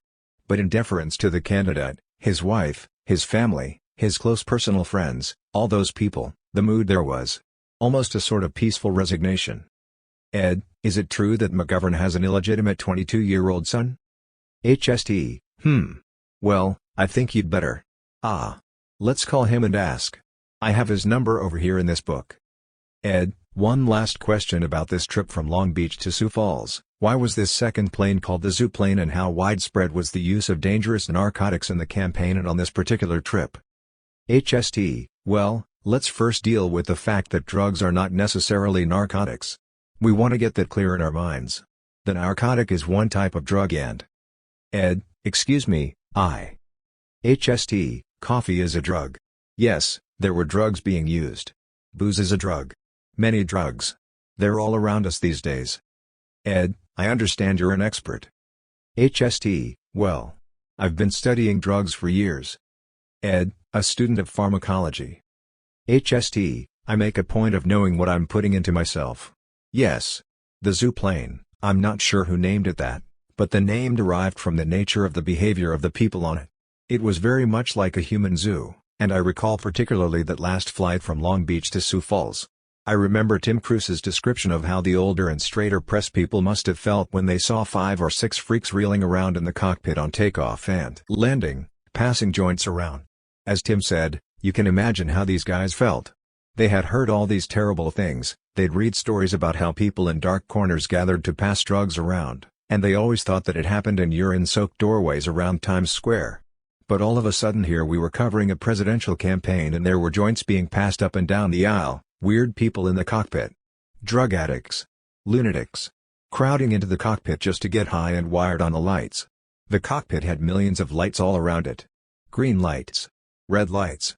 All kinds of blinking things, a wonderful place to be. That surge of power in a jet. You don't get any real sense of it back in the passenger seats, but the feeling up in front is like riding God's own motorcycle. You can feel that incredible. At takeoff. That incredible surge of power behind you. In the 727 the engines are way back in the back and you feel like you're just being lifted off the ground by some kind of hellish force. And the climb angle is something like 45 or 50 degrees. Maybe 60 degrees. And then all these green lights blinking and these dials going and there are things buzzing and humming. And looking down seeing the lights here and there. And cities passing and mountain ranges. A wonderful way to go. I think I'm going to have to get a flying license very soon, and maybe one of those Lear jets. Jesus, the possibilities. It beats motorcycles all to hell. Ed, it's the third dimension. Motorcycles are only two-dimensional. HST, yeah, right. I think I'd like to get up there at night, all alone, with a head full of mescaline, Just roll around in the sky like a big condor. Ed, what about drugs on the zooplane? HST, Christ, you have a one-track mind. I think probably. I wish we had a picture of this somewhere. I don't think anybody ever got one. If they did, we'll all be arrested for it. But early on in the campaign, I'm not sure at what point, both galleys, which is where on commercial jets the stewardesses kind of station themselves to serve food. On the zooplane both of them were immediately converted into bars, one in the front and one in the back. The stewardesses were totally helpless, at the mercy of these lunatics who had taken over the plane. That trip from Long Beach to Sioux Falls was probably the worst. After we had left the cockpit, about 5 of us gathered in the rear galley. There was one overhead light and the rest of the plane was dark. They had turned the lights out. It was practically midnight and... Ed, midnight? HST, yeah, we didn't arrive in Sioux Falls until 1:30 in the morning on November 7th, Election Day. And the rest of the plane was dark and here was this one overhead light in this galley, and I had taken my tape recorder back, playing Herbie Mann's Memphis Underground album, at top volume in this tiny little room with tin walls and the music was echoing all up and down the plane. Somebody up in front was playing a Rolling Stones album on another tape recorder and we were smoking this very peculiar looking hash pipe. Passing it around. Ed, was that your Billy Club hash pipe? HST, I'd rather not talk about that. No, this was some kind of strange Lebanese flower pipe which was clearly a drug implement. There was no mistaking it. And right next to us were about 4 of these rather old-time, straight-looking cameramen from ABC TV. Just looking up in stone horror that here on a presidential campaign these addicts and loonies, all of them being paid, presumably well, by respectable or whatever newspapers or media that covered this presidential campaign. Ed, union members. HST, these people were, yes, that sort. And it was funny and very bizarre for a presidential campaign. Behavior like that was consistent for maybe a month on the zooplane. The last month. As the McGovern situation got worse, the zooplane became crazier and crazier. Ed, what happened when you arrived in Sioux Falls? HST, well, there was a very sad kind of welcome home rally for George McGovern and one final note on the zooplane. I think it was a tradition dating back to one of the Kennedy campaigns. At every hotel wherever the campaign press corps stopped, there would be maybe 100 rooms reserved for the press. And everyone upon checking out would keep their keys, and we brought the keys on the plane and taped them along the aisle.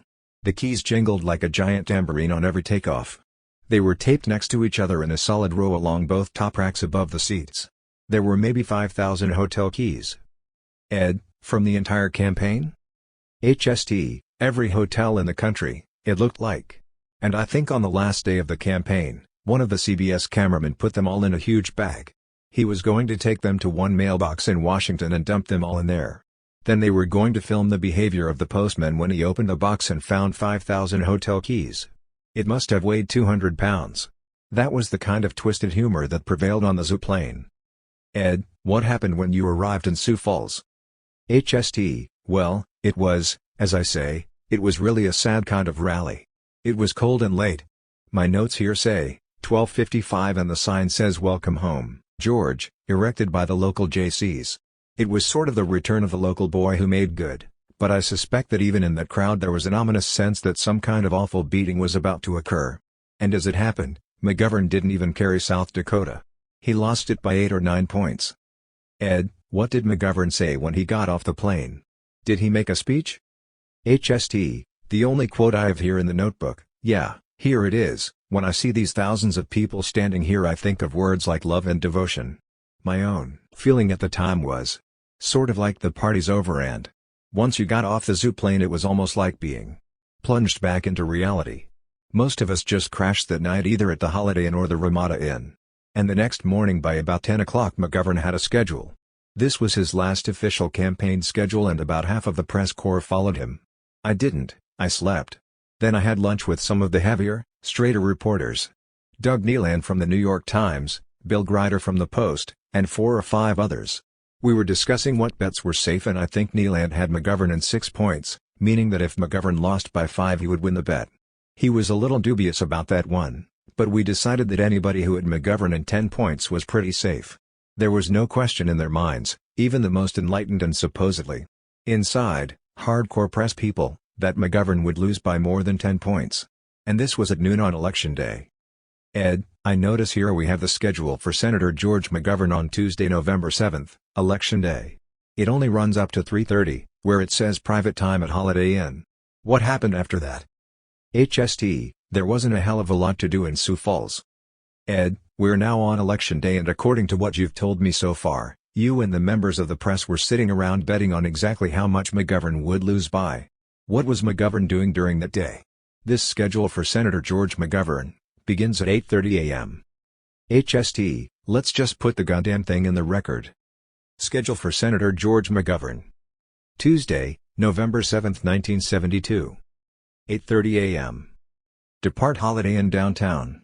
Shuttle buses will pick up people from the other hotels shortly beforehand. Bus schedules forthcoming upon arrival Monday evening at the Holiday Inn. 9:45 a.m. Arrive to vote at Educational Building of Congregational Church, 301 East 4th Street, Mitchell, South Dakota. There will only be room inside for press pool. 10:15 a.m. Depart for Dakota Wesleyan. 10:25 a.m. Informal coffee with President Don Messer, University Building, Allen Hall, Dakota Wesleyan University. 11:10 a.m. Depart, walking, for Campus Center. 11:15 a.m. High School Students Seminar, Speech, Campus Center Building, 2nd floor cafeteria. 12 p.m. Interview with Mitchell Daily Republic. Press filing in Campus Center Building. 12:20 p.m. Drop in at Berg Shoe Store, 216 North Main Street, followed by visit to Mitchell McGovern headquarters. 1 p.m. Depart for Sioux Falls, box lunch in cars and buses. 2:15 p.m. Presentation and press reception, Minnehaha Country Club, W. 22nd Street, Sioux Falls. 3:15 p.m. Depart for Holiday Inn. 3:30 p.m. Private time at Holiday Inn. To be. Election night statement, Coliseum, 501 N Main. Announced. Sioux Falls. Time of departure of planes back to Washington will be posted in press room immediately following election night statement. Ed, what did McGovern do after 3:30? How did he spend his private time? What did he do that day? HST, well, he spent most of the afternoon at that country club reception. It was the first time I'd ever seen him drinking. Sort of casually and openly in public. Ed, was he drinking more heavily than usual? HST, not heavily, but he wasn't worried about walking up to the bar and saying, let me have a vodka and orange juice. Normally a presidential candidate wouldn't do that. He'd have somebody else go get it for him. And if anybody asked what he was drinking, he'd say orange juice. But by that time McGovern no longer cared what people thought about his minor vices. Particularly the press corps. A weird relationship develops when you follow a candidate for a long time. You become sort of a friendly antagonist. To the extent sometime where it can get dangerous. It certainly did in this campaign during the last month or so. In my case I became more of a flag for McGovern than a journalist. Which is probably why I made that disastrous bet, although there wasn't a reporter in the press corps who thought that George would lose by more than 10 points. Except Joe Alsop, he said McGovern wouldn't get more than 40% of the vote. Ed, the others were more optimistic? HST, well. There was a sense of suspended. Not animation. That's the wrong word, it was sort of a sense of limbo, an ominous sense that the night was not going to be very pleasant. We all knew it but nobody was talking about it. McGovern headquarters was in the downtown Holiday Inn and there was a sort of false gaiety that prevailed there. There was a bar on the top floor. Kind of a big, glass-walled dome. People were having a few drinks and pretending that none of them knew what was about to happen. I recall spending a few hours up there with Ron Rosenbaum from the Village Voice and Bob Green from the Chicago Sun-Times, and I don't think we talked about the election at all. We just talked about how strange it was to be sitting in Sioux Falls up at the top of the Holiday Inn. Wondering what songs were on the jukebox. It was like going to visit a couple on the verge of a really nasty divorce scene. Where you know it, and you're invited over for dinner, but nobody mentions it. You sit there listening to music. And you talk about, I don't know, the Super Bowl. Or the pig races. Or, Ed, pig races? HST, right. Pig races are incredible. Drama. Tension. Speed. I think what we all thought would happen would be that they had a giant press room set up with a free bar, About 50 typewriters, and 6 TV consoles at one end of the room, and I think the general impression was that we'd sort of filter in there about 6 o'clock. Which would be 7, Eastern Time. When the polls closed in New York and Massachusetts. And we would sort of watch the deal go down slowly. I think we all assumed that by midnight it would be over. The only question was how bad it would be. But what happened as it turned out was that, well, I decided rather than go to the press room, I'd go up and watch the first TV returns with some of McGovern's closest staff people. It seemed more fitting somehow to go up to the 9th floor where most of the staffers were staying and watch the first returns with some of McGovern's key people, the ones who were closest to him. I knew that John Hollom and Sandy Berger, 2 speech writers, were staying in a room up there, so I picked up the house phone in the lobby about 6:15. I'd heard that some of the results had come in, but I didn't know what they were at that point. And it didn't seem to make much difference. Too early, I thought. When Hollom answered, I asked if he was busy, and if he wasn't, I'd like to come up and have a drink and sit around and wait for the results. He said, "Don't bother. It's all over. We've been wiped. Shit, we're losing everything." Ed, what time was this? HST, shortly after 6. Central Time. So that was what? 5 o'clock Eastern Time. No, 7 Eastern Time, excuse me. And 4 California Time. It was really all over by then. By 6:30 there wasn't a person at the Holiday Inn who didn't know what had happened. There was never any question of winning, but the shock set in when people began to sense the dimensions of it, how bad it was. And the tip-off there was, I'm not sure. But first it was when Ohio went down. No, Illinois. That's right, it was Illinois. When Illinois went by 11 points, you could almost feel the shudder that went through the place, because Illinois was where they had Gene Pokorny, their best organizer. He was a real wizard. He's the one who did the Wisconsin primary. And Illinois was the key state, so they put their best person in. They had to have Illinois. If the election had been close, Illinois would have been critical, and with Daley coming around there was at least a possibility that Illinois would go for McGovern. But if Pokorny couldn't carry Illinois, when it went down by 11 points, a feeling of shock and doom came over the whole place. Nobody talked. You could see TV people like Frank Reynolds and Bruce Morton doing their interviews. Ed, Frank Reynolds, Bruce Morton? HST, ABC TV, and Bruce Morton from CBS. Setting up their cameras and their lights out in the lobby, doing on-the-scene reports with a quiet crowd gathered around watching them, and theirs were the only voices you could hear, and they were broadcasting. Ed, who were they interviewing? HST, they weren't interviewing anybody. It was eerie. You'd walk out of the press room, through the lobby, out of the elevators, into the bar. There'd be a huge crowd in the lobby and only one person talking, and you'd hear this voice saying, "The mood at the McGovern headquarters is extremely solemn and shocked. One of shock and depression. Right now. Illinois has just fallen. California is gone. New York is gone." They'd read this list of disasters and you knew their faces, and what they were saying was on TV screens all over the country. It was like a televised funeral. I think about 8 o'clock I was sitting in the coffee shop eating a hamburger. No, pea soup it was. I didn't feel like eating, but somebody insisted I have something. I was feeling depressed. And John Hollom came in. I could see that he'd been crying. And he's not the kind of person you'd expect to see walking around in public with tears all over his face. I said, "Why don't you sit down and have a beer, or some pea soup or whatever?" And he said, "No, I think it's about time to go upstairs and write the statement." He was going up to write McGovern's concession statement, and you could see he was about to crack again. And that's what he did. He turned and walked out of the coffee shop and into the elevator. I think McGovern slept through the first returns. Hollom woke him up and asked him what he wanted to say. And McGovern was very cool for a while till he read the statement that Hollom had written. He typed a first draft, then woke George up and said, "Here it is. We have to go over about 10 o'clock to the Coliseum and do it." It was sort of a giant auditorium, where a big crowd of mainly young people were waiting for McGovern. And all the national press and the network cameras. Ed, but first he read the statement that Hollom had written for him. HST, yeah. That was the only time that McGovern cracked. For about a minute he broke down and couldn't talk for a few minutes. Then he got himself together. He was actually the coolest person in the place from then on. Other people were cracking all around. It was spooky to be there later at night. Ed, what was Mankiewicz's reaction? HST, well, Frank had flown out early from Washington.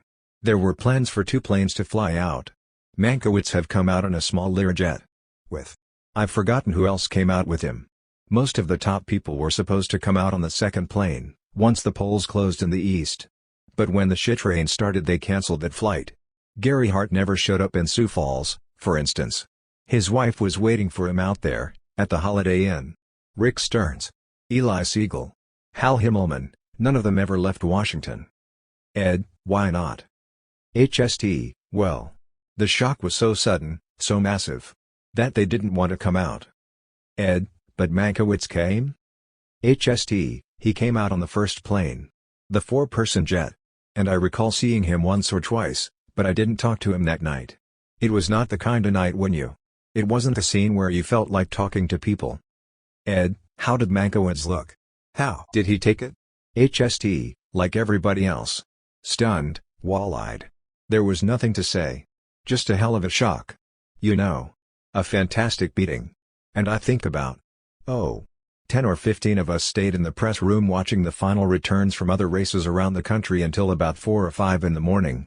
I remember, when Agnew came on, throwing something at the television set. It was a beer can. Ed, you threw a beer can at the television set when Agnew came on? HST, yeah. That was the mood there. I was more extreme, but that was the general mood, even among the press. I think one of the best expressions of that, the feeling of the press, which McGovern has cursed all the way through the campaign and ever since the campaign.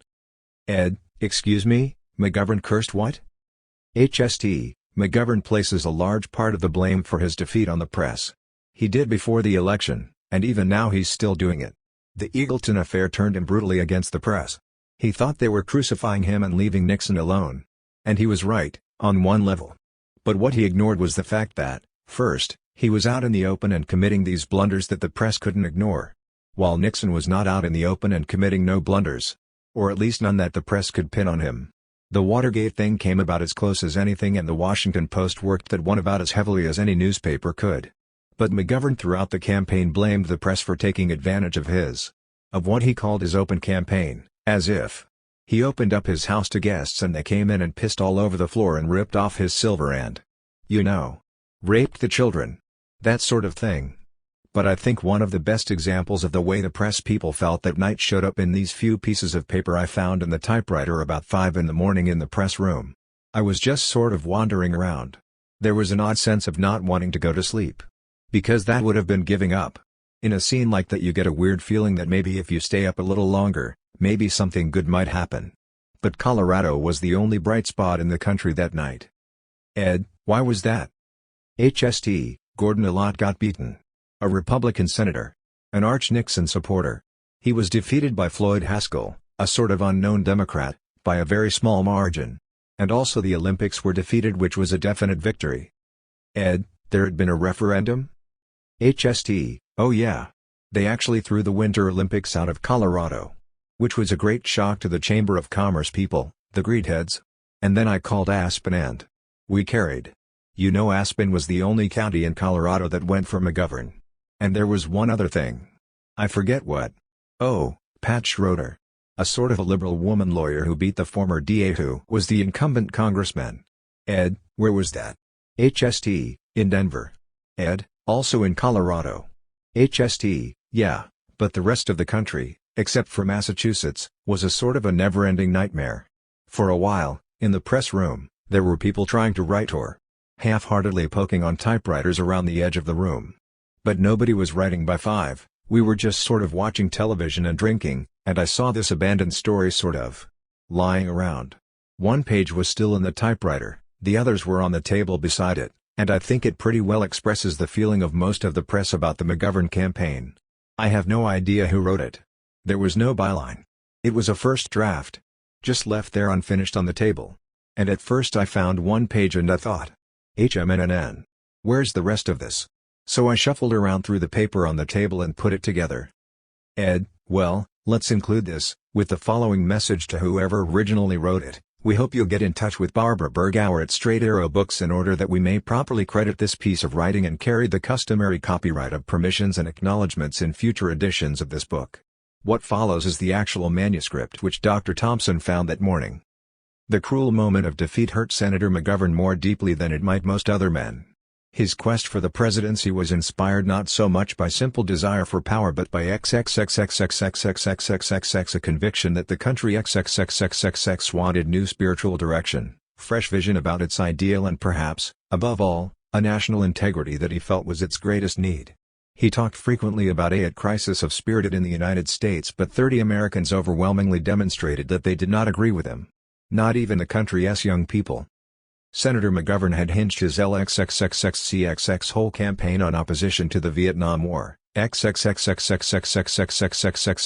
to persuade Americans of its immorality and awakening in them a sense of outrage and shame. He tried to demonstrate that the continuing American presence in Vietnam, the bombing and the support of what he denounced as a corrupt dictatorship was an indication of 30 moral collapse in the ex-United States. He did not bomb the people but the Nixon administration. But the people did not respond to his appeals. Ironically, yesterday morning he voted here in support of a local proposition to outlaw the killing of a small bird known as the morning dove that last night, as the Nixon landslide gathered momentum. That is precisely what George McGovern became, a mourning dove. Late yesterday afternoon in an informal talk with me, Senator McGovern said he truly believed what he had earlier suggested in his final campaigning, that the re-election of President Nixon could actually mean 4 more years of war in Southeast Asia. It was a poignant moment because he seemed to sneeze that the American people were about to re-elect President Nixon just thesame. I asked him if the worst happened whether he would run again, and he said, emphatically, "No, I will not. I shall stay in the Senate, but 30 someone else will have to carry on what I began." Frequently in the last 2 weeks, Senator McGovern had spoken of a young black man who predicted that the election was going to break his heart because he was going to find out that the American people were not as high-minded as he thought they were. Typically, Mr. McGovern challenged this view, saying that he believed in the goodness and decency of the people and that they would respond to their own consciences. But the election did break his heart after all. He thought he saw 30 faces glowing with hope, 20 that the country would aim for higher standards, yearning for peace and an end to the domestic anguish. But the voters turned their backs on him. Senator McGovern had hoped too that Americans would share his concerns that the Nixon administration was ignoring the interests of the people and consorting only with industrial giants, attending to the special interests of the super-rich and generally sacrificing the welfare of the country at large. Nothing that Mr. McGovern had to say on these questions got through to the people sufficiently to persuade them to vote for him. They did not even react to his dark insinuations that the alleged wiretapping, espionage and sabotage tactics of the Nixon administration was leading them towards a big brother at state where no one would be safe from intrusion on on personal privacy. It is long pilgrimage. Ed, I have one last question. What does this mean here? Time of departure of planes back to Washington will be posted in press room immediately following election night statement. HST, that was the last flight of the Dakota Queen and also the last flight of the Zoo plane. It was the trip back to Washington from Sioux Falls, which borders on one of the worst trips I've ever taken in my life. I was on the Zoo plane. Apparently the atmosphere on the Dakota Queen was something very close to a public hanging of a good friend. When we got to the Washington National Airport, we landed at I think it was a Coast Guard terminal somewhere away from the commercial terminal, and all of the McGovern National Staff people from Washington were there. Jesus Christ. I can't even describe what's coming off. It was easily the worst scene of the campaign. I'd thought that election night was the worst thing I'd been through. But this was the most depressing experience I've had in a long, long time. Far more depressing than, for instance, than getting beaten myself, in any kind of political race in Colorado. There was something something very understanding about the McGovern defeat. A shock. There was a very unexplained kind of ominous quality to it. So when we got to Washington, the National Staff people were there and the wives of the people who had been on the plane. And it was a scene of just complete weeping chaos. People you'd never expect to break down stumbled off the plane in tears, and it was, I don't know, like a funeral after a mass murder or something. There was no way to describe it, a kind of falling apart, mass disintegration. It was such a shock to me that although I'd gone back to Washington to analyze the reasons for McGovern's defeat and the dimensions of it, when I saw that scene at the airport, and I saw how ripped up people were, unable to even focus, much less think or talk, I decided to hell with this. I can't stay around here. So I just went right around to the main terminal and got on another plane and went back to Colorado. Ed, you never left the airport? HST, well. I was looking for a cab to get across the main terminal. It was about a mile away. And Sandy Berger appeared in his car. He was one of the people who had broken down earlier. Ed, who is Sandy Berger? HST, he was one of the speechwriters. First-class speechwriter, one of the 2 or 3 who were with McGovern all the way through from Miami on, and he was in such a state when he picked us up. It was rush hour in Washington and we had to go down one side of a freeway. There was a big grass island about 18 inches high and 12 feet wide separating the 2 freeways.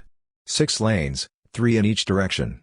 Sandy thought he was giving Tim Cruise and me a ride into town, but we said we were going over to the main terminal to catch another plane, and he said, "Oh, back there, eh?" And right smack in the middle of rush hour traffic in Washington, right straight across the island. Up over this huge bump, in a driving rain, he just made a high-speed U-turn right over the island and back into the other lane, and cars were skidding at us, coming sideways and fishtailing, trying to avoid us. That was the kind of mood the McGovern people were in. I don't think he cared whether anybody hit us or not. It scared the hell out of me. But we made it to the terminal and I bought a ticket for Denver and just got the hell out of Washington. Ed, just got the hell out of Washington? I think that should be the end. That's a good point to end this chapter. HST, yeah, I decided to get the hell out. Give them time to cool off and get themselves together. Then come back later and get into some serious talk about why it happened. Ed, a serious talk? HST, yeah, poke into the reasons for it. Ed, okay, that'll be the end of the chapter we'll call November. HST, why not? Be angry at the sun. That public men publish falsehoods is nothing new. That America must accept. Like the historical republic's corruption and empire has been known for years. Be angry at the sun for setting. If these things anger you, watch the wheel. Slope and turn. They are all bound on the wheel, these people. Those warriors. This republic, Europe, Asia. Observe them gesticulating. Observe them going down. The gang serves lies. The passionate man plays his part, the cold passion for truth. Hunts in no pack. You are not Catullus, you know. To lampoon these crude sketches of Caesar. You are far from Dante's feet, but even farther from his dirty political hatreds. Let boys want pleasure, and men struggle for power, and women perhaps for fame. And the servile to serve a leader and the dupes to be duped. Yours is not theirs, Robinson Jeffers. December. Purging the McGovernites. Shoot out in the dung heap corral. Where do we go from here? What next for the new politics?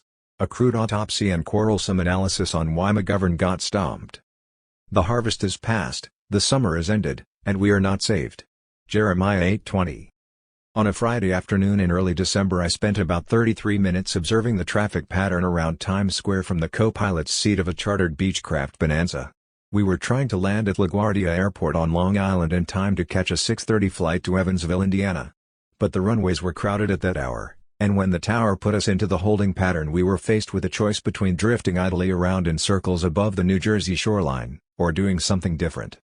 I offered the pilot a harpail out of my kit bag and said I'd just as soon do anything that wouldn't cost him his license, like maybe swooping down on Manhattan Island to check the size of the crowd outside of whatever theater was showing Deep Throat. He glanced across at me, refusing the ale, but I could see a new light in his eyes. "Listen," he said. "Are you serious? Because we can really do that, if you want to." He smiled wickedly. "We can go right down to 500 feet and still be legal." "Why not?" I said. 500 feet still gives us plenty of room to maneuver." He chuckled and pushed the stick hard left, throwing the plane into a tight downward spiral. "You'll get a big kick out of this," he said. 500 feet ain't much." He glanced over at me, keeping the plane aimed straight down at Times Square. "You were pro football years. Be angry at the sun for setting. If these things anger you, watch the wheel. Slope and turn. They are all bound on the wheel, these people. Those warriors. This republic, Europe, Asia. Observe them gesticulating. Observe them going down. The gang serves lies. The passionate man plays his part, the cold passion for truth. Hunts in no pack. You are not Catullus, you know. to lampoon these crude sketches of Caesar. You are far from Dante's feet, but even farther from his dirty political hatreds. Let boys want pleasure, and men struggle for power, and women perhaps for fame. And the servile to serve a leader and the dupes to be duped. Yours is not theirs, Robinson Jeffers. December. Purging the McGovernites. Shoot out in the dung heap corral. Where do we go from here? What next for the new politics? A crude autopsy and quarrelsome analysis on why McGovern got stomped. The harvest is past, the summer is ended, and we are not saved. Jeremiah 8:20. On a Friday afternoon in early December I spent about 33 minutes observing the traffic pattern around Times Square from the co-pilot's seat of a chartered Beechcraft Bonanza. We were trying to land at LaGuardia Airport on Long Island in time to catch a 6:30 flight to Evansville, Indiana. But the runways were crowded at that hour, and when the tower put us into the holding pattern we were faced with a choice between drifting idly around in circles above the New Jersey shoreline, or doing something different.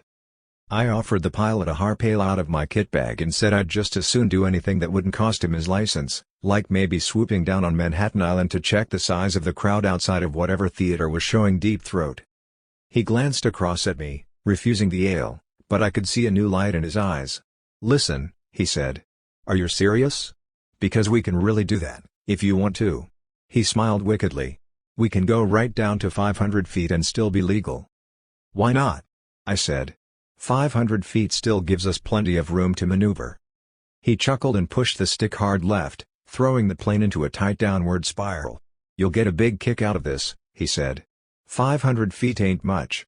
He glanced over at me, keeping the plane aimed straight down at Times Square. "You a pro football?" "Absolutely," I replied. He nodded. "Well, 500 feet is about 170 yards, and every quarterback in the league can throw a football about half that far."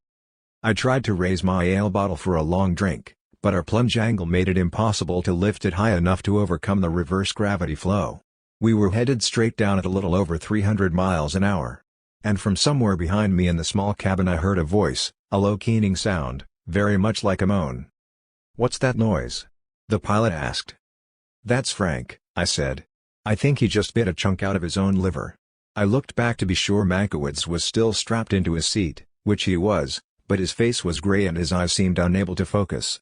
He was sitting with his back to the window, so he couldn't enjoy the view. And our engine noise was so loud that he couldn't hear what we were saying up in the cockpit, so he had no way of knowing that our sudden, high-speed power dive straight down at the vortex of Manhattan Island was anything more or less than what anybody who has spent a lot of time on commercial jetliners would assume it to be, the last few seconds of an irreversible death plunge that would end all our lives, momentarily, in a terrible explosion and a towering ball of fire in the middle of Broadway. "Don't worry," I yelled back at him. "We're stuck in a holding pattern."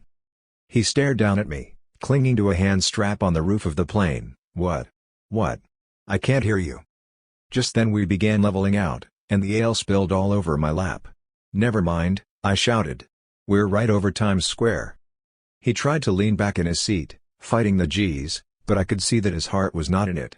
Spontaneous night power dives over metropolitan areas are not lightly dismissed by those who were weaned on the friendly skies of United. Few commercial passengers have ever experienced a rise or drop angle worse than 30 or 40 degrees, so a sudden 90-degree spiraling swoop over Midtown Manhattan does serious things to the nerves. Soon we were standing on our right wing, and the only thing between me and the sidewalk in Times Square was a thick pane of plexiglass. We were flying in very tight circles, so low that if the window had a hole in it I felt like I could reach down and touch the people on the street. "You see what I mean?" said the pilot. 500 feet ain't much, is it?" "Jesus," I muttered. He laughed. "You want to go around again?" I glanced back at Frank, but even at a glance I could see that the damage was already done. His face was frozen, his mouth had gone slack and his eyes were locked in a kind of glazed blank fascination on the toes of his own shoes, which, because of our flight angle, seemed to be floating in a state of weightlessness about 15 inches off the floor of the plane. "He looks okay," I said to the pilot. "Let's take another run." He grinned. "We'll turn a little wider this time, and come in real low, right across Central Park." He eased back on the stick and aimed us out above the docks on the Hudson River. "I don't do this much with passengers," he said. "Most people get scared when I take it down this low." He nodded. "I usually don't even mention it, but you guys looked like the type who'd probably get a boot out of stuff like this." You were right, I said. Frank's acting a little funny right now, but it's only because he's tired. It's been about 15 months since he had any real sleep. Now we were bearing down on Times Square again, coming in so low over Central Park and the Plaza Fountain that I was sure if I could lean out the window and yell something vicious, everybody on Fifth Avenue would hear me and look up.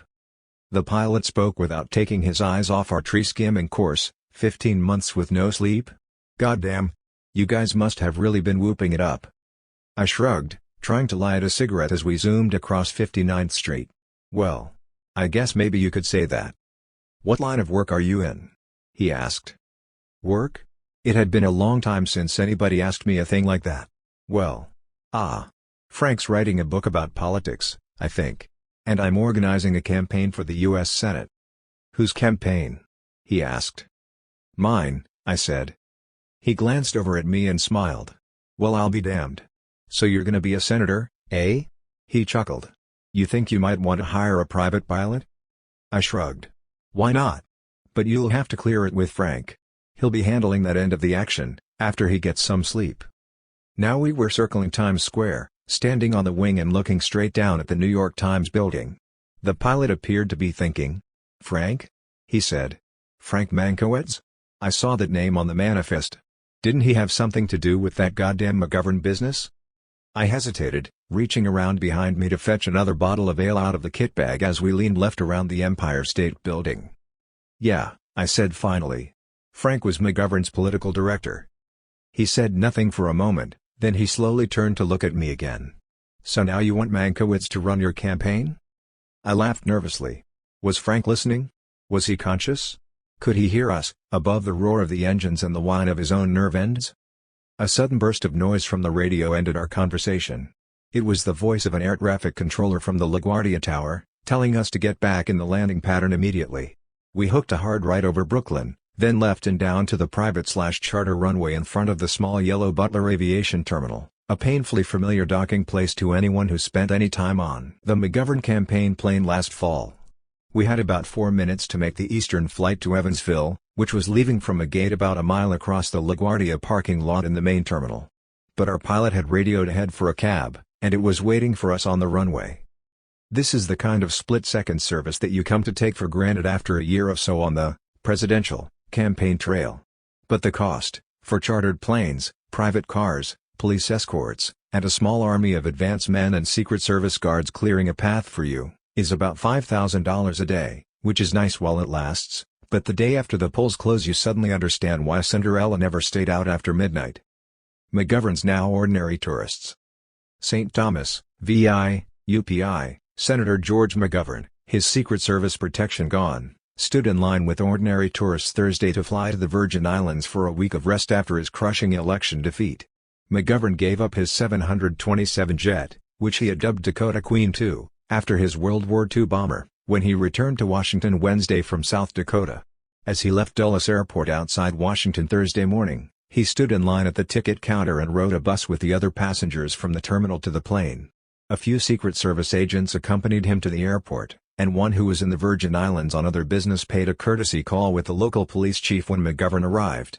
But the agents who hounded his steps for the past 9 months were with him no more. Rocky Mountain News, November 10, 1972. McGovern himself was not as overtly unhinged by this sudden fall from grace as were some of his staff people and journalists who'd been following him back and forth across the country for the past year. In Mankiewicz's case, it had been almost 2 years, and now, a month after the election, he was having a hard time coping with the rigors of public transportation. We were on our way from New Haven to Owensboro, Kentucky, where he was scheduled to explain the meaning of the election and McGovern's disastrous defeat to a crowd of dispirited local liberals at Kentucky Wesleyan College. Earlier that afternoon Frank and I had been part of a panel discussion on the role of the media in the campaign.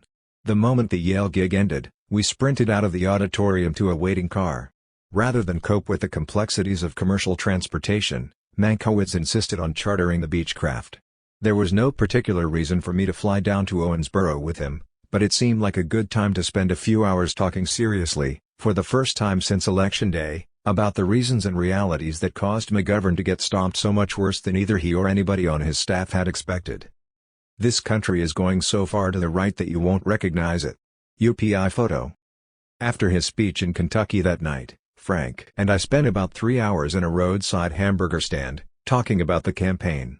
3 weeks earlier, just after the election, he had said that 3 people were responsible for McGovern's defeat: Tom Eagleton, Hubert Humphrey, and Arthur Bremer, but now he seemed more inclined to go along with the New York Times/Yankelovich poll, which attributed Nixon's lopsided victory to a rising tide of right-bent, non-verbalized racism in the American electorate.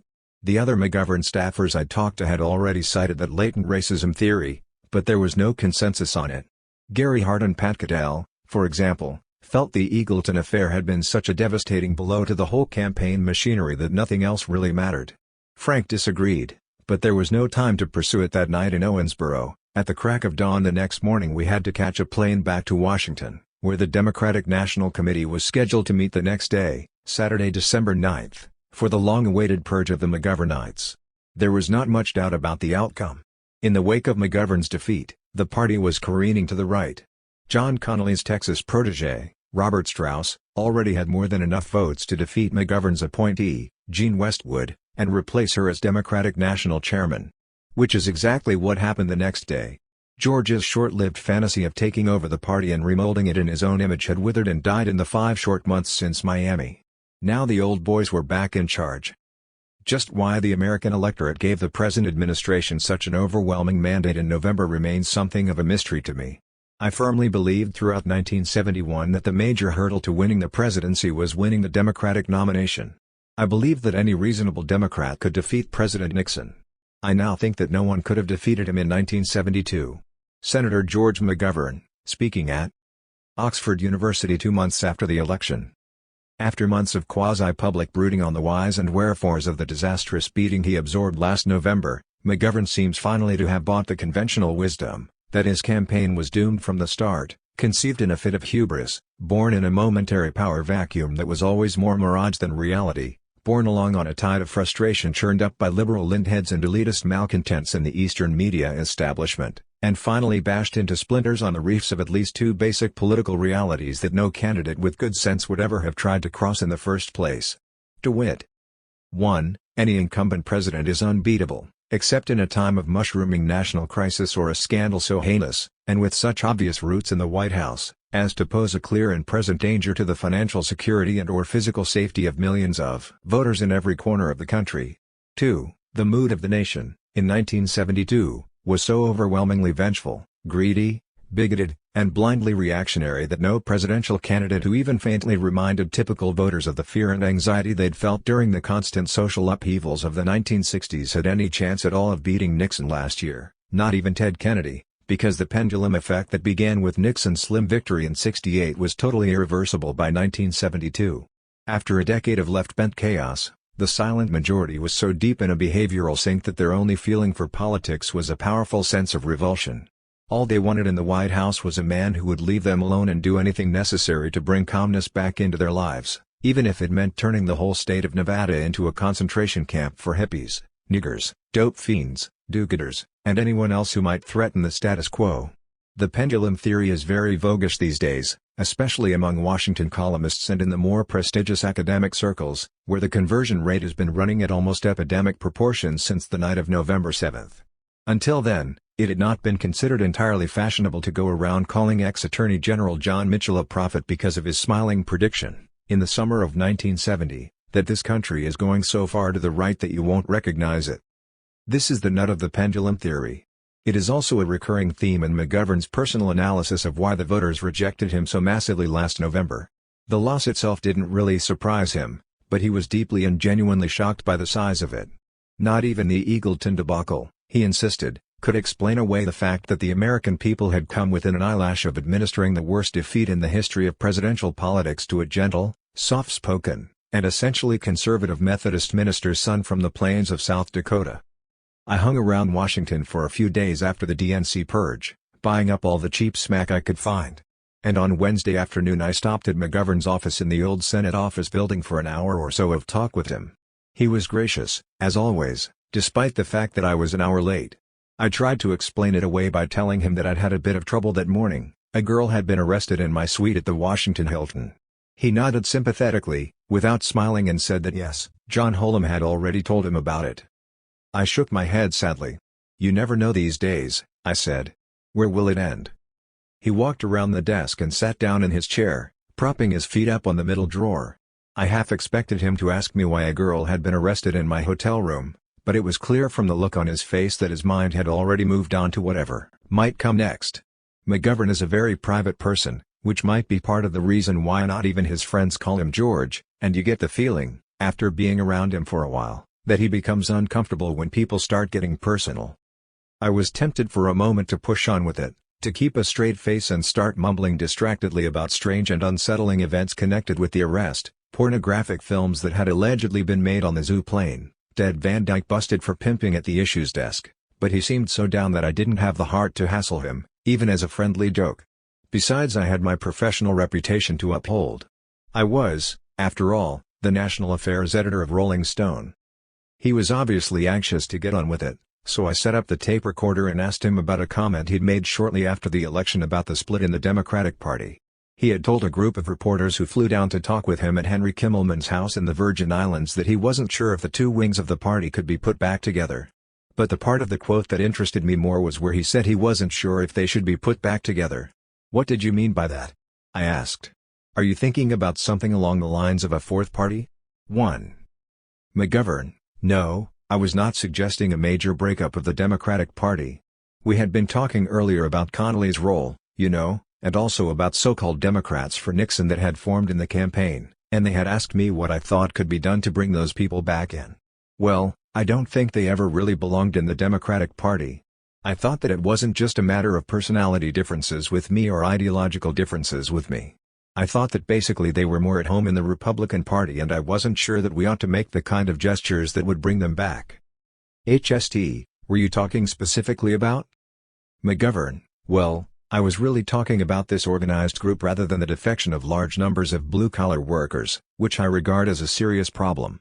I think those people do have to be brought back into the Democratic Party if it's going to survive as a party that can win national elections. But in terms of those that just took a walk, and really came out for Nixon, I'm really not interested in seeing those people brought back into the Democratic Party. I don't think Connolly adds anything to the party. I think, as a matter of fact, he's the kind of guy that's always forcing the party to the right and into positions that really turn off more people than he brings with him. What I regard as a much more serious defection is the massive movement of people to Wallace that we saw taking place in the primaries. HST: Yeah, that's another thing I was going to ask you. McGovern: I don't think anybody really knows what was at the base of that movement. I suspect that race was a lot more of a factor than we were aware of during the campaign. There wasn't a lot of talk about racial prejudice and the old-fashioned racial epithet, things like that, but I think it was there. There were all kinds of ways of tapping that prejudice. The busing issue was the most pronounced one, but also the attacking on the welfare program and the way the president handled that issue. I think he was orchestrating a lot of things that were designed to tap the Wallace voters, and he got most of them. Now what the Democratic Party can do to bring those people back, I'm not sure. I suspect that there should have been more discussion in the campaign of the everyday frustrations and problems of working people, conditions under which they work, maybe more of an effort made to identify with them. HST: I spent a whole day during the Wisconsin primary on the south side of Milwaukee at a place called Serb Hall. McGovern: Yeah.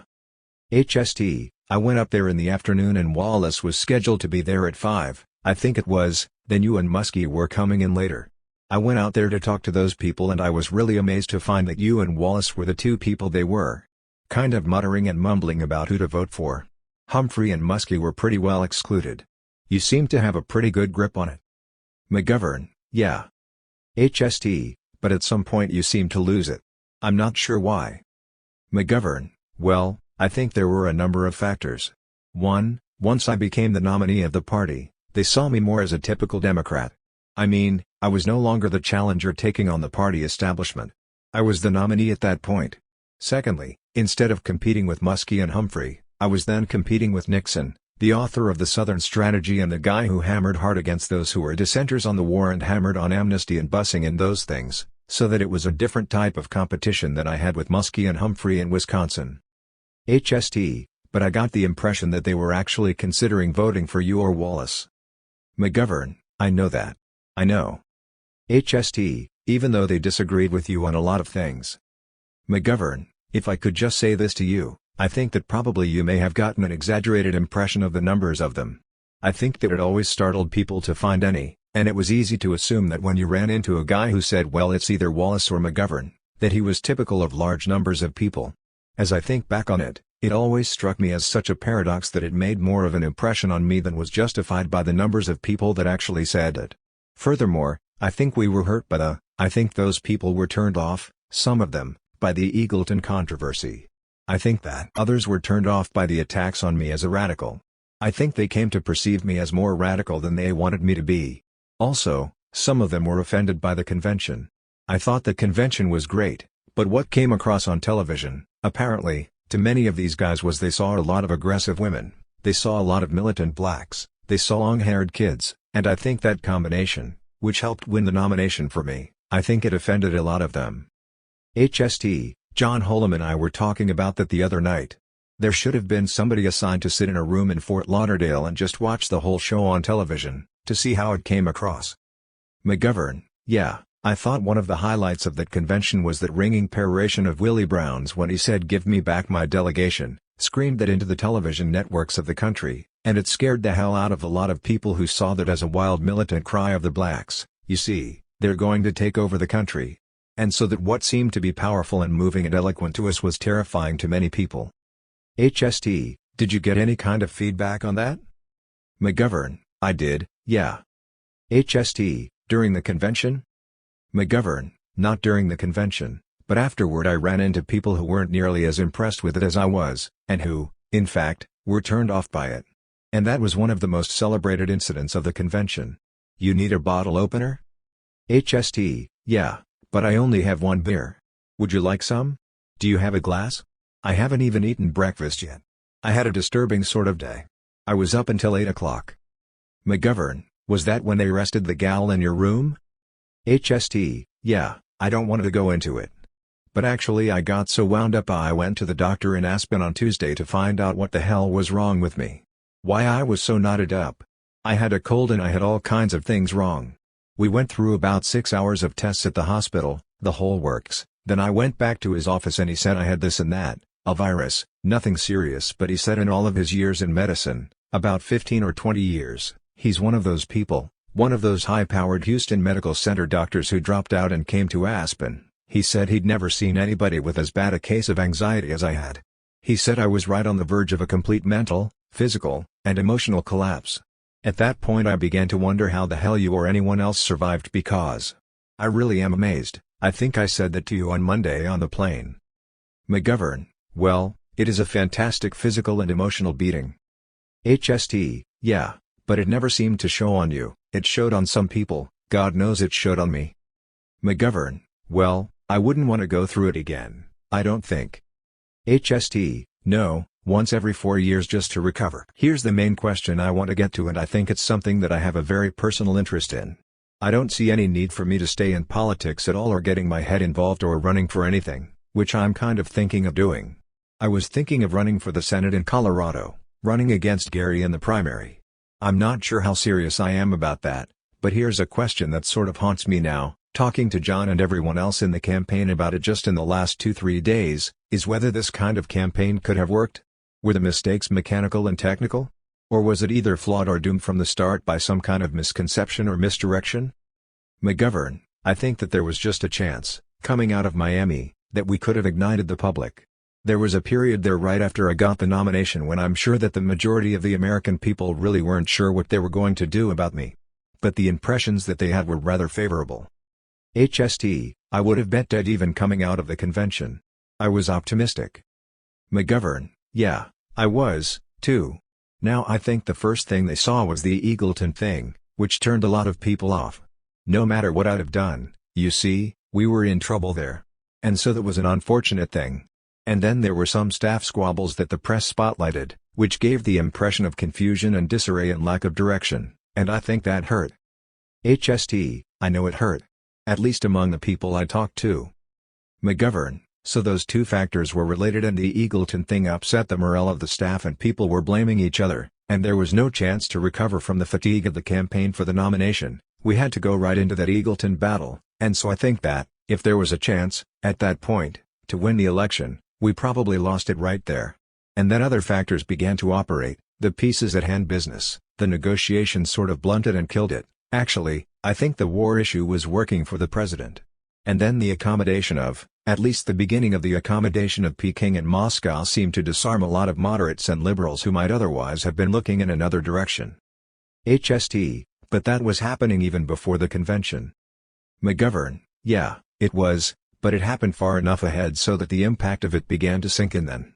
And I don't think we got a break after Miami. I think that from then on the breaks were with the president. I mean, and he orchestrated his campaign very cleverly. He stayed out of the public eye, and he had all the money he needed to hire people to work on direct mail, and everybody got a letter tailored to their own interests and their own groove, and I think their negative TV spots were effective in painting a distorted picture of me. HST, the spinning head commercial? McGovern, yeah, the spinning head commercial, knocking over the soldiers. The welfare thing.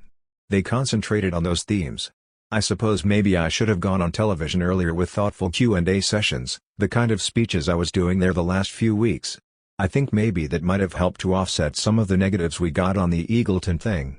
Another problem, there was a feeling on the part of a lot of the staff that after Miami there wasn't the central staff direction that should have been. Whose fault that is I don't know. I found in the field a lot of confusion about who was really in charge, pushing and pulling as to where you got things cleared, who had the final authority. That could have been handled more smoothly than it was. When you add all of those things up, none of them, in my opinion, comes anywhere near as serious as the fact that the Republicans were caught in the middle of the night burglarizing our headquarters. They were killing people in Vietnam with bombing raids that were pointless from any military point of view. They were making secret deals to sell out the public interest for campaign contributions, and routing money through Mexican banks and all kinds of things that just seemed to me to be scandalous. HST, wasn't there a Harris poll that showed that only 3% of the electorate considered the Watergate thing important? McGovern, yeah. That's right. Mistakes that we made seemed to be much more costly. I don't know why, but they were. I felt it at the time, that we were being hurt by every mistake we made, whereas the most horrendous kind of things on the other side somehow seemed to, because, I suppose, of the great prestige of the White House, the president's shrewdness in not showing himself to the press or the public, they were able to get away with things that we got pounded for. HST, do you think it would be possible to, say, discount? If you could just wipe out the whole Eagleton thing, and assume that, say, Mondale or Nelson had taken it and there had been no real controversy, and try to remove the vice presidential thing as a factor. What do you think? McGovern, I think it would have been very close. I really do. I think we'd have gotten off the ground fast, and I think we'd have capitalized on those early trips and that the press would have been more enthusiastic about it and they'd have been reporting the size of the crowds and the enthusiasm instead of looking at the staff problem. See, once we got into the Eagleton thing, they seemed to feel almost a constraint to report that everything was unfortunate about the campaign. The campaign, actually, was very well run, compared to others that I've seen. The fundraising was a miracle the way that was run. The crowds were large and well advanced, and the schedules went off reasonably well day after day. I didn't think there were major gaps being made in the campaign, but there were some right at the beginning that haunted us all the way through. I think if we'd have gotten off to a better start just like I remember when I was at Northwestern there was a great hurdler that was supposed to win the U.S. competition and probably win the Olympics, and he hit the first hurdle with his foot, and then he hit about the next 4 in a row, and just petered out. After he hit that first hurdle, that's kind of what happened to us. We got off, we broke stride on that thing right after the convention, and from then on in, I think millions of people just kind of turned us off. They were skeptical and I think the mood of the country was much more conservative than we had been led to believe in the primaries. We were winning those primaries on a reform program and rather blunt outspoken statement of what we were going to do. HST, that was the next question I was going to ask. Have you thought about what might have happened if you'd kept up that approach? McGovern, well, I think we did keep it up.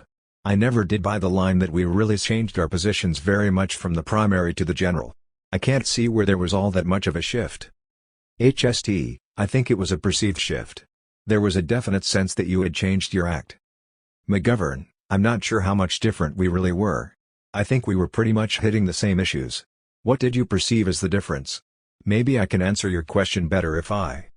HST, well it seemed to me, when you'd selected Eagleton it was the first step sort of backwards. If we assume that your term new politics had any validity, your choice of Eagleton was the point where it turned around and you decided that the time had come to make friends with the people you've been fighting the whole time. And without questioning the wisdom of it. McGovern, you mean because you'd been with Muskie and HST? Yeah, Eagleton struck me as being a cheap hack and he still does, you know, he strikes me as being a useless little bastard. When I went up to St. Louis to do what I could to get hold of some of those records to try to find out more about it, I was treated like someone who'd come up to the North Pole to blackmail Santa Claus, even by your people. But I kept hearing, from what I considered pretty reliable sources, that there's more to Eagleton's mental problems than you or anybody. McGovern, well, see, nobody'll ever know that for sure, 'cause those records are never gonna be available. I think the FBI has them. HST, how the hell does the FBI have them? On what pretext did they get them? McGovern, I don't know. But I was told by Ramsey Clark that the FBI had a very complete medical file on Eagleton, and that he, Clark, knew it at the time he was Attorney General. HST, including the shock? McGovern, yeah, but I never saw the records. I was never able to get access to them. HST, do you think the original leak to the press, Frank and Gary, came from the FBI? McGovern, they might have been directly, they might have. They've been known to leak things like that to the press, and it may very well have been an FBI leak, but the night newspapers never would divulge the source. HST, Frank knew the name of that anesthesiologist, that woman who gave him the gas during one of the shock treatments, but he wouldn't tell me. McGovern, there were a number of journalists that were trying to get more information on it, but it's tough, very hard to do. HST, did you ever find out what those little blue pills were that he was eating? McGovern, no. HST, I think I did. It was stelazine, not thorazine like I heard originally. I did everything I could to get hold of the actual records, but nobody would even talk to me. I finally just got into a rage and just drove on to Colorado and said to hell with it. It seemed to me that the truth could have had a hell of an effect on the election. It struck me as being kind of tragic that he would be perceived as the good guy. McGovern, I know, it was really unfair. What he should have done, he should have taken the responsibility for stepping down rather than putting the responsibility on me. HST, he almost threatened not to, didn't he? As I recall, he wasn't going to do it. McGovern, that's right. That's right. HST, was it true that he actually told you at one point not to worry about those pills, because the prescription was in his wife's name? McGovern, he told me they were in his wife's name. HST, let me ask you this. Sioux Falls was such a bummer I didn't even want to talk to you up there, but how much of a surprise was the overall result? McGovern, I was very surprised at the landslide proportions of it. I had felt. The last couple of days, I'd pretty well gave up. I thought we kept going hard, but I thought we were gonna get beat, but it never occurred to me that we'd only carry a couple of states, you know, the district and Massachusetts. I thought we'd carry a minimum of 8 or 10 states. HST, which ones? McGovern, well, I thought we'd carry both California and New York, which would have given us some big electoral blocks. I thought we'd carry Illinois. I thought we'd carry Wisconsin, and I thought we'd probably carry my state. HST, that was a shock. McGovern, those were all ones that I thought we'd get, and I thought we'd get Rhode Island, Connecticut, you know, I was surprised at the landslide character of it. HST, did you go into a kind of brooding or thinking about exactly why there'd been so much difference in the proportions than you'd thought? McGovern, no, and I still haven't figured it out. I mean, I still haven't really figured out the dimensions of it. I think the war thing had a big impact at the end there, the fact that Kissinger was able to say that peace was at hand, just give us a few more days. It almost looked like if we threw them out it would disrupt all this effort that has gone on over the last months. You know, they kept him in orbit for weeks ahead of the election. I think that had an impact. And then the way they threw money into the economy. They ran up $100 billion deficit in 4 years he was in office. That's the old FDR deficit financing technique, and obviously that money ended up in somebody's pockets. So I think that is a subtle factor there, that the economy wasn't good, but it was much better than it would have been had they not been pumping that kind of deficit financing into circulation. HST, do you think the kind of campaign you ran in the primaries, a real sort of anti-politician campaign, would have any chance in '76, or do you think we all misconceive the whole thing, not just the temper of the time but the whole basic nature of the electorate? McGovern, I don't think there ever was a majority for the approach I was using. I think we had a fighting chance. HST, no better than that? Even with all those new voters? That was a hell of a natural power base for you, wasn't it? What happened? McGovern, I think we exaggerated the amount of the enthusiasm for change among young people. We saw the activists in the primaries, but it's always a small percentage that were really working, and you'd see those stadiums packed Saturday after Saturday with tens of thousands of people. There really are a great number of people in this country that are a hell of a lot more interested in whether the Dolphins beat the Redskins than they are in whether Nixon or George McGovern ends up in the White House. I think there was a lot of apathy and a lot of feeling, also a lot of kind of weariness over the activism of the 60s, the civil rights movement, the peace movement, the crusades, the marches, the demonstrations. Nixon kind of put all that behind us. Things quieted down. He disarmed the peace movement, there were no riots, no demonstrations, and I think that people were afraid of anything that kind of looked like a fundamental change, that maybe we'd be right back into that same kind of energetic protest, dissent, and demonstrations that they'd grown weary of in the 60s. HST, do you think the 60s ended in 68 or 72, just using very rough kind of numbers? McGovern, I think they were beginning to. I think Nixon's election in 68 really signaled the end of that. HST, in a sense you were running a 60s campaign in the 70s. McGovern, yeah. HST, I've heard that said. I've thought about that. McGovern, we were running a campaign that might have won in 1968. Might have won.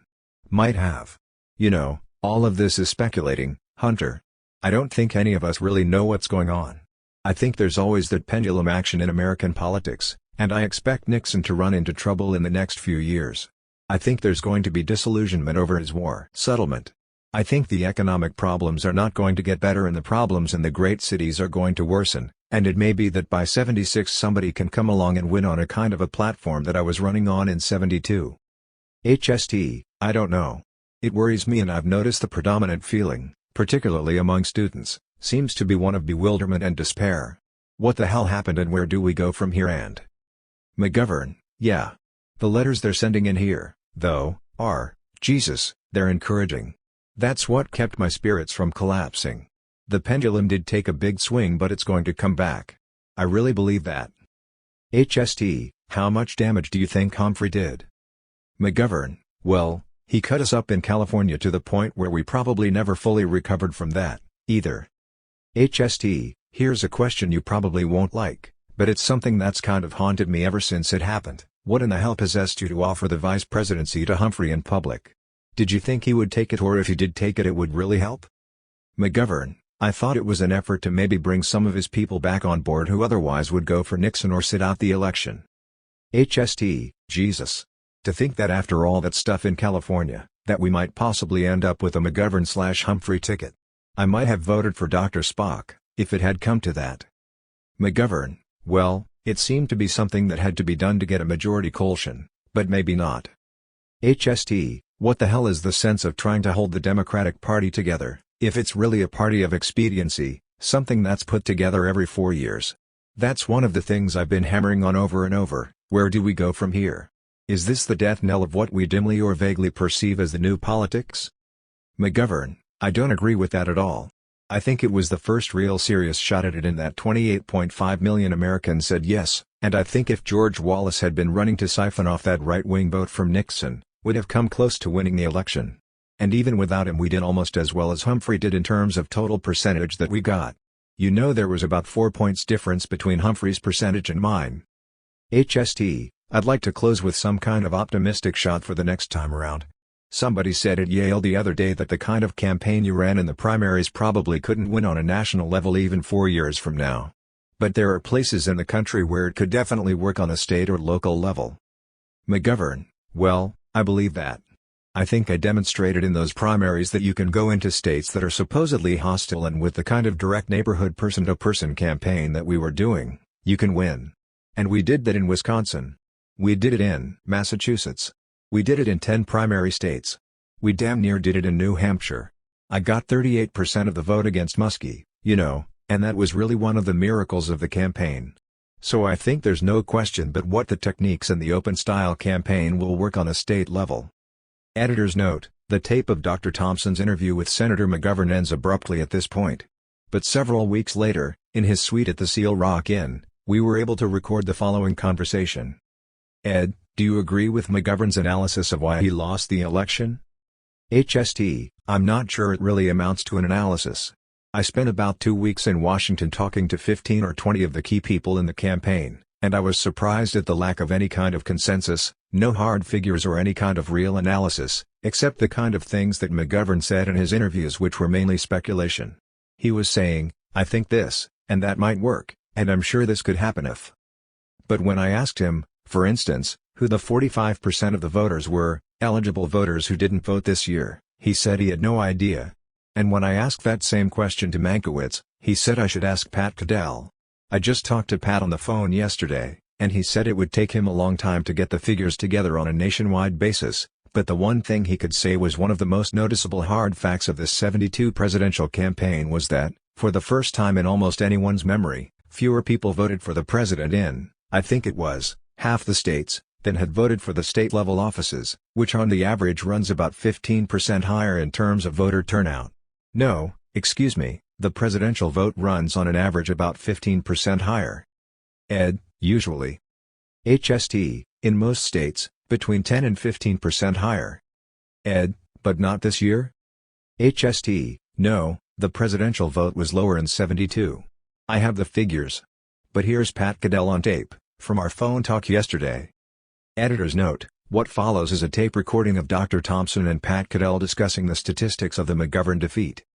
HST, to Caddell, 10 or 15% ahead of the state vote? When you say that, you mean senator and governor. Pat, right. HST, and this year there were 39 states that had both presidential and senator/governor races? Pat, a senator or a governor race. Some had both. Most of them had one or the other. In a statewide race, that's the thing to look at. HST, in 20 of those, the state office vote was higher than the presidential vote? Pat, right. HST, and in 8 states it was just 1% less. And in 5 others it was 2% less? Pat, yeah, despite the increase in the number of people that voted this year, which is the highest number of all time. End Caddell phone tape. Ed, I get a little confused with all these numbers. What's the bottom line? If more people were voting for governor and senator than for president, you think this showed a lack of interest in the outcome of the presidential election or a definite decision on the part of some voters not to vote for either Nixon or McGovern? HST, according to Pat's polls, based on repeat interviews with the same people all year long, it shows a conscious decision on the part of an incredibly large number of people not to vote for president, but to go in and vote for state-level offices. I'm not sure just what that means.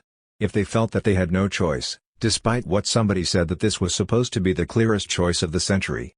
Ed, what were Caddell's statistical explanations for McGovern's defeat? Why did he think McGovern lost? HST, he disagreed with both McGovern and Mankiewicz, and tended to agree more with Gary Hart. There is a definite split in the McGovern camp over the explanation for the loss. Ed, what is the Caddell/Hart position? HST, it has to do with 2 words, Eagleton and competence. Ed, Eagleton and competence? HST, right. The Eagleton affair was so damaging to McGovern's image, not as a humane, decent, kind, conservative man who wanted to end the war, but as a person who couldn't get those things done even though he wanted to. He was perceived, then, as a dingbat, not as a flaming radical. A lot of people seem to think that was one of the images that hurt him. But according to Pat, that radical image didn't really hurt him at all. The same conclusion appeared in the Washington Post survey that David Broder and Haynes Johnson did. They agreed that the Eagleton affair was almost immeasurably damaging. And according to Gary Hart, it was so damaging as to be fatal. Gary understood this as early as mid-September, so did Frank. They all knew it. Ed, McGovern too? HSD, sure. They could all see it happening, but they couldn't figure how to deal with it, because the damage was already done. And there was no way McGovern could prove that he was not as dangerously incompetent as the Eagleton affair made him seem to be. They couldn't figure out. There was nothing they could do. No issue they could manufacture, no act that they could commit. Or anything they could say. That would change people's minds on the question of McGovern's competence to get anything done, regardless of what he wanted to get done. In other words, there were a lot of people who liked him, liked what he said, but who wouldn't vote for him, because he seemed like a bumbler. Ed, you say Mankiewicz knew this, but he didn't agree with Caddell and Hart?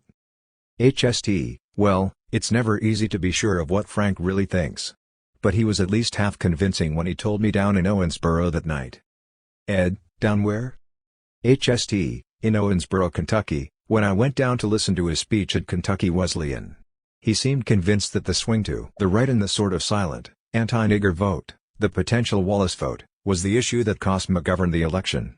And at one point, I'm not sure exactly when, the McGovern campaign was fairly well convinced, not the entire staff, but the theorists at the top, that if Wallace had stayed in the campaign, if he hadn't been shot, if he had run as an independent American, whatever the hell that party was in '68, and if he'd run as the same healthy, feisty little judge from Alabama, that he would have split the vote that Nixon had ended up with. About 60%. Ed, how many percent? HST, 61 or 62%. That Wallace would have split that vote with Nixon, leaving McGovern with a plurality, the largest popular vote among the three candidates, but not enough electoral votes to actually become president, at which point the election would have been thrown into the House of Representatives. Ed, Mankiewicz and McGovern really believed that possibility? HST, George seemed to. I'm not sure how strong he thought the possibility really was. But I know that was sort of a private fear of theirs, a pretty dark view of the American electorate, I'd say, that half of the Nixon vote, given the chance, would have gone even further to the right. I suspect that's really one of the roots of the thinking of at least half of the ranking staff people in McGovern's campaign, even now. The Hart/Cadell theory was a less ominous view of the potential of the electorate. Both Gary and Pat were convinced that McGovern could have won. That was the question I asked almost every one of the staff people I talked to at any length. Ed, what makes Cadell and Hart think he could have won? HST, primarily the provable damage that the Eagleton affair did to the actual numbers of the McGovern constituency, the potential constituency. In July, for instance, nationally, the polls. Ed, Cadell's polls? HST, Cadell's, and I think there were two more, Gallup and Harris. It was a rough consensus among the polls in July that Nixon had 52% of the vote, McGovern had 37%, and 11% were undecided. In September the figures were Nixon 56%, McGovern 34%, and 10% undecided. Ed, that indicates no change. HST, on paper it indicates no change, but what it doesn't show is Nixon lost 9% of his vote in that period of time. 9 out of the original 52. He gained 15% from elsewhere but lost 9% of his first group. Meanwhile McGovern lost 13 points of his vote, his original 37%. But the McGovern loss was apparently, according to the figures, almost entirely due to the Eagleton affair, whereas the Nixon loss would have happened anyway, because they were mainly people who in July had said that they were Democrats, Humphrey Democrats, who refused to vote for McGovern, but as the election drew closer they began to filter back. So Nixon's 9% loss was inevitable, more or less. What Nixon did, was pick up a tremendous amount of mainly young, not necessarily liberal Democrats, but young, sort of educated, relatively sophisticated voters who would have stayed with McGovern, according to the polls. According to the answers they gave the poll takers, if it had not been for the Eagleton disaster. That's when his image as a different kind of politician, an anti-politician, just cracked and shattered and there was no way to put it back together. According to the Hart/Cadell theory, if that hadn't happened, the race would have been at least very close. And that's where you get into another powerful factor. What the Eagleton disaster did, the worst thing it did, was to prevent the race from ever getting close, which allowed Nixon to hide. There was no pressure on him, and that altered McGovern's strategy to the point that he was always fighting with his back to the wall, more or less. They were on the defensive the whole time, facing this ever-increasing erosion of their vote, massive margins between him and Nixon. McGovern's main strength in the primaries, up until in California I think. He was always the underdog, always trailing, but he always closed very fast, by picking up a big chunk of the undecided vote. In this case, there was almost nothing he could have done. To close that kind of gap was beyond the realm of possibility. And therefore Nixon, who has never been good under pressure, was never put under any sort of pressure. He could afford to just sit in the White House and watch McGovern sort of fumbling around the country. Had the race been close, anything under 10 points, the McGovern strategy, they say, would have been entirely different. But they spent the whole time trying to overcome this massive fistula on their image, as it were. Which runs counter to the Mankiewicz/MC Govern theory that it was basically a right-wing tide with heavy racist undertones, or undercurrents, riptides. The basic question in '72 was, could McGovern have won, under any circumstances? Ed, I don't know how deeply you want to get into this, But these numbers are very interesting to me. In July Nixon had 52% of the vote and in September he had 56. HST, those polls were taken before the Democratic Convention. Ed, and yet you say he was losing steadily. So if he was losing some of his constituency, where was Nixon gaining his votes from? HST, according to Cadell, he was gaining them from the people who would have voted for McGovern, had he not. Ed, were it not for the Eagleton affair. Alright, meanwhile, you have McGovern losing 13% of his 37% in July, and still winding up with 34% in September. Where did he gain his strength from? HST, according to Cadell, he picked up almost all the Nixon defectors, because they were people who were angry in July over the spectacle of a gang of freaks taking over the party that even though they said they were Democrats, they wouldn't vote for McGovern. Ed, in other words, were it not for the Eagleton affair, Nixon was actually steadily losing, and McGovern was slowly but surely picking up the Humphrey voters. So the deciding factor, according to Cadell's statistics, was the massive defection from McGovern to Nixon resulting from the Eagleton affair. I just wanted to clarify this. HST, yes, that's it.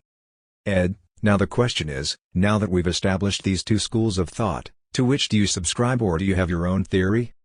HST, well, I'm not sure, but I doubt that McGovern himself could have won with any kind of campaign, even without the Eagleton incident. Ed, why? HST, well, that doesn't mean another candidate with the same views as McGovern might not have been able to win. Or even a candidate with views more radical than McGovern's. Ed, so you think it was something personal about McGovern himself? HST, I think that element of indecisiveness, and the willingness, as he said in his interview, to do anything possible to forge a winning coalition didn't do him any good at all. I think it hurt him. It hurt him drastically with the so-called youth vote, for instance.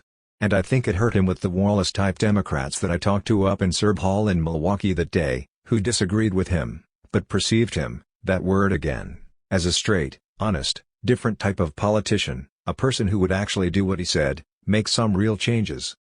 Ed, do you think Eagleton was the chief reason for them changing their minds? Those Wallace people? HST, no, not the Wallace people. But there was a whole series of things that hurt him all across the board, that trip to the LBJ Ranch, the sucking up to Mayor Daley, the endorsement of Ed Hanrahan, state's attorney in Chicago, who was indicted for the murder of Fred Hampton, the Black Panther leader. Ed, McGovern endorsed Hanrahan? HST, yeah. He also endorsed Louise Day Hicks in Boston. Ed, oh, no. HST, the racist woman, who was running for Congress. Ed, did she win? HST, no, I think she lost. And Hanrahan lost, despite the McGovern endorsement. All that hurt McGovern, and also having his own so-called campaign director, Larry O'Brien, denounce him just before Labor Day. O'Brien denounced the whole McGovern campaign as a can of worms, a rolling ball of madness. Incompetence, a bunch of ego freaks running around in circles with nobody in charge. That kind of thing couldn't possibly have helped. Ed, O'Brien said all that? HST, yeah. He went totally around the bend. Ed, did you vote for McGovern? HST, yeah, I did. Ed, why? HST, it was essentially an anti-Nixon vote. McGovern, I don't think, would have been a bad president. He's a better senator. But I don't think that the kind of standard brand Democrat that he came to be, or that he actually was all along, and finally came out and admitted he was toward the end, more by his actions than by what he said. I'm not sure that kind of person is ever going to win a presidential campaign again.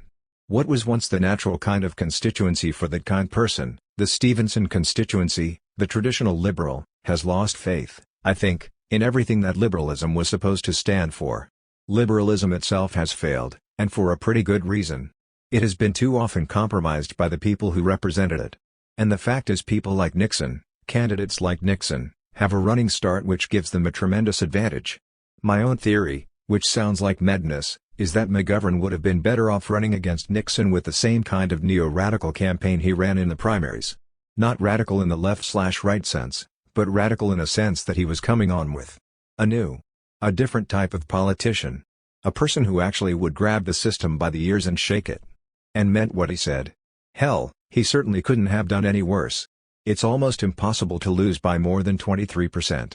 And I think that conceivably this country is ready for a kind of presidential candidate who is genuinely radical, someone who might call for the confiscation of all inherited wealth, for instance, or a 100% excess profits tax. For example, Wallace, if he'd understood how much potential strength he had, and if he hadn't been shot, could have gone to the Democratic convention with a nasty block of votes, enough to probably dominate the convention, not to win the nomination, but enough to give him veto power on the candidate. Wallace did so much better in the primaries than even he expected, but by the time he realized what was happening, it was too late for him to file delegate slates in the states where he was running. He came in second in Pennsylvania, beating both McGovern and Muskie, but he didn't get a single delegate. He came in second in Wisconsin, but I don't think he got any delegates up there either. Whereas McGovern, in Pennsylvania, finishing in a virtual tie with Muskie for third, or fourth, got 17 delegates, as I recall. Ed, simply because Wallace failed to file? HST, he was very erratic about it. He wound up with more than 300 delegates in Miami, but with any planning he could have won twice that, more than Humphrey. That was just an oversight, a lack of real confidence. But I think we Wallace people were stunned at the energy they set off, and by the time they realized what was there, it was too late to put it together. Ed, and you think that this was the kind of energy which will bring forward a new candidate in '76 who could win? HST, not necessarily. There's all kinds of weird energy out there. The youth vote, for instance, the first-time voters, the people between 18 and 24, could have altered the outcome drastically in states like California, Illinois, New York, Michigan, Missouri. McGovern could have won those states with a big turnout among first-time voters, not to mention the huge dropout vote, the people between 25 and 40 who didn't vote at all. Ed, Cadell's figures showed this? HST, right. There were states where he compared Humphrey's margin or his loss, whatever the figures were in '68, to the number of new voters coming into the electorate this time around. And there were an incredible number of states where Pat's figures showed that even if McGovern could get at least half of them, he'd carry something like 12 states with his youth vote. Ed, you have said already that you doubt McGovern could have won. What do you think is going to happen in '76? HST, McGovern could have won, but it was unlikely, given the nature of his organization. For one thing, it was technically oriented. Or at least the best part of it was technically oriented. The best people in the campaign were technicians. At the staff command level there was almost constant confusion, and McGovern's indecisiveness compounded that confusion and left the technicians often wandering around in circles wondering what the hell to do.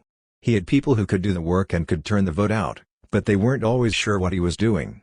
The campaign plane would fly into a state and the staffers would have conflicting things set up for him to do. The people on the plane, Mankiewicz, Dutton, Dick Doherty, the press secretary, were running a different campaign than the one on the charts in the Washington headquarters, or in most of the state offices. Ed, you think he failed to provide his staff with the necessary direction or leadership?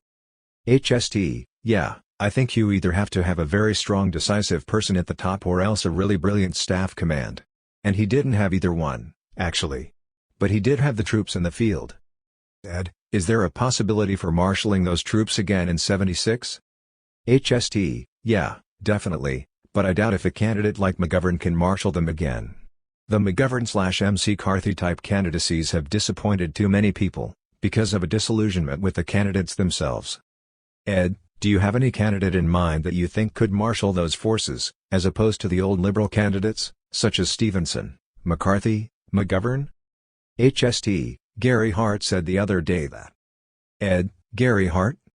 HST, yeah, he said that the only person he could think of who might have been able to do it this year, who could have won by being radical but without being perceived as a left, knee-jerk liberal, was Harold Hughes, because he has a kind of kinky anarchistic streak in him. Maybe Wallace with a little help this year, if he'd gotten his campaign organized 2 years ago, like McGovern did, and if he'd changed his racist tune a bit, would have been very dangerous. But he never got his act together. He's finished now. Ed, Wallace is finished in politics? HST, yeah, but a candidate like Wallace could be very dangerous in '76, like any candidate who can convince the voters that he really intends to change the system drastically, in almost any direction, could be dangerous. I think what most people seem to be tired of are the sort of lint-headed, woolly-minded, what a lot of people call do-gooders, people who would like to do the right thing, but who just can't get it up. That kind of candidate is going out of style. I don't think Ted Kennedy, for instance, is going to win in '76. He's too much of an old politician, in the sense that McGovern eventually ended up an old politician. All this running around the country endorsing Hanrahan and Hicks. For instance, in Minnesota, Mondale was one of the people that... Ed, he's the senator from Minnesota? Fritz Mondale? HST, Mondale ran almost 15 points ahead of McGovern in Minnesota, but on paper there's very little difference between their points of view or in what they stand for. Ed, are you considering running for office yourself? HST, yeah, I was thinking of running for the Senate in Colorado. Ed, the Senate in Colorado? HST, yeah, the U.S. Senate from Colorado. But I might end up running against Gary Hart in the primary. That would be interesting. I might not run as a Democrat, or I might not at all. It's a grueling, rotten ordeal to go through. Ed, well, you've run for office before. On the Freak Power ticket, when you were running for sheriff in Aspen. What were your campaign promises during that election? HST, there were several. I was going to rip up the streets for one. Ed, rip up the streets? HST, with jackhammers. Ed, with jackhammers? HST, send a horde of freaks into the streets on the morning after the election to tear up the streets and sod them. Use all the asphalt to build a huge parking lot at the edge of town. And there was a certain heavy drug element in the campaign which the Washington Post was responsible for. Ed, did you make any campaign promises regarding the legalization of any drugs? HST, well, under state law I couldn't say that I wouldn't arrest people for breaking the law. However, I agreed. In 3 consecutive debates with the incumbent sheriff, I found myself in front of huge audiences defending the use of mescaline by the sheriff, saying that. Well, finally I made one compromise. I said I wouldn't eat mescaline while on duty, if I won. Ed, what were the final numbers on that election? HST, I won the city of Aspen. Ed, you won the city of Aspen, but you lost the election? HST, I lost heavily in the suburbs, the Agnew vote. Ed, what was the final percentage? HST, I think it was something like I got 44% of the vote as opposed to the 51% for the incumbent Democrat.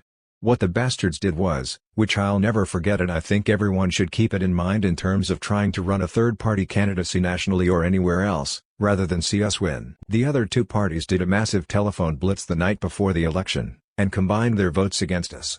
Ed, if you were to run for Senate in Colorado, what kind of a campaign would you conduct? Would you run as a Democrat? HST, only if proved to be absolutely impossible to win as a third-party candidate. I'd have to check and see. I don't see any point in running for anything anymore unless I was serious about winning. Ed, and what would your platform be? HST, I haven't thought about it. But it would naturally have to involve a drastic change of some kind. Maybe just an atavistic endeavor, but there's no point in getting into politics at all unless you plan to lash things around. Ed, lash things around? HST, that's one of the secrets. The other? Well, it depends on who you're running against. But because of the Eagleton thing, Nixon didn't really have to run at all.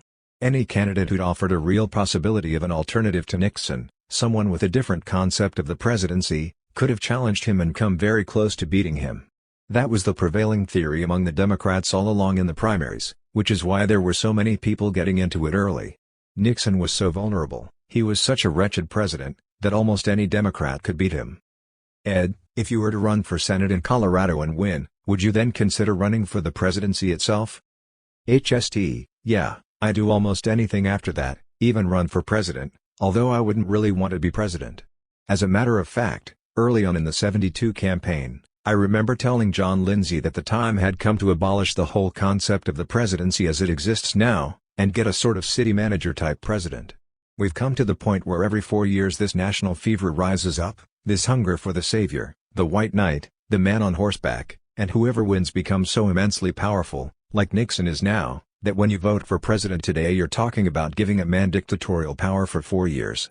I think it might be better to have the president sort of like the King of England, or the Queen, and have the real business of the presidency conducted by a city manager type, a prime minister, somebody who's directly answerable to Congress, rather than a person who moves all his friends into the White House and does whatever he wants for 4 years. The whole framework of the presidency is getting out of hand. It's come to the point where you almost can't run unless you can cause people to salivate and whip on each other with big sticks. You almost have to be a rock star to get the kind of fever you need to survive in American politics.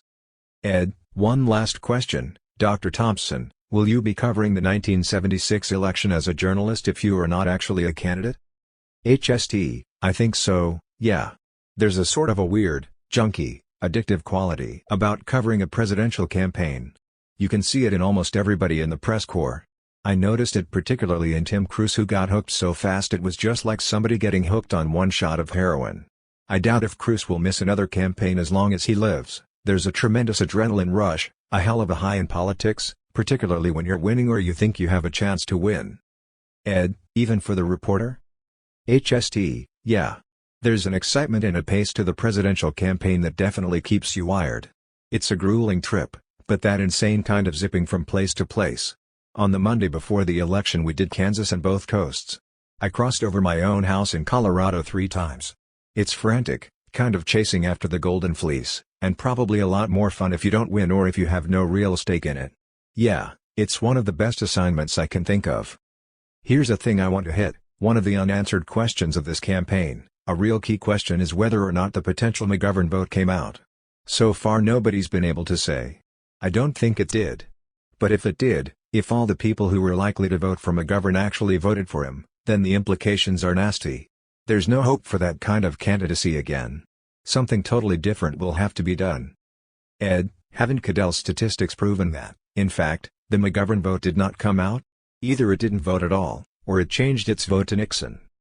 HST, it's hard to say exactly who the potential McGovern vote was.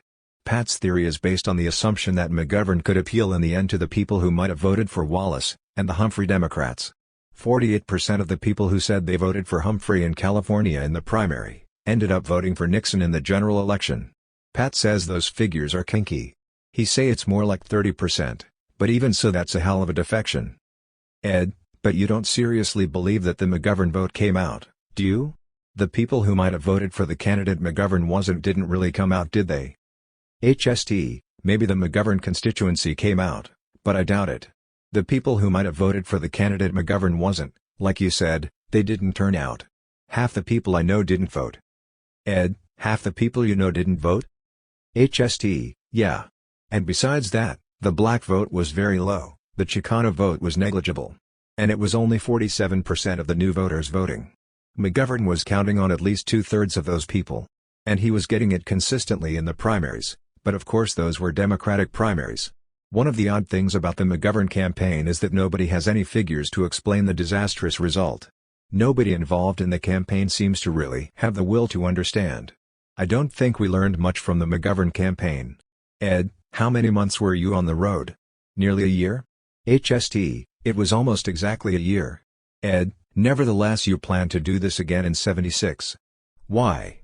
HST, I cursed and groaned and shouted and actually quit as national affairs editor about 4 times, but that's because your nerves get stretched so raw, you get so hellishly tense. That, like anything else when you're that wired, good things are very good and bad things are very bad. It's a strange kind of high. That's the reason you get so many volunteers into politics, campaign groupies, politics junkies, people all around with all this energy and talent. Ed, would you describe yourself as a political junkie? HST, I guess I have the potential for it. At the moment I'm not, but now I'm just exhausted.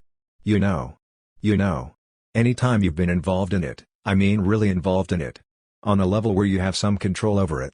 That sheriff's campaign in Aspen was a high that I've never gotten from any kind of a drug. It's mainly an adrenaline high, that's what it is. Ed, the other day I reread The End of Hell's Angels, one of my favorite books. And you talked about the edge. You know. That moment that I've experienced. I was a minor league bike rider in my youth. That moment of being on the edge. And you talk about that a lot throughout your coverage this past year. You said the candidates, the staff, and the press were all on the edge. Is politics the greatest edge you've discovered? Is that the sharpest edge that you've personally experienced and would like to continue to experience? Politics? HST, that depends on what kind of campaign it is. I couldn't think of anything. It'd be hard to imagine anything stranger or weirder or higher or closer to that edge you're talking about than a flat-out freak power campaign for President of the United States. The energy you could put behind that. The frenzy you'd stir up would probably get you killed, but Jesus Christ, it would be something that nobody'd ever forget. In Aspen, that theme song we had. Herbie Mann's Battle Hymn of the Republic. Ed, that was the theme song of your campaign? HST, I used it on all spots.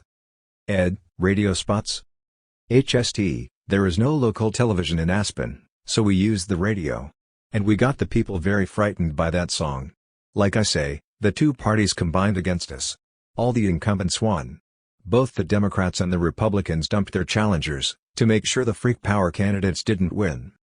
My thinking was based on the assumption of a natural constituency of about 35%, so if we could make it a three-way race, all we had to do was get about 10% more. Which we did, but it never occurred to me that the bastards would actually combine against us. I doubt if they could do that nationally. But it's easy in a small town. Not even on the state level. That's one of the factors I'm considering in terms of running for the Senate. I've been talking to people like Rick Stearns, Carl Wagner, Sandy Berger, some of the best people in the McGovern campaign, and sort of half-seriously asking if they'd like to come out and run a neo-freak power campaign for the U.S. Senate in Colorado.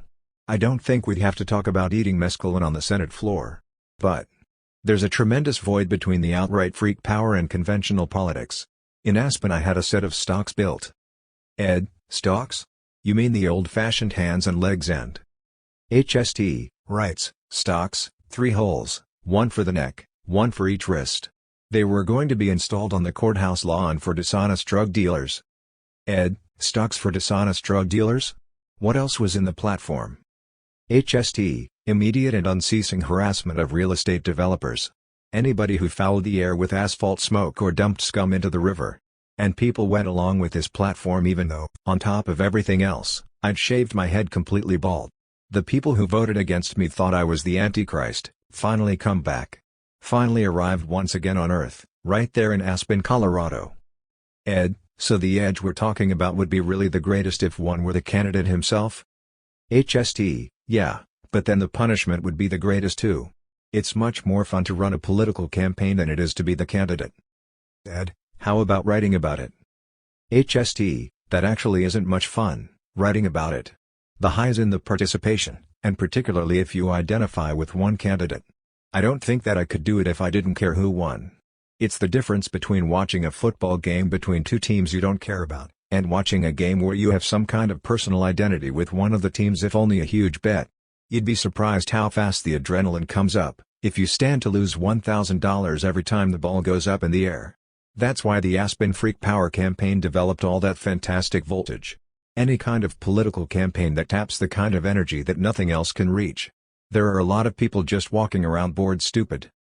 The author discussing the 1974 race in Colorado with Carl Wagner, one of the best field organizers in the business, according to Senator McGovern.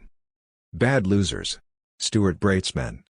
Ed, any kind of campaign that taps that energy would. HST, would generate a tremendous high for everybody involved in it. Ed, and would ultimately for you be another Paramount experience, out there on the edge? HST, oh, absolutely. But you know you'd be killed, of course, and that would add to it considerably, never knowing when the bullet was coming. Epitaph. 4 more years. Nixon über alles. Fear and loathing at the Super Bowl. President Nixon will be sworn into office for a second term today, emboldened by his sweeping electoral triumph of last November and a Vietnam peace settlement apparently within his grasp. In the most expensive inauguration in American history, the cost is officially estimated at more than $4 million. Mr. Nixon will once again take the oath on a temporary stand outside the east front of the Capitol, then ride in a parade expected to draw 200,000 people to Pennsylvania Avenue and its environs, and millions more to their television sets. It will be the president's first statement to the American people since his television appearance on November 6, Election Eve. Since then the peace talks have collapsed, massive bombing of North Vietnam has been instituted and then called off, and the talks have resumed without extended public comment from Mr. Nixon. San Francisco Chronicle, January 20, 1973. When the great scorer comes to write against your name, he marks. Not that you won or lost, but how you played the game. Grantland Rice, who was known, prior to his death in the late 50s, as the Dean of American Sports Writers, and one of Richard Nixon's favorite authors. They came together on a hot afternoon in Los Angeles, howling and clawing at each other like wild beasts in heat. Under a brown California sky, the fierceness of their struggle brought tears to the eyes of 90,000 God-fearing fans. They were 22 men who were somehow more than men. They were giants, idols, titans, behemoths. They stood for everything good and true and right in the American spirit. Because they had guts. And they yearned for the ultimate glory, the great prize, the final fruits of a long and vicious campaign. Victory in the Super Bowl, $15,000 each. They were hungry for it. They were thirsty. For 20 long weeks, from August through December, they had struggled to reach this pinnacle. And when dawn lit the beaches of Southern California on that fateful Sunday morning in January, they were ready to seize the final fruit. They could almost taste it. The smell was stronger than a ton of rotten mangoes. Their nerves burned like open sores on a dog's neck. White knuckles. Wild eyes. Strange fluid welled up in their throats, with a taste far sharper than bile. Behemoths. Those who went early said the pre-game tension was almost unbearable. By noon, many fans were weeping openly, for no apparent reason. Others wrung their hands or gnawed on the necks of pop bottles, trying to stay calm. Many fistfights were reported in the public urinals. Nervous ushers roamed up and down the aisles, confiscating alcoholic beverages and occasionally grappling with drunkards. Gangs of Seconal-crazed teenagers prowled through the parking lot outside the stadium, beating the mortal shit out of luckless stragglers. What? No. Grantland Rice would never have written weird stuff like that. His prose was spare and lean, his descriptions came straight from the gut. And on the rare and ill-advised occasions when he wanted to do a think piece, he called on the analytical powers of his medulla. Like all great sports writers, Rice understood that his world might go all to pieces if he ever dared to doubt that his eyes were wired straight to his lower brain, a sort of de facto lobotomy, which enables the grinning victim to operate entirely on the level of sensory perception. Green grass, hot sun, sharp cleats in the turf, thundering cheers from the crowd, the menacing scowl on the face of a $30,000 a year pulling guard as he leans around the corner on a Lombardi-style power sweep and cracks a sharp plastic shoulder into the linebacker's groin.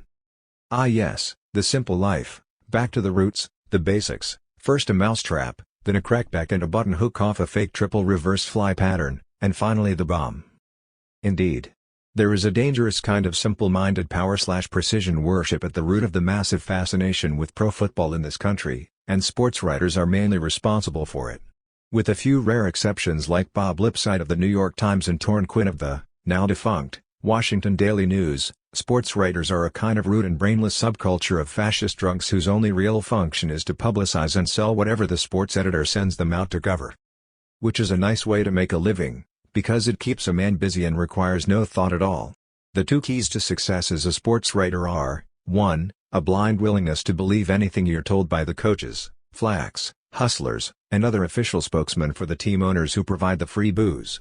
And, 2. A Roget's thesaurus, in order to avoid using the same verbs and adjectives twice in the same paragraph. Even a sports editor, for instance, might notice something wrong with a lead that said, "The precision jackhammer attack of the Miami Dolphins stomped the balls off the Washington Redskins today by stomping and hammering with one precise jack thrust after another up the middle, mixed with pinpoint precision passes into the flat and numerous hammer jack stomps around both ends." Right. And there was the genius of Grantland Rice. He carried a pocket thesaurus, so that the thundering hoofbeats of the Four Horsemen never echoed more than once in the same paragraph, and the granite gray sky in his lead was a cold dark dusk in the last lonely line of his heartrending, nerve-ripping stories. There was a time, about 10 years ago, when I could write like Grantland Rice.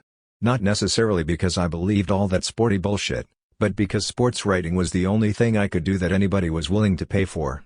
And none of the people I wrote about seemed to give a hoot in hell what kind of lunatic gibberish I wrote about them, just as long as it moved. They wanted action, color, speed, violence. At one point, in Florida, I was writing variations on the same demented themes for 3 competing papers at the same time, under 3 different names. I was a sports columnist for one paper in the morning, sports editor for another in the afternoon, and at night I worked for a pro wrestling promoter, writing incredibly twisted press releases that I would plant, the next day, in both papers. It was a wonderful gig, in retrospect, and at times I wish I could go back to it, just punch a big hat pin through my frontal lobes and maybe regain that happy lost innocence that enabled me to write, without the slightest twinge of conscience, things like, "The entire Fort Walton Beach police force is gripped in a state of fear this week. All leaves have been cancelled and Chief Bloor is said to be drilling his men for an emergency alert situation on Friday and Saturday night, because those are the nights when Kazika, the mad Jap, a 440-pound sadist from the vile slums of Hiroshima, is scheduled to make his first, and no doubt his last, appearance in Fish Head Auditorium.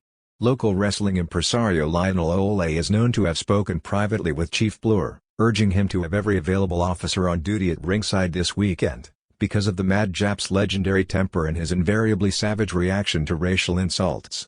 Last week, in Detroit, Kazuchika ran amok and tore the spleens out of 3 ringside spectators, one of whom allegedly called him a yellow devil. Kazuchika, as I recall, was a big, half-bright Cuban who once played third-string tackle for Florida State University in Tallahassee, about 100 miles away, but on the fish head circuit he had no trouble passing for a dangerous Jap strangler, and I soon learned that pro wrestling fans don't give a fuck anyway. Ah, memories, memories. And here we go again, back on the same old trip, digressions, tangents, crude flashbacks. When the '72 presidential campaign ended I planned to give up this kind of thing. But what the hell? Why not? It's almost dawn in San Francisco now. The parking lot outside this building is flooded about 3 inches deep with another drenching rain, and I've been here all night drinking coffee and wild turkey, smoking short Jamaican cigars and getting more and more wired on the Allman Brothers Mountain Jam, howling out of 4 big speakers hung in all 4 corners of the room. Where's the MDA? With the windows wide open and the curtains blowing into the room and the booze and the coffee and the smoke and the music beating heavy in my ears, I feel the first rising edge of a hunger for something with a bit of the crank in it. Where is Mankiewicz tonight? Sleeping peacefully? No. Probably not. After 2 years on the edge, involuntary retirement is a hard thing to cope with. I tried it for a while, in Woody Creek, but 3 weeks without even a hint of crisis left me so nervous that I began gobbling speed and babbling distractedly about running for the U.S. Senate in '74. Finally, on the verge of desperation, I took the Bush plane over to Denver for a visit with Gary Hart, McGovern's ex-campaign manager, telling him I couldn't actually put him on the payroll right now, but that I was counting on him to organize Denver for me.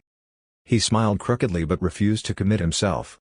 And later that night I heard, from an extremely reliable source, that Hart was planning to run for the Senate himself in 1974. Why? I wondered. Was it some kind of subliminal, unfocused need to take vengeance on the press? On me? The first journalist in Christendom to go on record comparing Nixon to Adolf Hitler. Was Gary so blinded with bile that he would actually run against me in the primary? Would he risk splitting the 3A's vote and maybe sink us both? I spent about 24 hours thinking about it, then flew to Los Angeles to cover the Super Bowl, but the first person I ran into down there was Ed Muskie. He was wandering around in the vortex of a big party on the main deck of the Queen Mary, telling anybody who would listen that he was having a hell of a hard time deciding whether he was for the Dolphins or the Redskins. I introduced myself as Peter Sheridan, a friend of Donald Segretti's. We met on the Sunshine Special in Florida, I said. I was out of my head. But his brain was too clouded to pick up on it. So I went up to the crow's nest and split a cap of black acid with John Chancellor. He was reluctant to bet on the game, even when I offered to take Miami with no points. A week earlier I'd been locked into the idea that the Redskins would win easily, but when Nixon came out for them and George Allen began televising his prayer meetings I decided that any team with both God and Nixon on their side was fucked from the start. So I began betting heavily on Miami, which worked out nicely, on paper, but some of my heaviest bets were with cocaine addicts, and they are known to be very bad risks when it comes to paying off. Most coke freaks have already blown their memories by years of overindulgence on marijuana, and by the time they get serious about coke they have a hard time remembering what day it is, much less what kind of ill-considered bets they might or might not have made yesterday. Consequently, although I won all my bets, I made no money. The game itself was hopelessly dull, like all the other Super Bowls, and by halftime Miami was so clearly in command that I decided to watch the rest of the drill on TV at Cardoso's Hollywood Classic/Day of the Locust-style apartment behind the Troubadour. But it was impossible to keep a fix on it there, because everybody in the room was so stoned that they kept asking each other things like how did Miami get the ball? Did we miss a kick? Who's ahead now? Jesus, how did they get 14 points? How many points is touchdown? Immediately after the game I received an urgent call from my attorney who claimed to be having a terminal drug experience in his private bungalow at the Chateau Marmont. But by the time I got there he had finished the whole jar. Later, when the big rain started, I got heavily into the gin and read the Sunday papers. On page 39 of California Living magazine I found a hand-lettered ad from the McDonald's Hamburger Corporation, one of Nixon's big contributors in the '72 presidential campaign. Press on, it said. Nothing in the world can take the place of persistence. Talent will not. Nothing is more common than unsuccessful men with talent. Genius will not. Unrewarded genius is almost a proverb. Education alone will not. The world is full of educated derelicts. Persistence and determination alone are omnipotent. I read it several times before I grasped the full meaning. Then, when it came to me, I called Mankiewicz immediately. "Keep your own counsel," he said. "Don't draw any conclusions from anything you see or hear." I hung up and drank some more gin. Then I put a Dolly Parton album on the tape machine and watched the trees outside my balcony getting lashed around in the wind. Around midnight, when the rain stopped, I put on my special Miami Beach nightshirt and walked several blocks down La Cienega Boulevard to the Losers' touchdown. Immediately after the game I received an urgent call from my attorney, who claimed to be having a terminal drug experience in his private bungalow at the Chateau Marmont. But by the time I got there he had finished the whole jar. Later, when the big rain started, I got heavily into the gin and read the Sunday papers. On page 39 of California Living magazine I found a hand-lettered ad from the McDonald's Hamburger Corporation, one of Nixon's big contributors in the '72 presidential campaign. "Press on," it said. "Nothing in the world can take the place of persistence. Talent will not. Nothing is more common than unsuccessful men with talent. Genius will not. Unrewarded genius is almost a proverb. Education alone will not. The world is full of educated derelicts. Persistence and determination alone are omnipotent." I read it several times before I grasped the full meaning. Then, when it came to me, I called Mankiewicz immediately. "Keep your own counsel," he said. "Don't draw any conclusions from anything you see or hear." I hung up and drank some more gin. Then I put a Dolly Parton album on the tape machine and watched the trees outside my balcony getting lashed around in the wind. Around midnight, when the rain stopped, I put on my special Miami Beach nightshirt and walked several blocks down La Cienega Boulevard to the Losers'